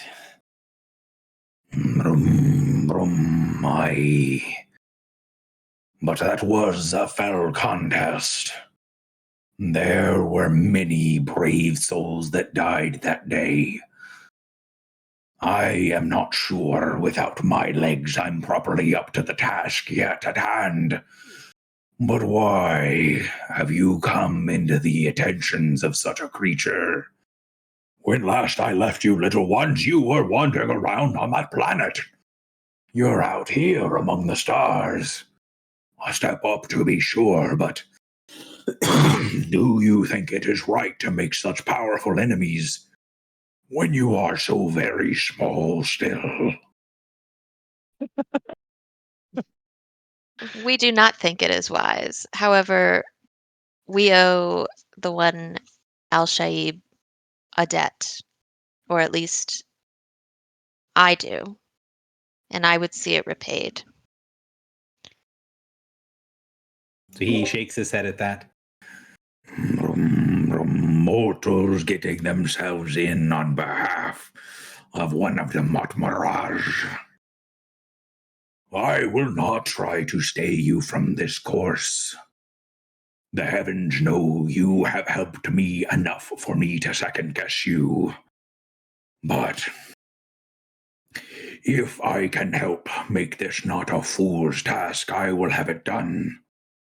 But I know not how long it will take me to work this blessed metal into these designs. I may be down here for many of your lifetimes.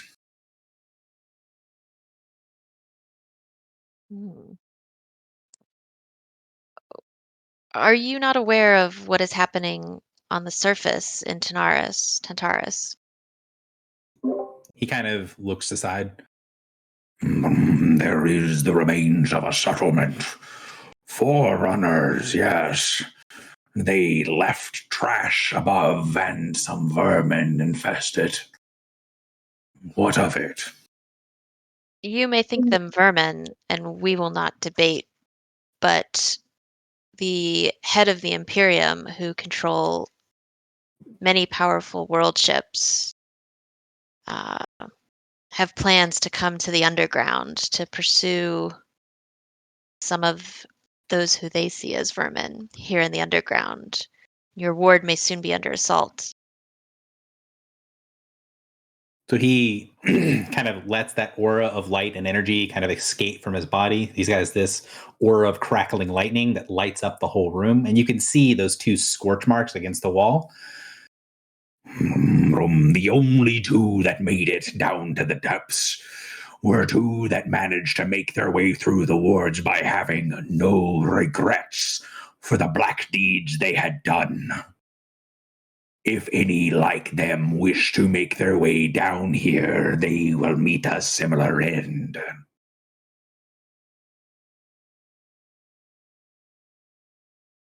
Basically, if the vermin come down here, he's going to obliterate them. And Sorry. well. So backing up, what was everything we had heard about the underground? Just that the Smith was the only one knowing what was going on. But who was it that was like planning on doing something, like the leader or someone? Yeah, the Imperium. So they don't, like, nobody knows why there are wards, but like the word on the street is that they're going to take advantage of there being these wards up to like come down here and clean house. I thought they were invading Stormspire?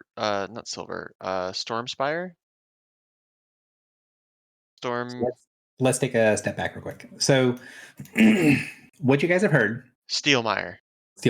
So in the city up top, there's been sort of like legitimate people that kind of take things from the asteroid, like scavengers and treasure hunters and miners and things like that. And then there's also, this is sort of like a pirate haven. And so what what you've heard is that the leader of the city is taking advantage of the fact that whenever the people who are problematic, whenever the pirates try to escape, normally they can just get away scot-free. They can go into the underground. They can't really follow them into the maze. Now they can't get away. So whenever the pirates do something and they go to arrest them, they can't get away from the police effectively. And so they're rounding up all of the people in town that are causing problems.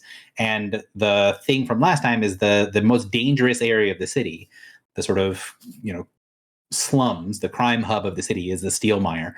And the guards are going to be pressing tomorrow or today into the Steel Mire to try to take out the criminal elements in the city while they think that the ward is preventing the criminals from getting away. I thought they were also trying to get into the underground. Okay, that's my misunderstanding. Oh, I thought the same. And that's so much going on, it's hard to keep track, and that's exactly why I'm asking again. There is a secondary element, which is there are people that kind of want to get into the underground to figure out what's going on, because no one understands the ward, so they don't know what the rules that they're working with are, right? Like the ward is stopping the pirates from getting away from the cops, but they don't know how it works or how long it's going to last. So there was that element of the captain of the guard being like, well, if we can get down there and we can figure out what is causing the ward, then we kind of understand what the rules are a little bit better to go forward, if that makes sense.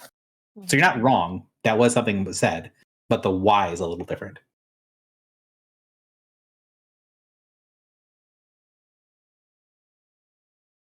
Okay, so I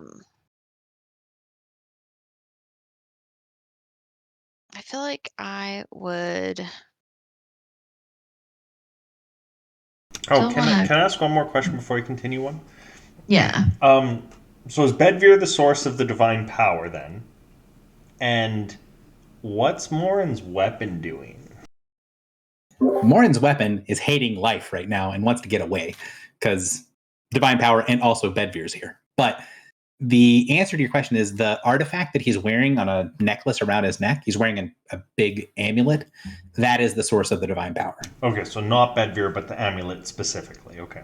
Yeah, but he's, it's the one that he's wearing. So. Okay, so I think I would say, Bedvere, I do not doubt that you can take care of yourself. Let me then ask, do you wish to remain secret here? Though the Imperium you may see as vermin, they do have powerful weapons, and we also know that there are star shadows in the city.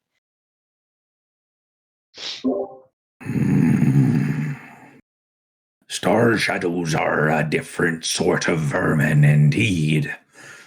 How certain are you that there are shadows within? I have a strong connection to them now, and I have seen at least 5. Then I believe a different sort of conversation needs to be had on the surface. He reaches with his hand behind one of the big piles of stuff, and you see a massive glowing axe lift off the floor and float into his hand. Cool, you found a new weapon. Looks to be brand new. And he spins the axe over in his hands. If you believe you can point out the shadows of the stars, I believe I can unmask them in a dramatic fashion. I have seen the minds of 4, and I know there is a 5th. I have seen the faces of 3. And can I describe Stent and Sap and App to him? Yep. Okay. He listens. Still in their flesh masks. They can be problematic if they are inhabiting important people, can gather many others that are innocent to protect them. These 3 faces are from a vision that we shared. They were adventurers in the wrong place at the wrong time. but I do not think that they hold any position within the city. He tilts his head and kind of thinks about it. Does not follow from what I know of them. My wife is the expert on the shadows and the stars, but I've seen enough working with her to know that they will always find positions of power and privilege. If you believe they have not done so in the city, I will not doubt your given word, little one, but I might suggest looking a little deeper and checking your information. Stent is an alienist, right? Alienist, yeah. Well, but the other ones, because were those three maybe the weaker of the ones? Because there was the head guy too, right? Yeah, Stent is the head guy, Akamar. And I guess, yeah, an alienist is pretty important, right? They're like the ones who are allowed to do divination. They're the ones that are allowed to break all the rules, and they're kind of beside the law. Yeah, okay. So We don't know that Akamar isn't Stent. we don't, yeah, that's true. We don't 100% know that, but it feels likely. Because he probably is the most important out of that party. Is it something you would share with them, that he's an alienist? Yeah. Oh for yeah, sure. Morin said that out loud. So the giant nods his head. Brum, brum, then it is a different knowledge that you lack. This outpost, if it is controlled by the Imperium, it has one of their governors, a Shasek. And the governor can be commanded to do nearly anything. Purge and destroy an entire city. Force everyone within to commit suicide or go on a suicidal attack. Can change everything in the city. Can dominate their minds or change their wills if they are commanded by an alienist. The alienists answer only to their exarchs. What the fuck?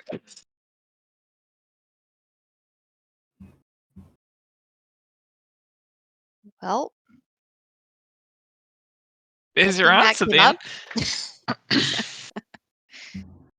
Wait, so the Shasek can change people's minds? So No, basically, he's saying the Shasek can be commanded to do anything and is forced to obey. Okay. So the alienist can basically ask for whatever they want from the governor. And the only person who can second guess them is the exarch.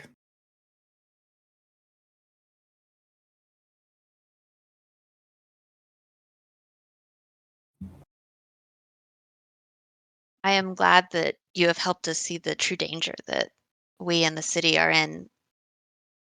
How should we now proceed? You did not come here for me, and as it sounds, you did not come here for them. So, what did my old friend send you here to see?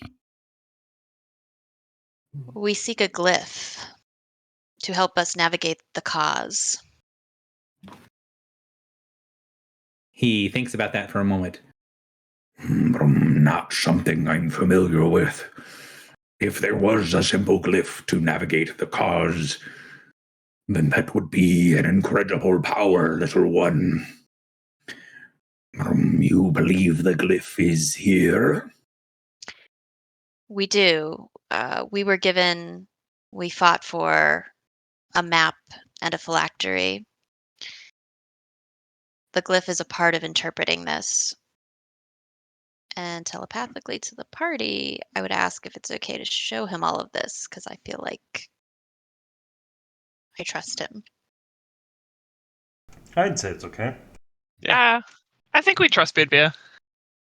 All right, so I would present our materials. So he tries to look at it, and then he shakes his head. The details would be lost on me. Can I put it Over under his there. little projector? Yep, he basically takes you to the projector. And he would pick you up carefully and put you onto the thing and move the projector around. To him, it's pretty easy to move. So you put it up there, and then he looks at it and he goes, Vroom, vroom, I recognize some of these symbols and writings. Yes. From Mastoma. This is old magic. Very old, very strong. And this isn't a map. It's a borer. He looks back over to you and smiles. Always interesting when you deal with the little folk. Use this as a map. I'd like to see it. Morin said it right. Borer? Oh, like it. I'll just ask, what is a borer? A device used by people on my scale to get things done. This would be something like what they used here long ago to change all at once the interior of this asteroid into one giant hunk of titanic steel. This device, if properly connected with the stars, can draw power from them, can bore through anything, can spread the way. Little one, this is not a map that will show you the path through the cause. This is a borer that will make you a path through the cause.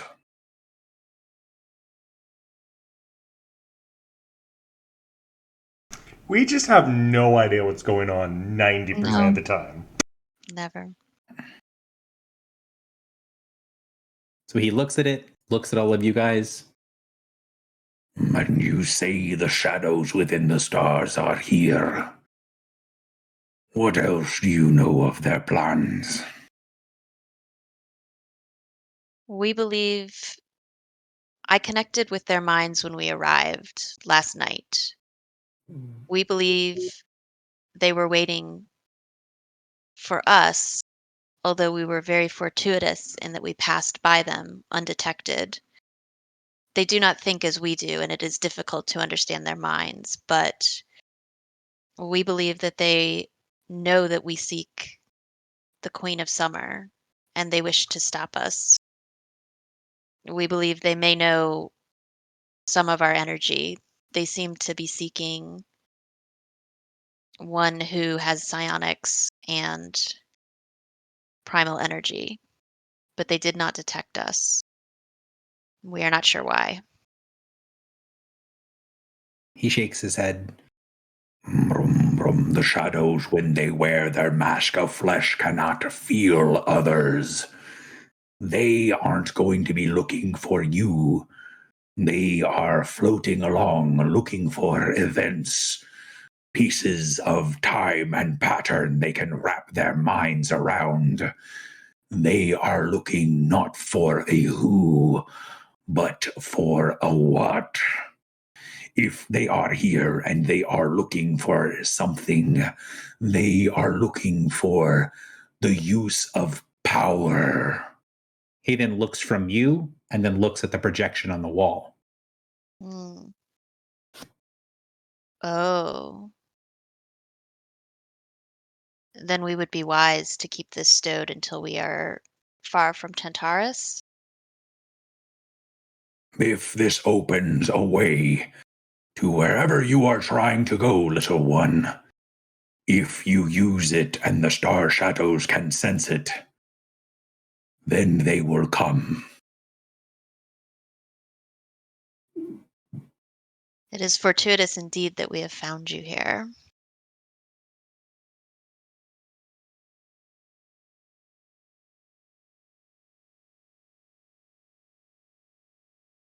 He just nods in agreement. But you can see he's He's thinking, like you can almost hear the giant's wheels turning as he's looking at the map, kind of mulling over the stuff that you've told him.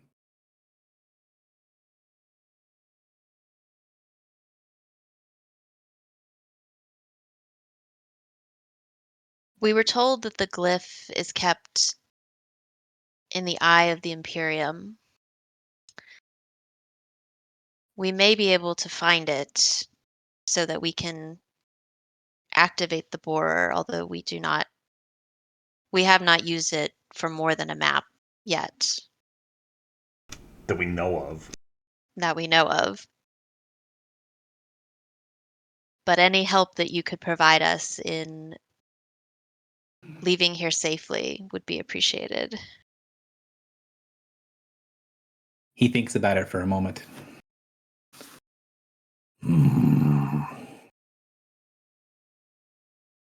I can think of many things I could do, but I do not wish to leave this relic here unguarded.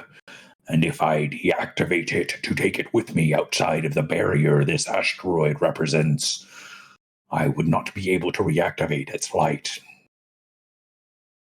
I am not one that's going to be coming back on a promise to do what I can for you, but it would cost me a great deal to try and find some other way to set up shop, to finish my task. If the ward falls, I will have so many distractions down here, I'll barely get anything done. He kind of shakes his head. The little ones have forgotten how to use the metals they once forged. This titanic steel isn't even known on Sulba'an. None who I've given the title of Smith to yet draw breath. I believe this task is one that must fall to me alone. And the task above, for the time being, might be yours, little ones.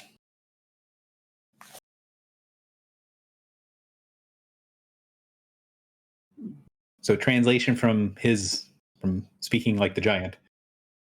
He doesn't want to say no, that he doesn't want to help, but he's also aware that if he leaves here and turns off the ward, that's going to be a big problem for him. And so he's trying to figure out something in the middle. Mm-hmm. Gary is just really determined that at some point in this campaign, we're going to help a blacksmith. Yeah, that's exactly that whole goal. What if we brought the Star Shadows here?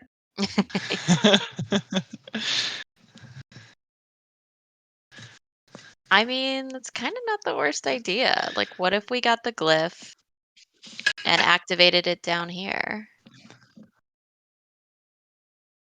Is that what you say to Bedivere? Yeah. He nods at that. Yes.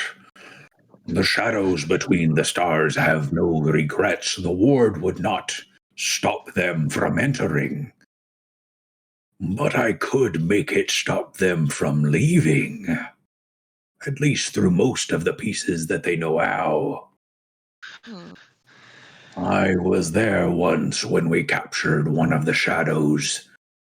I don't know exactly how the device works, but give me a day or two and I might be able to make something close. Wait, there's a device that captures shadows? He nods. My wife's invention. They cannot be destroyed, not completely, but they can be trapped. We've trapped a couple of them for very, very long time indeed. And I was there when one of them was taken down. How big We of do- a I mean, we do have how room. big a blow is this? Like, how important are these to the adversary as servants? Is this a question that you're asking the group, or is this a question? It might as well. So Bedivere's going to wait to see what you guys say before he answers. Would shrug and look at Bedivere. Yeah, I have no idea. What if these things are like level 6? They're not level 6. Each of them is a powerful lieutenant in its own right. They are the connective tissue in the greater body, the nervous system, as you could think. They aren't the arms like the parasites are. They aren't the eyes like those squirming little maggots are. They connect all with each other, communicate and organize the adversary's plans within the mortal worlds. So taking out 5 of them would be a grievous blow. He sort of shrugs. Some of them are of lesser import than others. I don't know which kinds are stronger and more important than others, but even the weakest of them, even the least important of them, are dangerous, and striking them down, a task worth accomplishing. You can tell that there's a little bit of discomfort. Like he's been around this information a bunch, but he's not really retained it, maybe. Not like supernaturally, just like it's not his area of expertise and he's used to this being someone else's job. Because it's beneath him? No, it's more like that's just not what, like, kind of in the same way that, like, if you go to, if Morin needs to know about primal energies, he might not retain a ton of information on how to use the primal energies if Drock is around. If the Summer Knight there, you just ask the Summer Knight how to do the thing. Okay. It's his wife's hobby. I hope she didn't let all the ones she captured go free.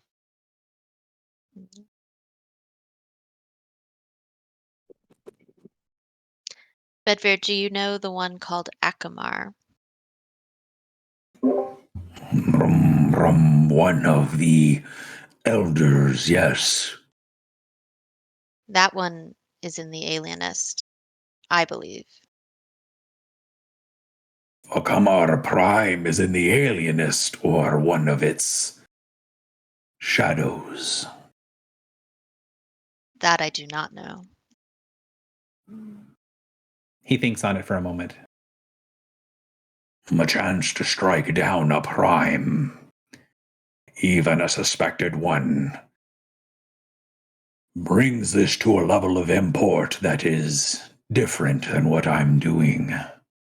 I mean to unite the giants so they know and are able to face the threat to come. But if I could sever one of the 11 heads of the beast before, then maybe the storm would not be so strong when it comes from my people.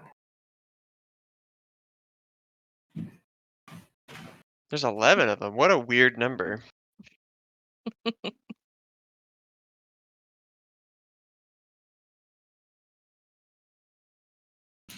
If you know the name of one, do you know the name of any of the others?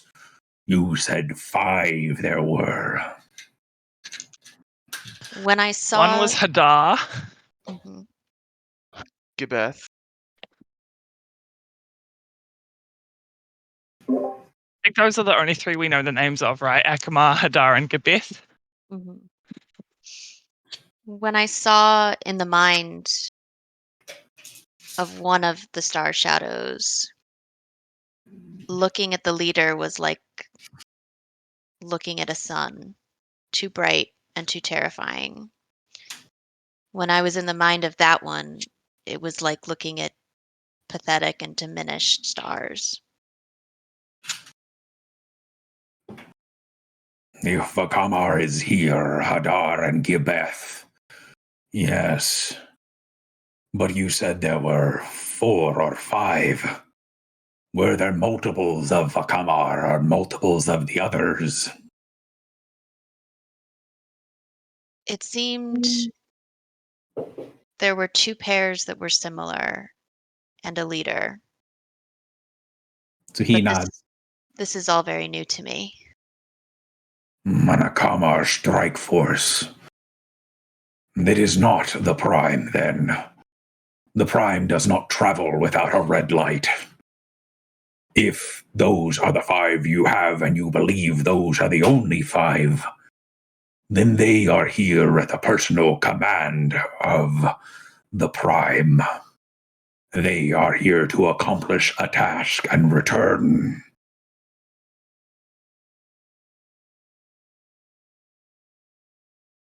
What's a red light? He sort of waves his hand. One of the other of the elders, Nihal.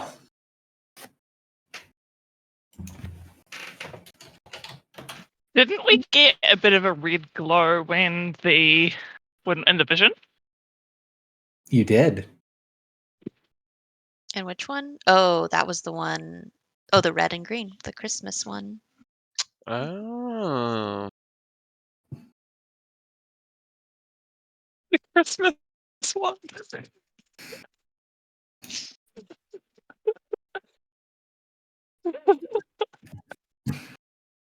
So he would kind of continue on and say, Nahal is the serpent shadow. The Prime of Nahal does not trust the Prime of Akamar. An ancient feud, one which I am happy to fuel any opportunity I can. But the Prime of Akamar does not travel without a lackey of Nihal to keep him in check.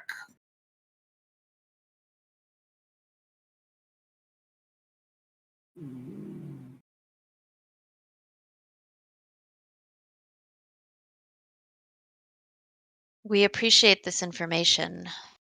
I am sad to say that I think it will be of great use to us in coming days, but we are richer for it. Do you think we can take some Star Shadow, Bedvere? so he looks around at each of you. Brum, brum, from what I remember of your strength on the mountainside, your strength of conviction was stronger than strength of body. But mortals develop and strengthen so much stronger. Your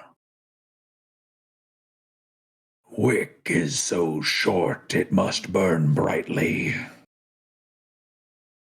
You can tell he was trying to be as diplomatic as he possibly could with that statement. So basically, if you are like you were in the mountainside, not a chance. But he also understands that mortals get stronger a lot faster. So maybe? I'm just going to look at him and say, I didn't think so either. That's like 5 levels ago. That's true. How Plus, many I have healing surges did we drop into a single blow that only Okay. hurt the guy's eye? You've only no, that was a walker though. That wasn't a Star Shadow. That's actually an interesting question. What is the strength difference between a walker and a Star Shadow? I mean, a walker is like 1,000,000 feet tall.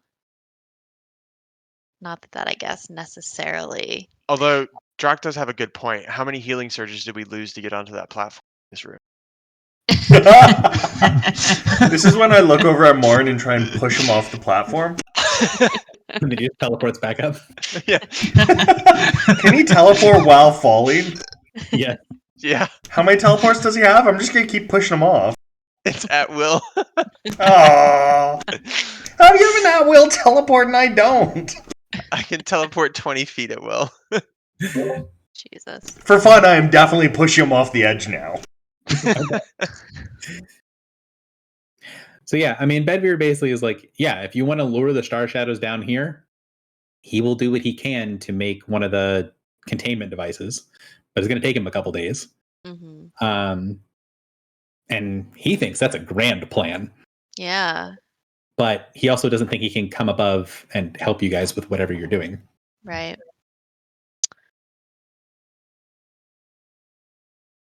Bedvere, your offer to trap 5 Star Shadows is very generous, but we would not wish to endanger you. He shrugs at that and goes, Brum, brum, if I was to back down from something like that, then the other giants should spit on me instead of falling in line. I'll nod.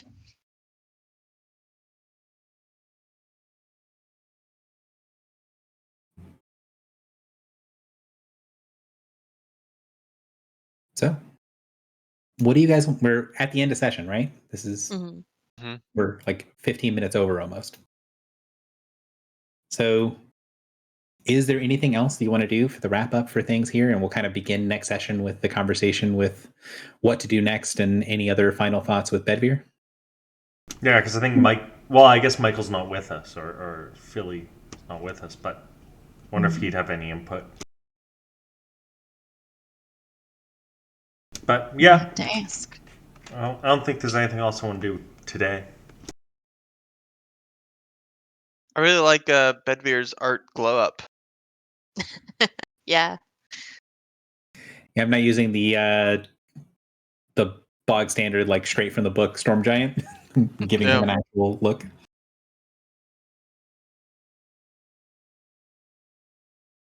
Had a lot of fun with the kind of. I think I really should have. Like, I kind of wanted to have a map, like even just like a rough draw on a piece of paper map. But I felt like if I put anything on the board that had like squares, you guys would treat it like a battle map. And I didn't know how to like make it kind of explory, but I feel like I could have done something with like splash screens. Gary, you gave me the solution to this ages ago. Locales. Yeah, you're right. That is the answer. I should have just used the fucking note card plan. Damn it.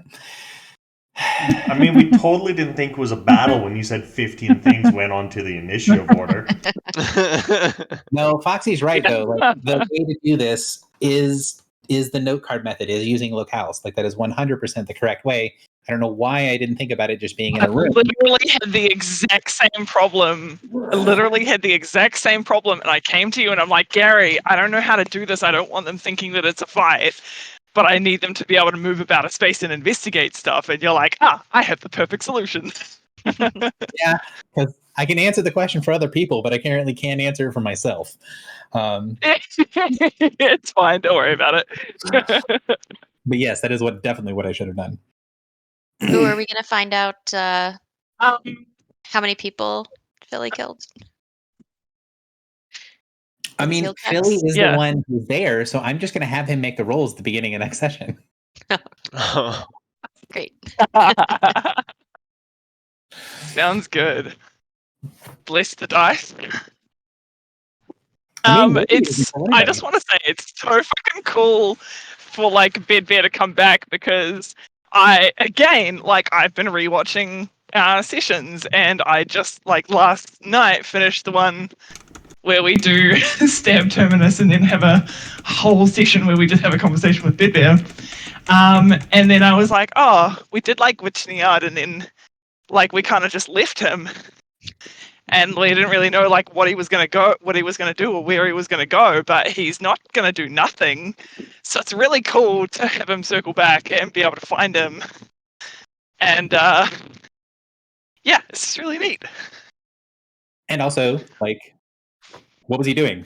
He's kind of doing what you would expect he was going to go do. He needs legs. I think he did say that.